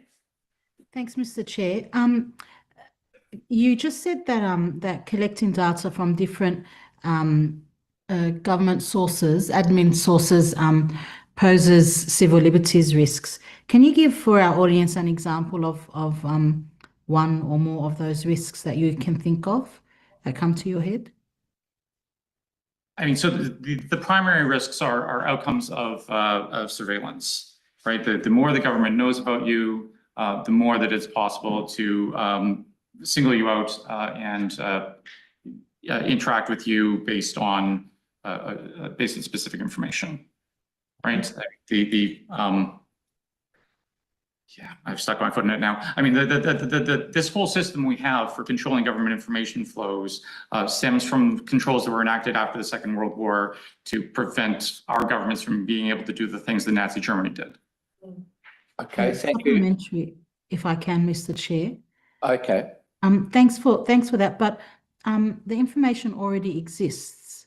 So how do you foresee the risk happening if the information is already there? And I can understand there's a lot of people that have those concerns. I get those concerns sometimes as well. There is a difference between having the information there potentially and having the information there in a format that's ready to use.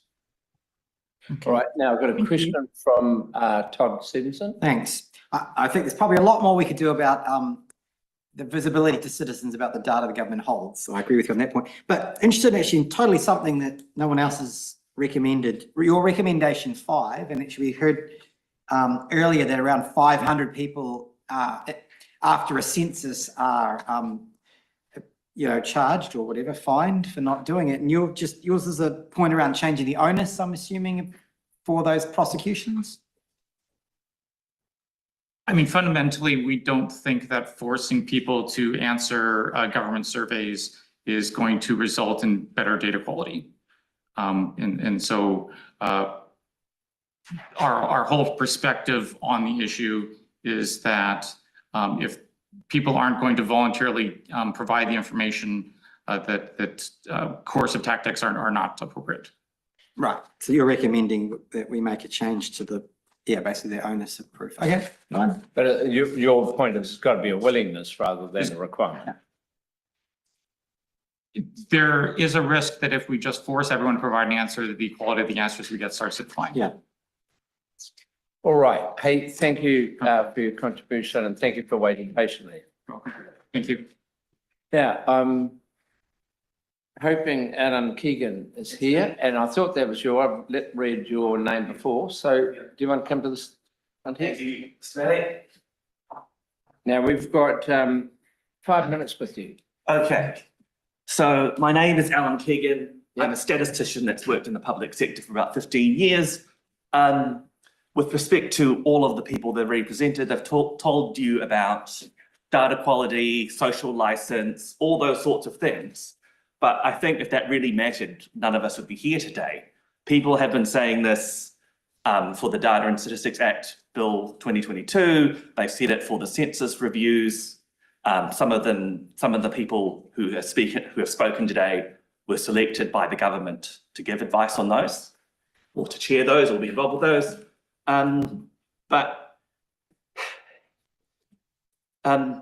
So I'm not convinced that data and evidence is going to persuade you. So the only thing that's left is to actually just tell you that it's not in your own personal self-interest as ambitious politicians. Most of you are fairly new to Parliament, elected in 2023 or later. It's just really, are you sure you want to do this? Is what I'm saying. Hang on, where did that go? We're not in a benign statistical environment anymore. The statistics portfolio is not just a nice training wheels portfolio for new up and coming ministers or a signal from the Prime Minister that you're on a performance improvement plan. The statistics portfolio is going to make or break your career in the future, I think. So this is what you're signing up for. I'm going to give you some real life examples of how administrative data doesn't always tell you the truth about the world. So in the 1980s, millions of children disappeared overnight in the United States. Not because there was a massive abduction of children, but because the Inland Revenue Service required parents to add their children's social security numbers to their tax returns. Here in New Zealand in the 1990s, the Māori mortality rates jumped, not because there was a massive reduction in their health, but because ethnicity was started to be required on death certificates. A more personal example, when I worked for the Ministry of Health, I was looking at costing data for hospital procedures. I personally saw data where for the most lengthy and complex orthopedic operations with metal implants, for some DHBs, according to their systems, those implants cost 10 cents each. And in terms of... Why would they only cost 10 cents? They didn't. They cost hundreds or thousands Yeah, I of know, dollars. but why did they make them 10 cents? Because the way that the data attributed, for those that you might be familiar, the analysis was for what they call purchase units. Yeah. And you have to, do you attribute, well, I'll use something like basic supplies like bandages, Panadol, whatever. How do you attribute that to the patient or to the ward or to the days? Yeah, cool. Yeah, that's the reason. So, and in terms of your own personal self-interests as ambitious politicians who want to, you want to be re-elected this year, I think. You want to make it into cabinet. The census is the backbone of one of the resources at your disposal that hasn't been carved off exclusively by the executive. You're surrendering what little control that you have over the data and advice that you're given, that you get given from public servants like me, to the hands of generic middle managers who aren't statistically literate, or the ones that don't understand how the system works, the ones that don't understand, for example, that you're counted as employed if you work only 1 hour per week, or that house prices aren't included in the consumer price index. So, and the alternative to having a high quality census and a high quality infrastructure around it is that your ability to service your electorates, your communities is going to be impacted. Do you think a first term backbencher is going to be able to afford in their budget lots of data scientists and consultants to get information when, for example, if you're trying to advocate for your kohanga reo in the South Island when your electorate is bigger than the South Island, do you want to have the more, I'm not saying this is going to happen, but I'm talking about the general direction. Do you want something like the infamous Chinese sounding surnames for house purchases to be the highest quality of information that you can get? So yeah, it's appeal to your own naked self-interest. Like, are you sure you want to do this? Are you really sure? Well, that's what I'm gonna.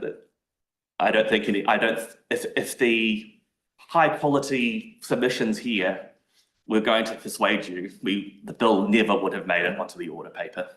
Yeah. Right. Hey, well, thank you. Yeah. Any questions? Don't think so. That's not to say we haven't listened to you. Yeah. So I think, I'm going to just say this, I think you have personal ambitions to be more than a rubber stamp, right? yeah. All right. Thank you very much.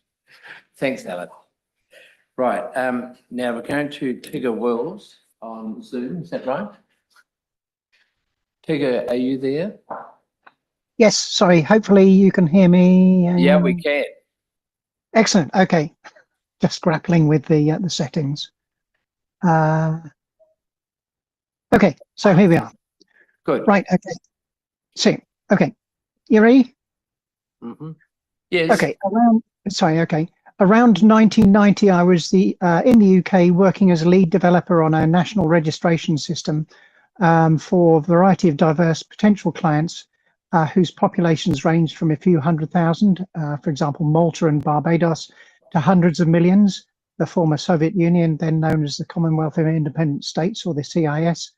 And as part of the development, for test and demonstration purposes, I created a rudimentary database of 10 million individuals, apparently living in family groups, etc., etc.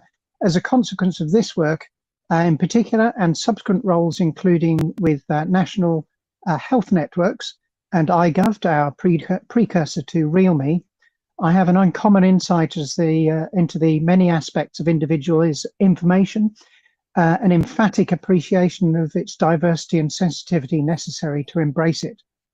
My own hypothetical population was entirely fictitious and intended merely for testing and demonstration of the system, drawing upon my imagined individual's existence.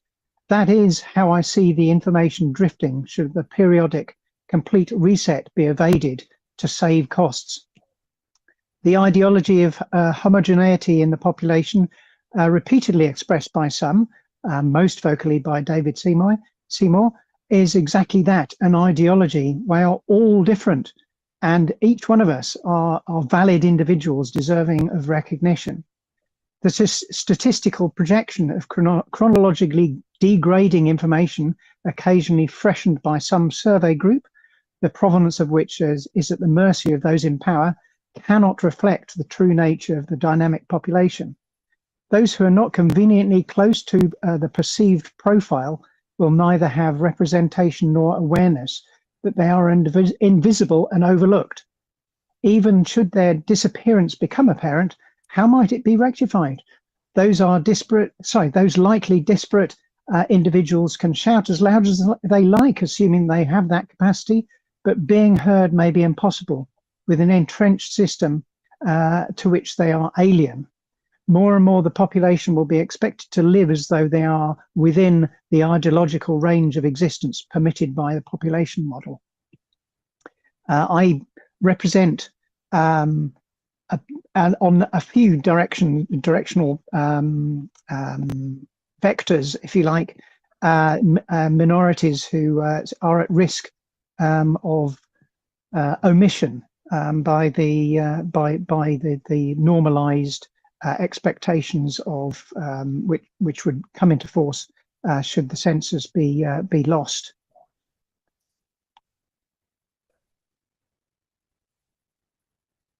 Are you there? Have you Yes. Have you finished, or?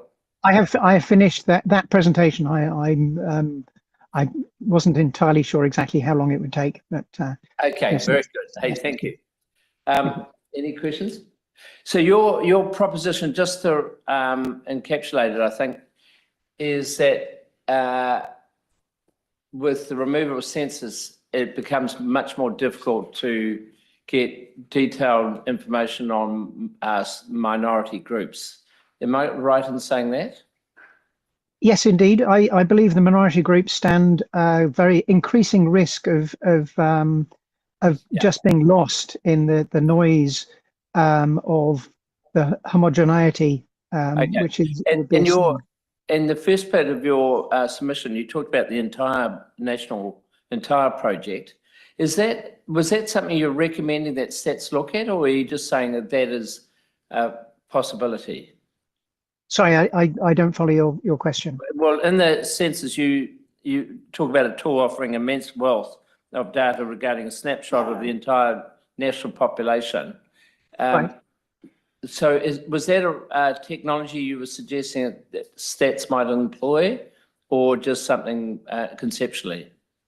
Well, as I understand it, the census is the basis, which is effectively entirely refreshed every time we have a census, and Right. becomes Okay, that wealth of source of information. All right. Hey, thank you very much for your submission. Thank you very much indeed. Cool. Thank you. Right. Now we're going to the blind citizens submission that we missed just before lunch. Is that you, Rose? We can't quite hear you. Thank you. Yes, it is Rose, and Jonathan has just joined us. Good. So thank you for the opportunity and for the perseverance behind the scenes to resolve No, that's all right. That's good that you've come back. Perfect. Okay. So I'll just start off. I'm not sure. Sometimes it's helpful for Jonathan to actually know who's present. Right. Whether that's possible very quickly, that would be great. Thank you.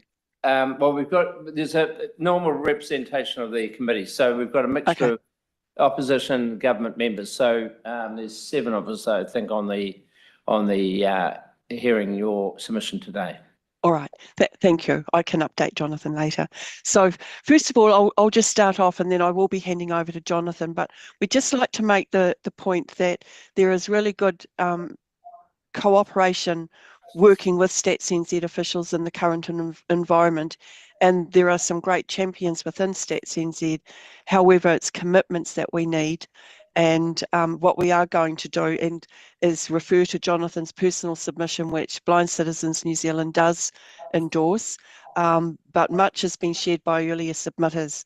Our view is that the bill's justification remains incomplete without evidence that the proposed model can maintain or improve data quality. So Jonathan, I'll hand over to you now to speak in more detail about the points that we really want to bring home. Beauty, so hopefully I'm heard. Yes, you are. Beauty, lovely. Look, I think the important thing for us to note as an organisation representing blind and low vision people across the country is that the proposed move actually is a two-edged sword. A move to a census attribute survey type environment will put less burden on blind and low vision people because they will be seen and need to engage less frequently. And the experiences that they have when an interaction is required will be handled in a more accommodating fashion. But this is actually only guaranteed if we take the notion of making what is called reasonable accommodation, if we take that from a moral obligation and make it a legal imperative. So we need to see that that becomes the minimum standard for the way that Stats NZ officials will work with blind, low vision, and for that matter, other disabled people as well. On the other hand, so that's the good experience. On the other hand, the admin data space is a potential minefield. The quality of data that ends up in the system that is not directly supplied by or verified by a blind or low vision person is going to be questionable. And I'm going to give you a real concrete example. I have 2 NHI numbers today. I have the one for the bulk of my life, and I have the one when the emergency department staff muffed the form. And I am unable to correct that. What is further staggering about admin data is that because I don't interact with the health system for needs explicitly relating to my blindness, you can't tell that I'm blind. Not from admin data, because all of those records that say that I'm blind predate everything digital. So, admin data for blind people is likely to be of poorer quality than the average citizen. We've got no protections in law putting an obligation on government agencies to ensure the data they hold about us is in fact fact. Furthermore, even if there was a legal imperative, the ability of blind and low vision people to do that for themselves is doubtful, probably heading towards negligible. So the admin data for our community is almost certainly of a much lower grade than what we see from census data today. Rose has pointed out that we do have a good working relationship with Stats NZ, but blind, low vision and other disabled people need that commitment enshrined in law so that it cannot be lost with the flick of an official's pen, like was a disability survey with ministerial sign-off in 2018. The United Nations Convention on the Rights of Persons with Disability is our reference document. It's what government signed up to in 2008. But far too often, the energy of organisations like ours is spent educating government officials on what that government commitment means and the obligations it places on agencies to do the right things for and with disabled people. Articles 9, all about accessibility, and 31 on data are specifically relevant to us. The first, Article 9, is all about the way individuals can interact with systems. But even if you change it for this bill, it will only apply to the interactions we have with Stats NZ. It's the interactions with the other agencies that remain doubtful. Article 31 of the Convention is all about the obligation on the state party, that's you, to ensure that meaningful data is available disaggregated by disability status. I've ended up with the specific recommendations in my personal submission that should have been copied in, but you then would have to read them twice into the Blind Citizens NZ submission. Thank you for your time. Love questions. Right. Thank you very much to both of you. It's pretty straightforward, I think. Yeah, it was just take us back. What happened with the disabilities in 2018? Are you saying literally? The courtesy of a budget decision reached without parliamentary oversight, the scheduled New Zealand Disability Survey was axed in favour of Te Kupenga. Right. Okay. Disabled people were put in competition with Māori. Okay. We lost in 2018, they lost in 2023. Right. I've got a question from Rima Nakle. Thank you, Mr. Chair. Jonathan, more of a proposition rather than a question.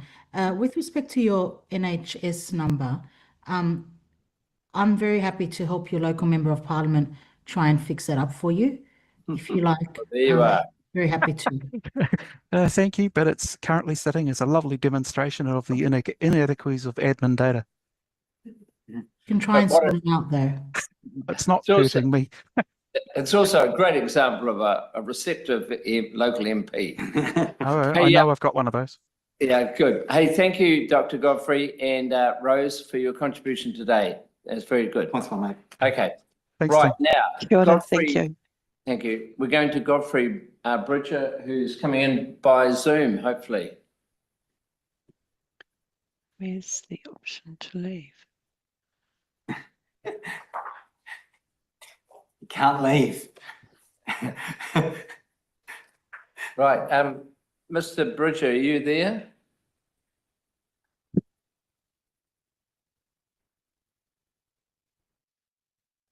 Right. Where are we? Mr. Bridger, are you there? Can you hear me now? Start my video. We There can. go. We can. Nice to hear from you. Good. Well, thank you very much for having me.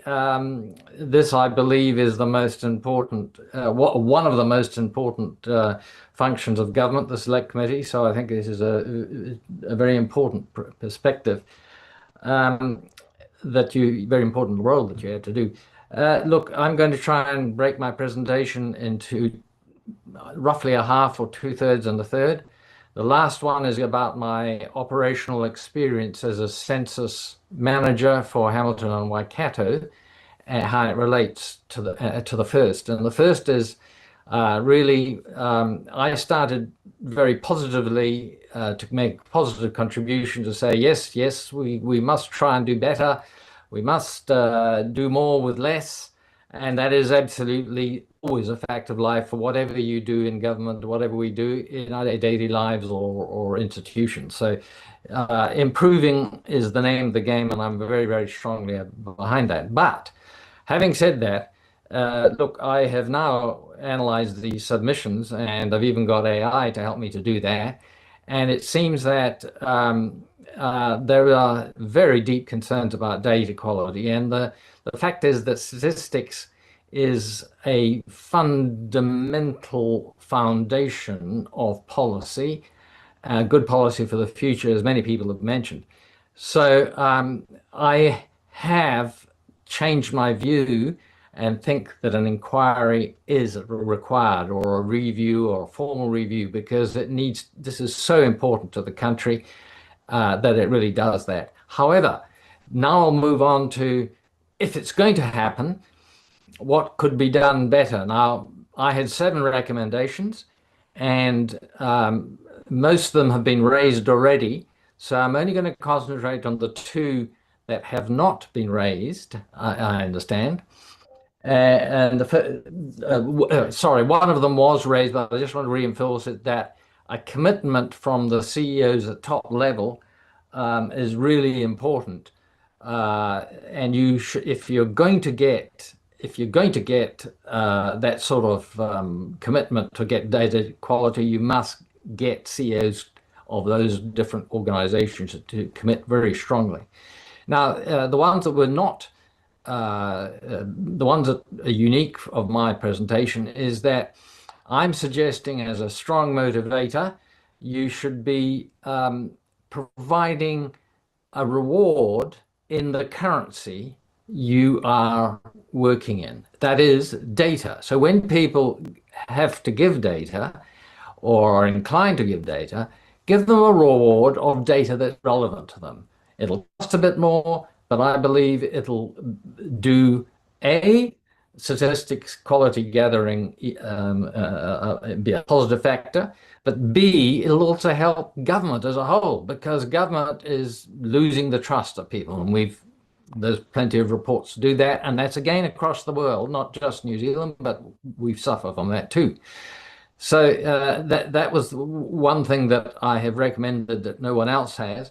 The other one was a little bit more controversial, and that is that before money is transferred, money or services or grants transferred from government to bodies that need it, people that need it, organizations that need it, whatever it is, you get some sort of commitment that they provide you information of useful quality.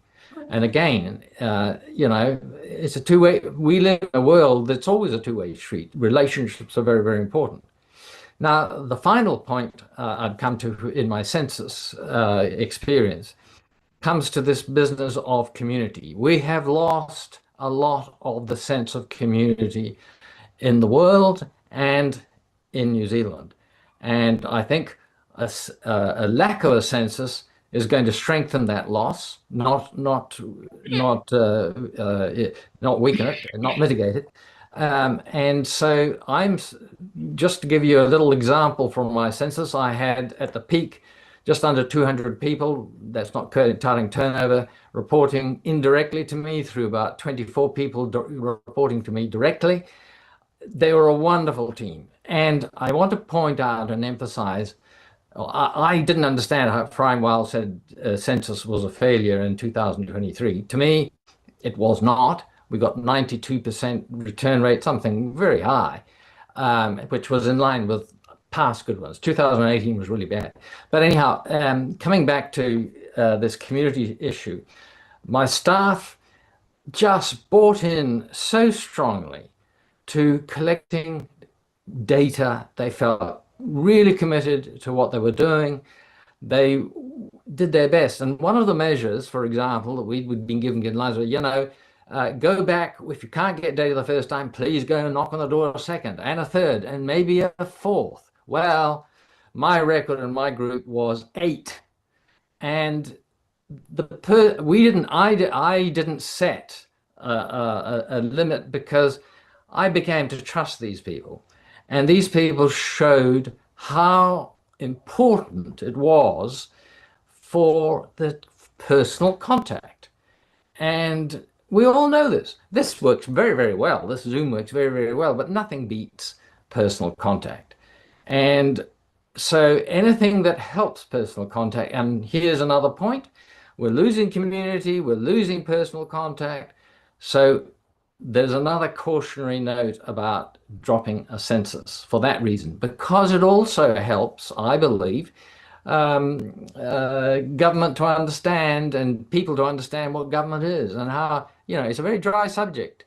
But boy, do people understand how important it is. So that's my message is, please take this very, very seriously, more seriously than I submitted in my positive proposal. And I've moved a bit against rushing off and dropping census. I do understand because it's very, very expensive. It cost 238 million last time, but about 40 million of that was because of the Gabriel weather thing. And even still, 180 or 190 million sounds far too much. But I think it does more and is more important than people realize. Thank you, Mr. Chairman.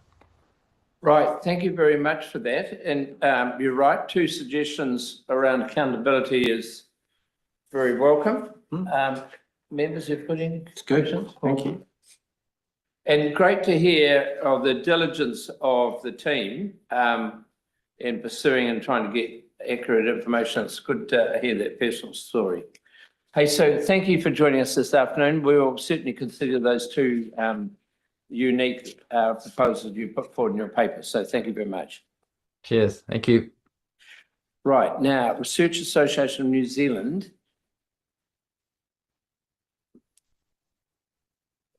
Now, we've got 10 minutes with you. I presume it's Mr. Mills and Ms. Turner, is that right? Thank you. Correct. Oh.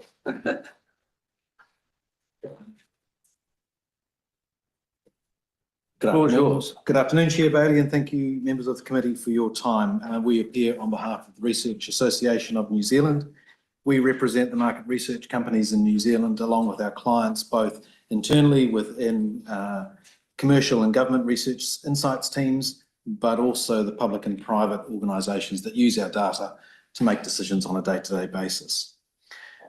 Population data is core to what we do every day. It's the basis of all the decisions we make in terms of research design and the recommendations we give out the back. And we want to be upfront with our concerns from the start. We're not here to defend the status quo. The 2023 and 2018 censuses, we all know, had issues, but we don't think that those issues are best served and fixed by the solutions that are put by this bill. Declining participation is a genuine challenge. We see it in our members' work. We've been dealing with it for over 20 years, and we've found ways of dealing with it that are useful. We also agree that administrative data is a real and underused asset in New Zealand, and we think it should be used more, but in the right contexts. So the question we're putting to the committee is not whether the change is needed, but whether this particular change at this particular pace will produce better population statistics or worse ones. And we argue that the current bill will produce the latter. We've got 2 specific concerns, which we've outlined those in our submission. We want to draw some examples of those today and also provide some solutions. The biggest area of concern for us, and you've heard from a number of submitters today, is around small area data.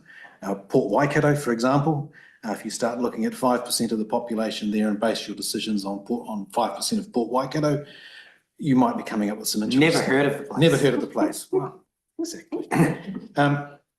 Every decision that shapes daily life at a local level, where to build a school, how to grow your business, what health resources are needed, depends on knowing with precision where those people are and where they live.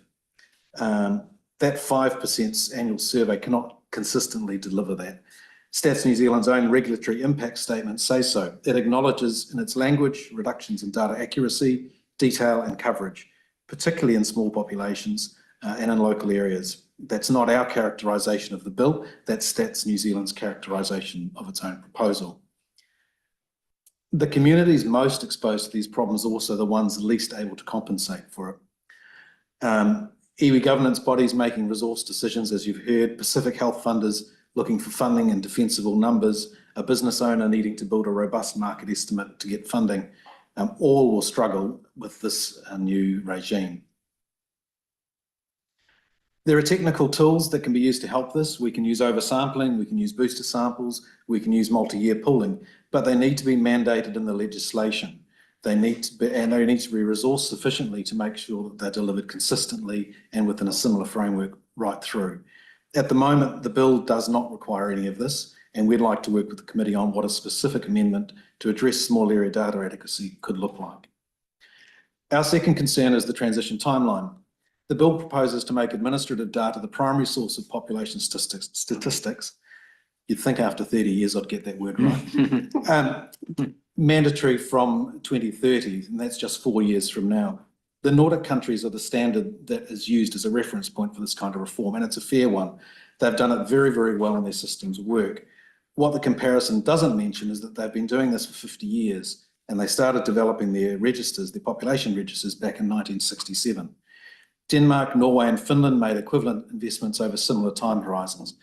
They're not systems created by these are not systems created by legislation and goodwill. They are the product of 5 or more decades of sustained institutional investment, consistent data governance and legal frameworks that require uniform recording standards across all public agencies, and we definitely don't have that at the moment. New Zealand's data administrative data sets are not there. Different agencies collect different data using different definitions, different update schedules and different coverage standards. The result is a fragmented picture of the population, and one that's even thinner for the communities that interact least with government systems. Stats New Zealand's own regulatory impact statement implicitly acknowledges this. It concedes early year reductions in coverage and accuracy, which we take as a careful way of saying the system will not be ready by 2030 to produce the quality of statistics that it's currently replacing. You've only got to look at the complexity of something like Te Whatu Ora has faced in getting its own systems to align internally. Now multiply that across every government agency and you understand the scale of what's being proposed. We're not saying we can't get there, we're saying 4 years is not long enough. And it's not responsible to retire the traditional census before the infrastructure is demonstrably ready to replace it. The transition should be contingent on this infrastructure actually being ready, not on a calendar date that's been set.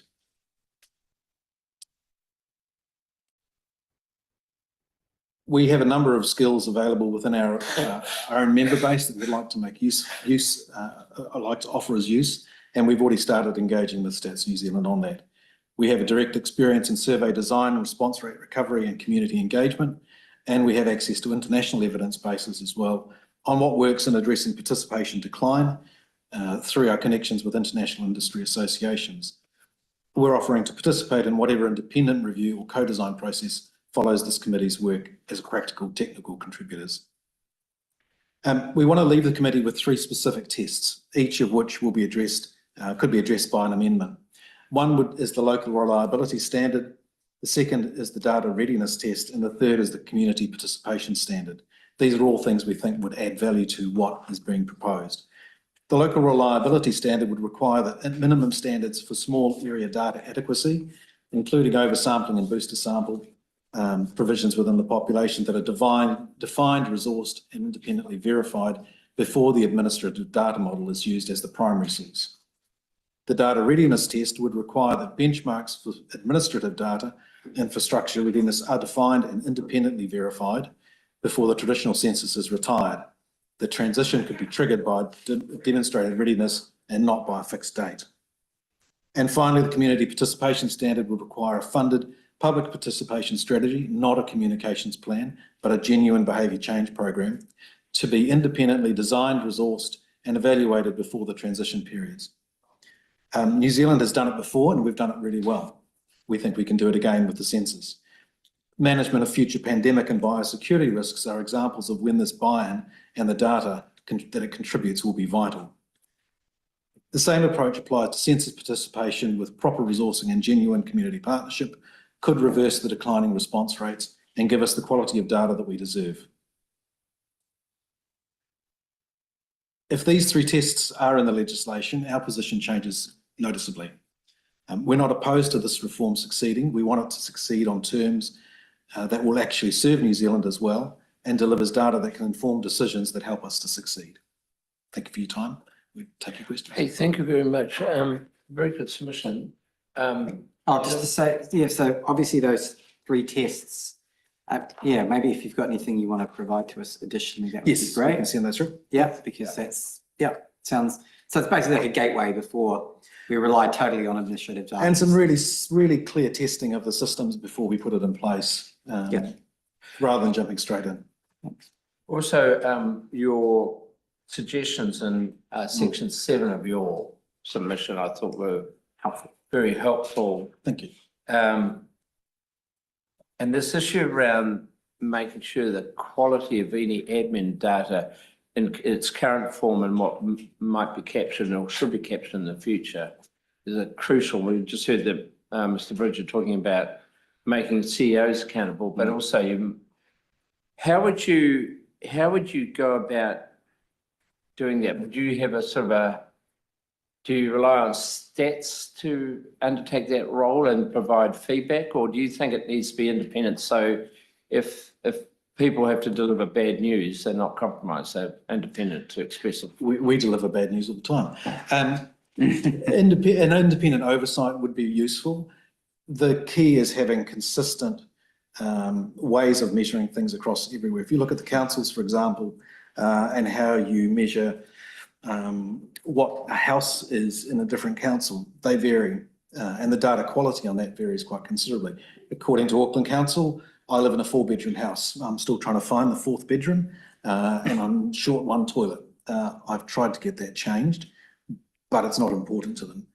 That information, when it's aggregated, goes into planning. So, if you multiply that up by the number of houses in New Zealand, you can see the problem. Yeah. Okay, Camilla? So final question, just in relation to the part 5 of your submission, you would have heard, if you heard any of the other submissions, a similar call for an independent review. You put in some information about some some international examples where there have been reviews. What in your view, would a New Zealand equivalent review look like? I think the key element that's got to cover a really broad range of stakeholders. I think this process has highlighted the range of interested parties and the uses of data that even we weren't aware of. The range of submitters has definitely highlighted that. It needs technical expertise in there as well. And it needs, I think, a cross-party approach. This is data that will outdate all of us. And so this is something that has to sit out for 20 or 30 years. The value of data is not just now, it's the trends that it creates in the long term. Thank you. Right, thank you very much for your submission. Very helpful. Thank you. Right, Sam, I see you sitting there. We've got 2 submissions and we know who you are.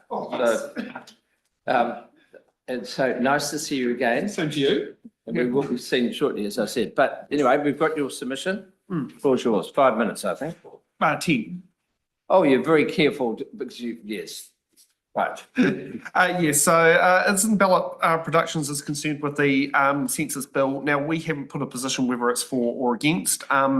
We're wanting to make sure that it's robust and have safeguards in place so that there are steps in place for data corrective measures And our biggest concern is the Māori electoral population, considering I'm in my 30s right now. My Māori friends are having bigger families than my non-Māori friends. So that's something that I've noticed. It's been evident. That's also come up between the two last census, that the Māori population has gone up by 3%, or the population that is identified has gone up. The other concern, this was discussed after we submitted it, but is the 2028 planned census.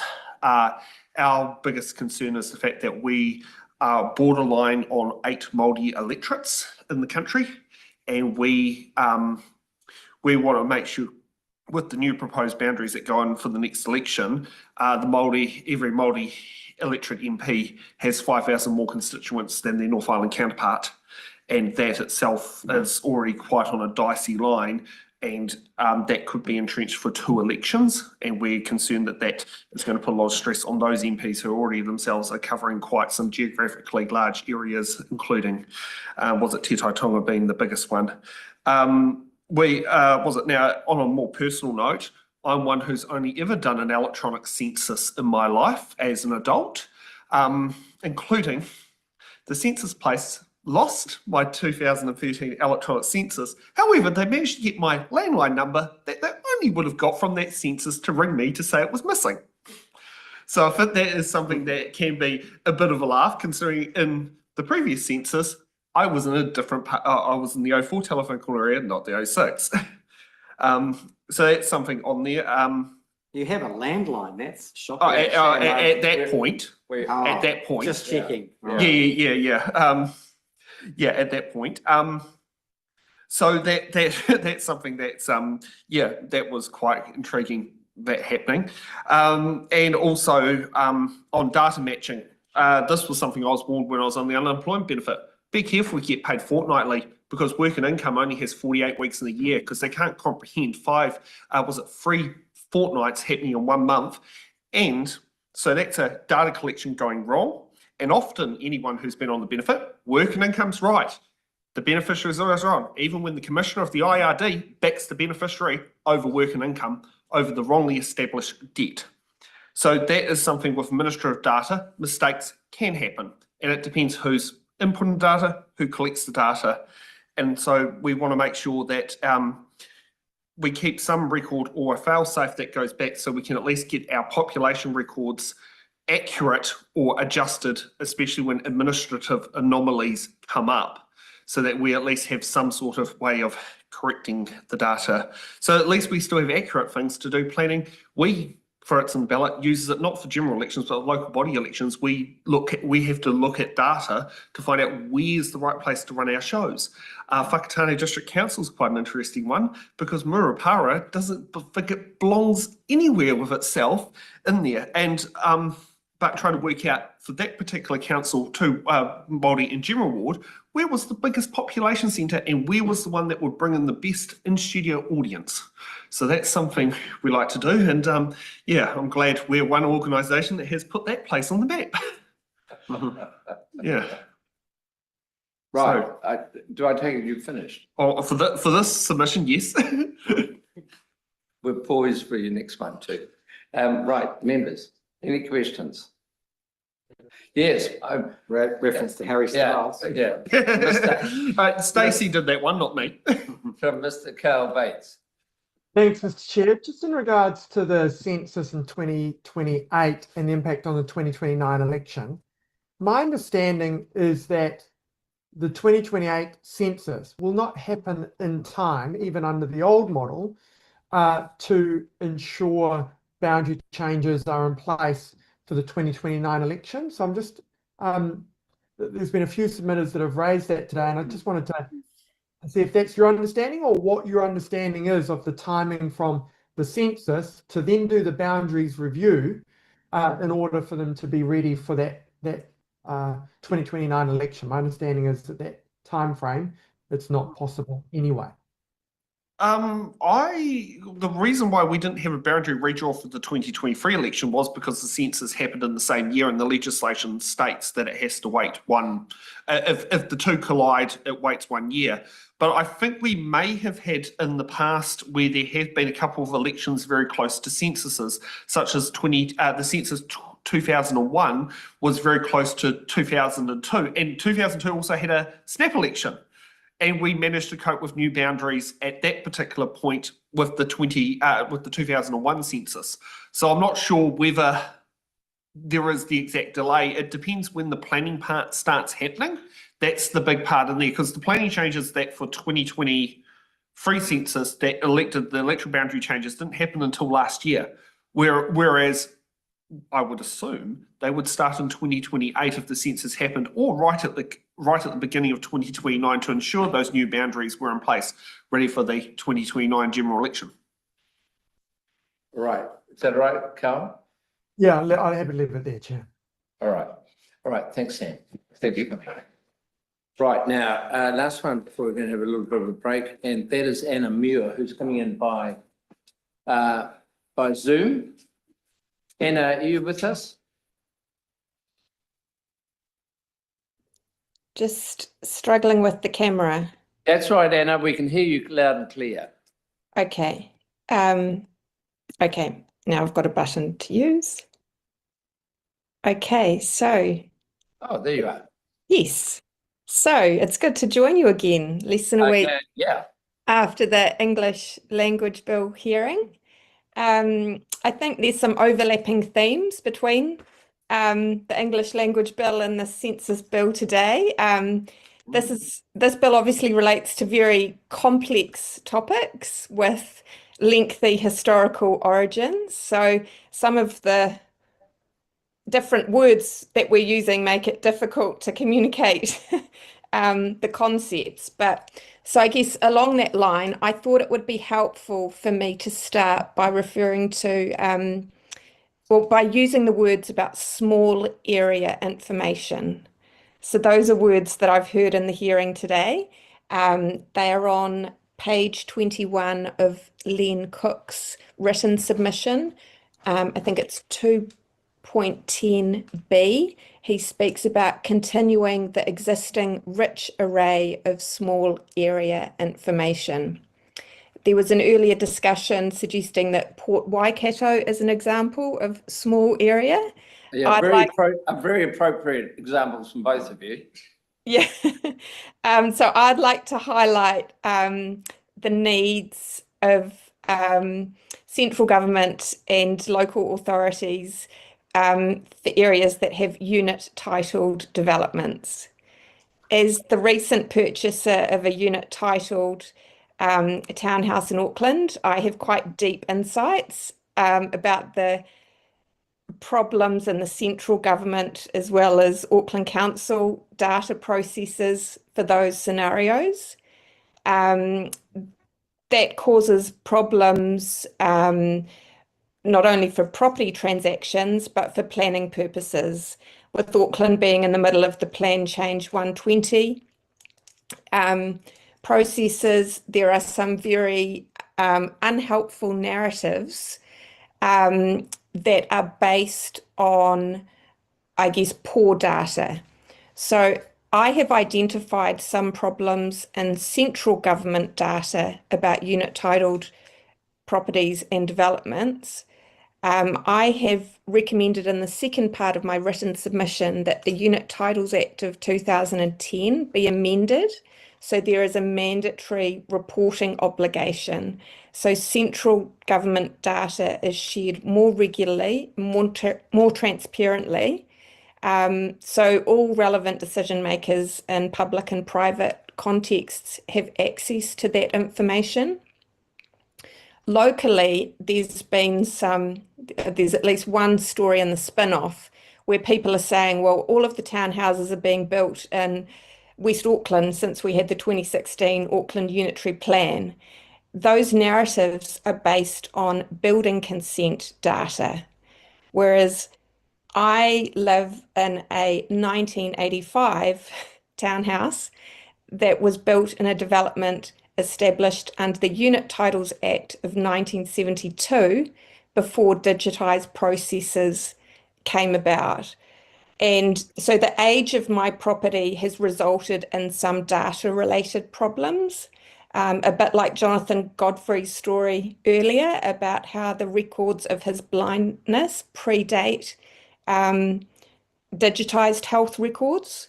So just coming back to the base themes of population, dwellings, and digital government, depending on the age of a building on a property, there are, I guess, gaps to be resolved if we can get better collaboration between Statistics New Zealand and LINZ and others, as Len Cook has recommended. The first part of my submission summarises, I guess, the range of interested parties, and it identifies some groups that are often overlooked. So I think it would be worthwhile to specifically refer to those groups if the bill proceeds and that particular section is amended. If we were really going to refine the statute book, we could also sharpen up the New Zealand Business Number Act of 2016.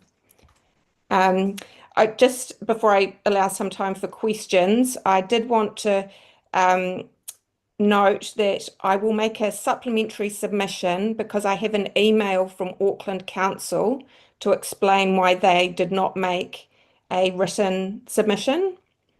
I've just got a problem with the screen here.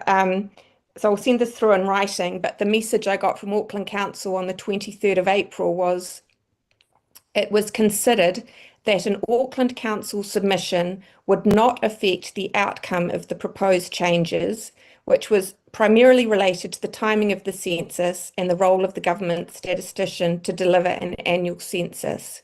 There was no perceived contrast with Auckland Council's strategic framework, and it was deemed low priority. As a ratepayer in New Zealand's largest city, I find that a pretty disappointing response from an unelected representative of Auckland Council. I recommend that your committee requests advice or information from Auckland Council, with Maurice Williamson being the former Minister of Statistics. That should help to foster some sort of input. But yeah, we're dealing with really important topics. So I also support the other recommendations to involve experts with a proper review. Right, thanks, Hannah. We have heard from Local Government New Zealand. You probably heard that. But Auckland Council is different, and they're not a member of Local Government New Zealand. Well, the ratepayers of Auckland need to be represented very by special, Auckland Council. Hannah. No, Very special. let me add, this is a procedural point, actually, partly I wanted to mention. So it was a relatively lengthy public consultation period from the 5th of March until the 15th of April. They had a lot of time. Okay. It is disappointing that the submissions were only published on the Parliament website on Friday. I have hand-delivered a copy of Len Cook's submission to my friend, the Honourable Simon Watts, Minister for Auckland and Minister of Local Government, and I pointed him to recommendation 3 on the cover of Len Cook's submission. It says, I recommend that the Justice Committee seek advice from those who are affected by the bill in local government. Hey, thank you, Anna. Thank you for that recommendation. And your specific drafting suggestions, very helpful. Got a lot going for you. You're Otago University, law degree, very good. And you're in the Epsom electorate. So gee, I can't believe gosh, it. Anna. Yeah, and I forgot to mention that Len Cook delivered the graduation address at the University of Otago on the 6th of May 2000. So that set the scene. Unbelievable. Okay, thanks. Nice to see you again. Okay, thanks. Bye-bye. Right, members, we're going to have a break. The earliest we can come back is 3:15, is that right? 15, excellent. We've got a little bit of a break, right? Oh, the coffee.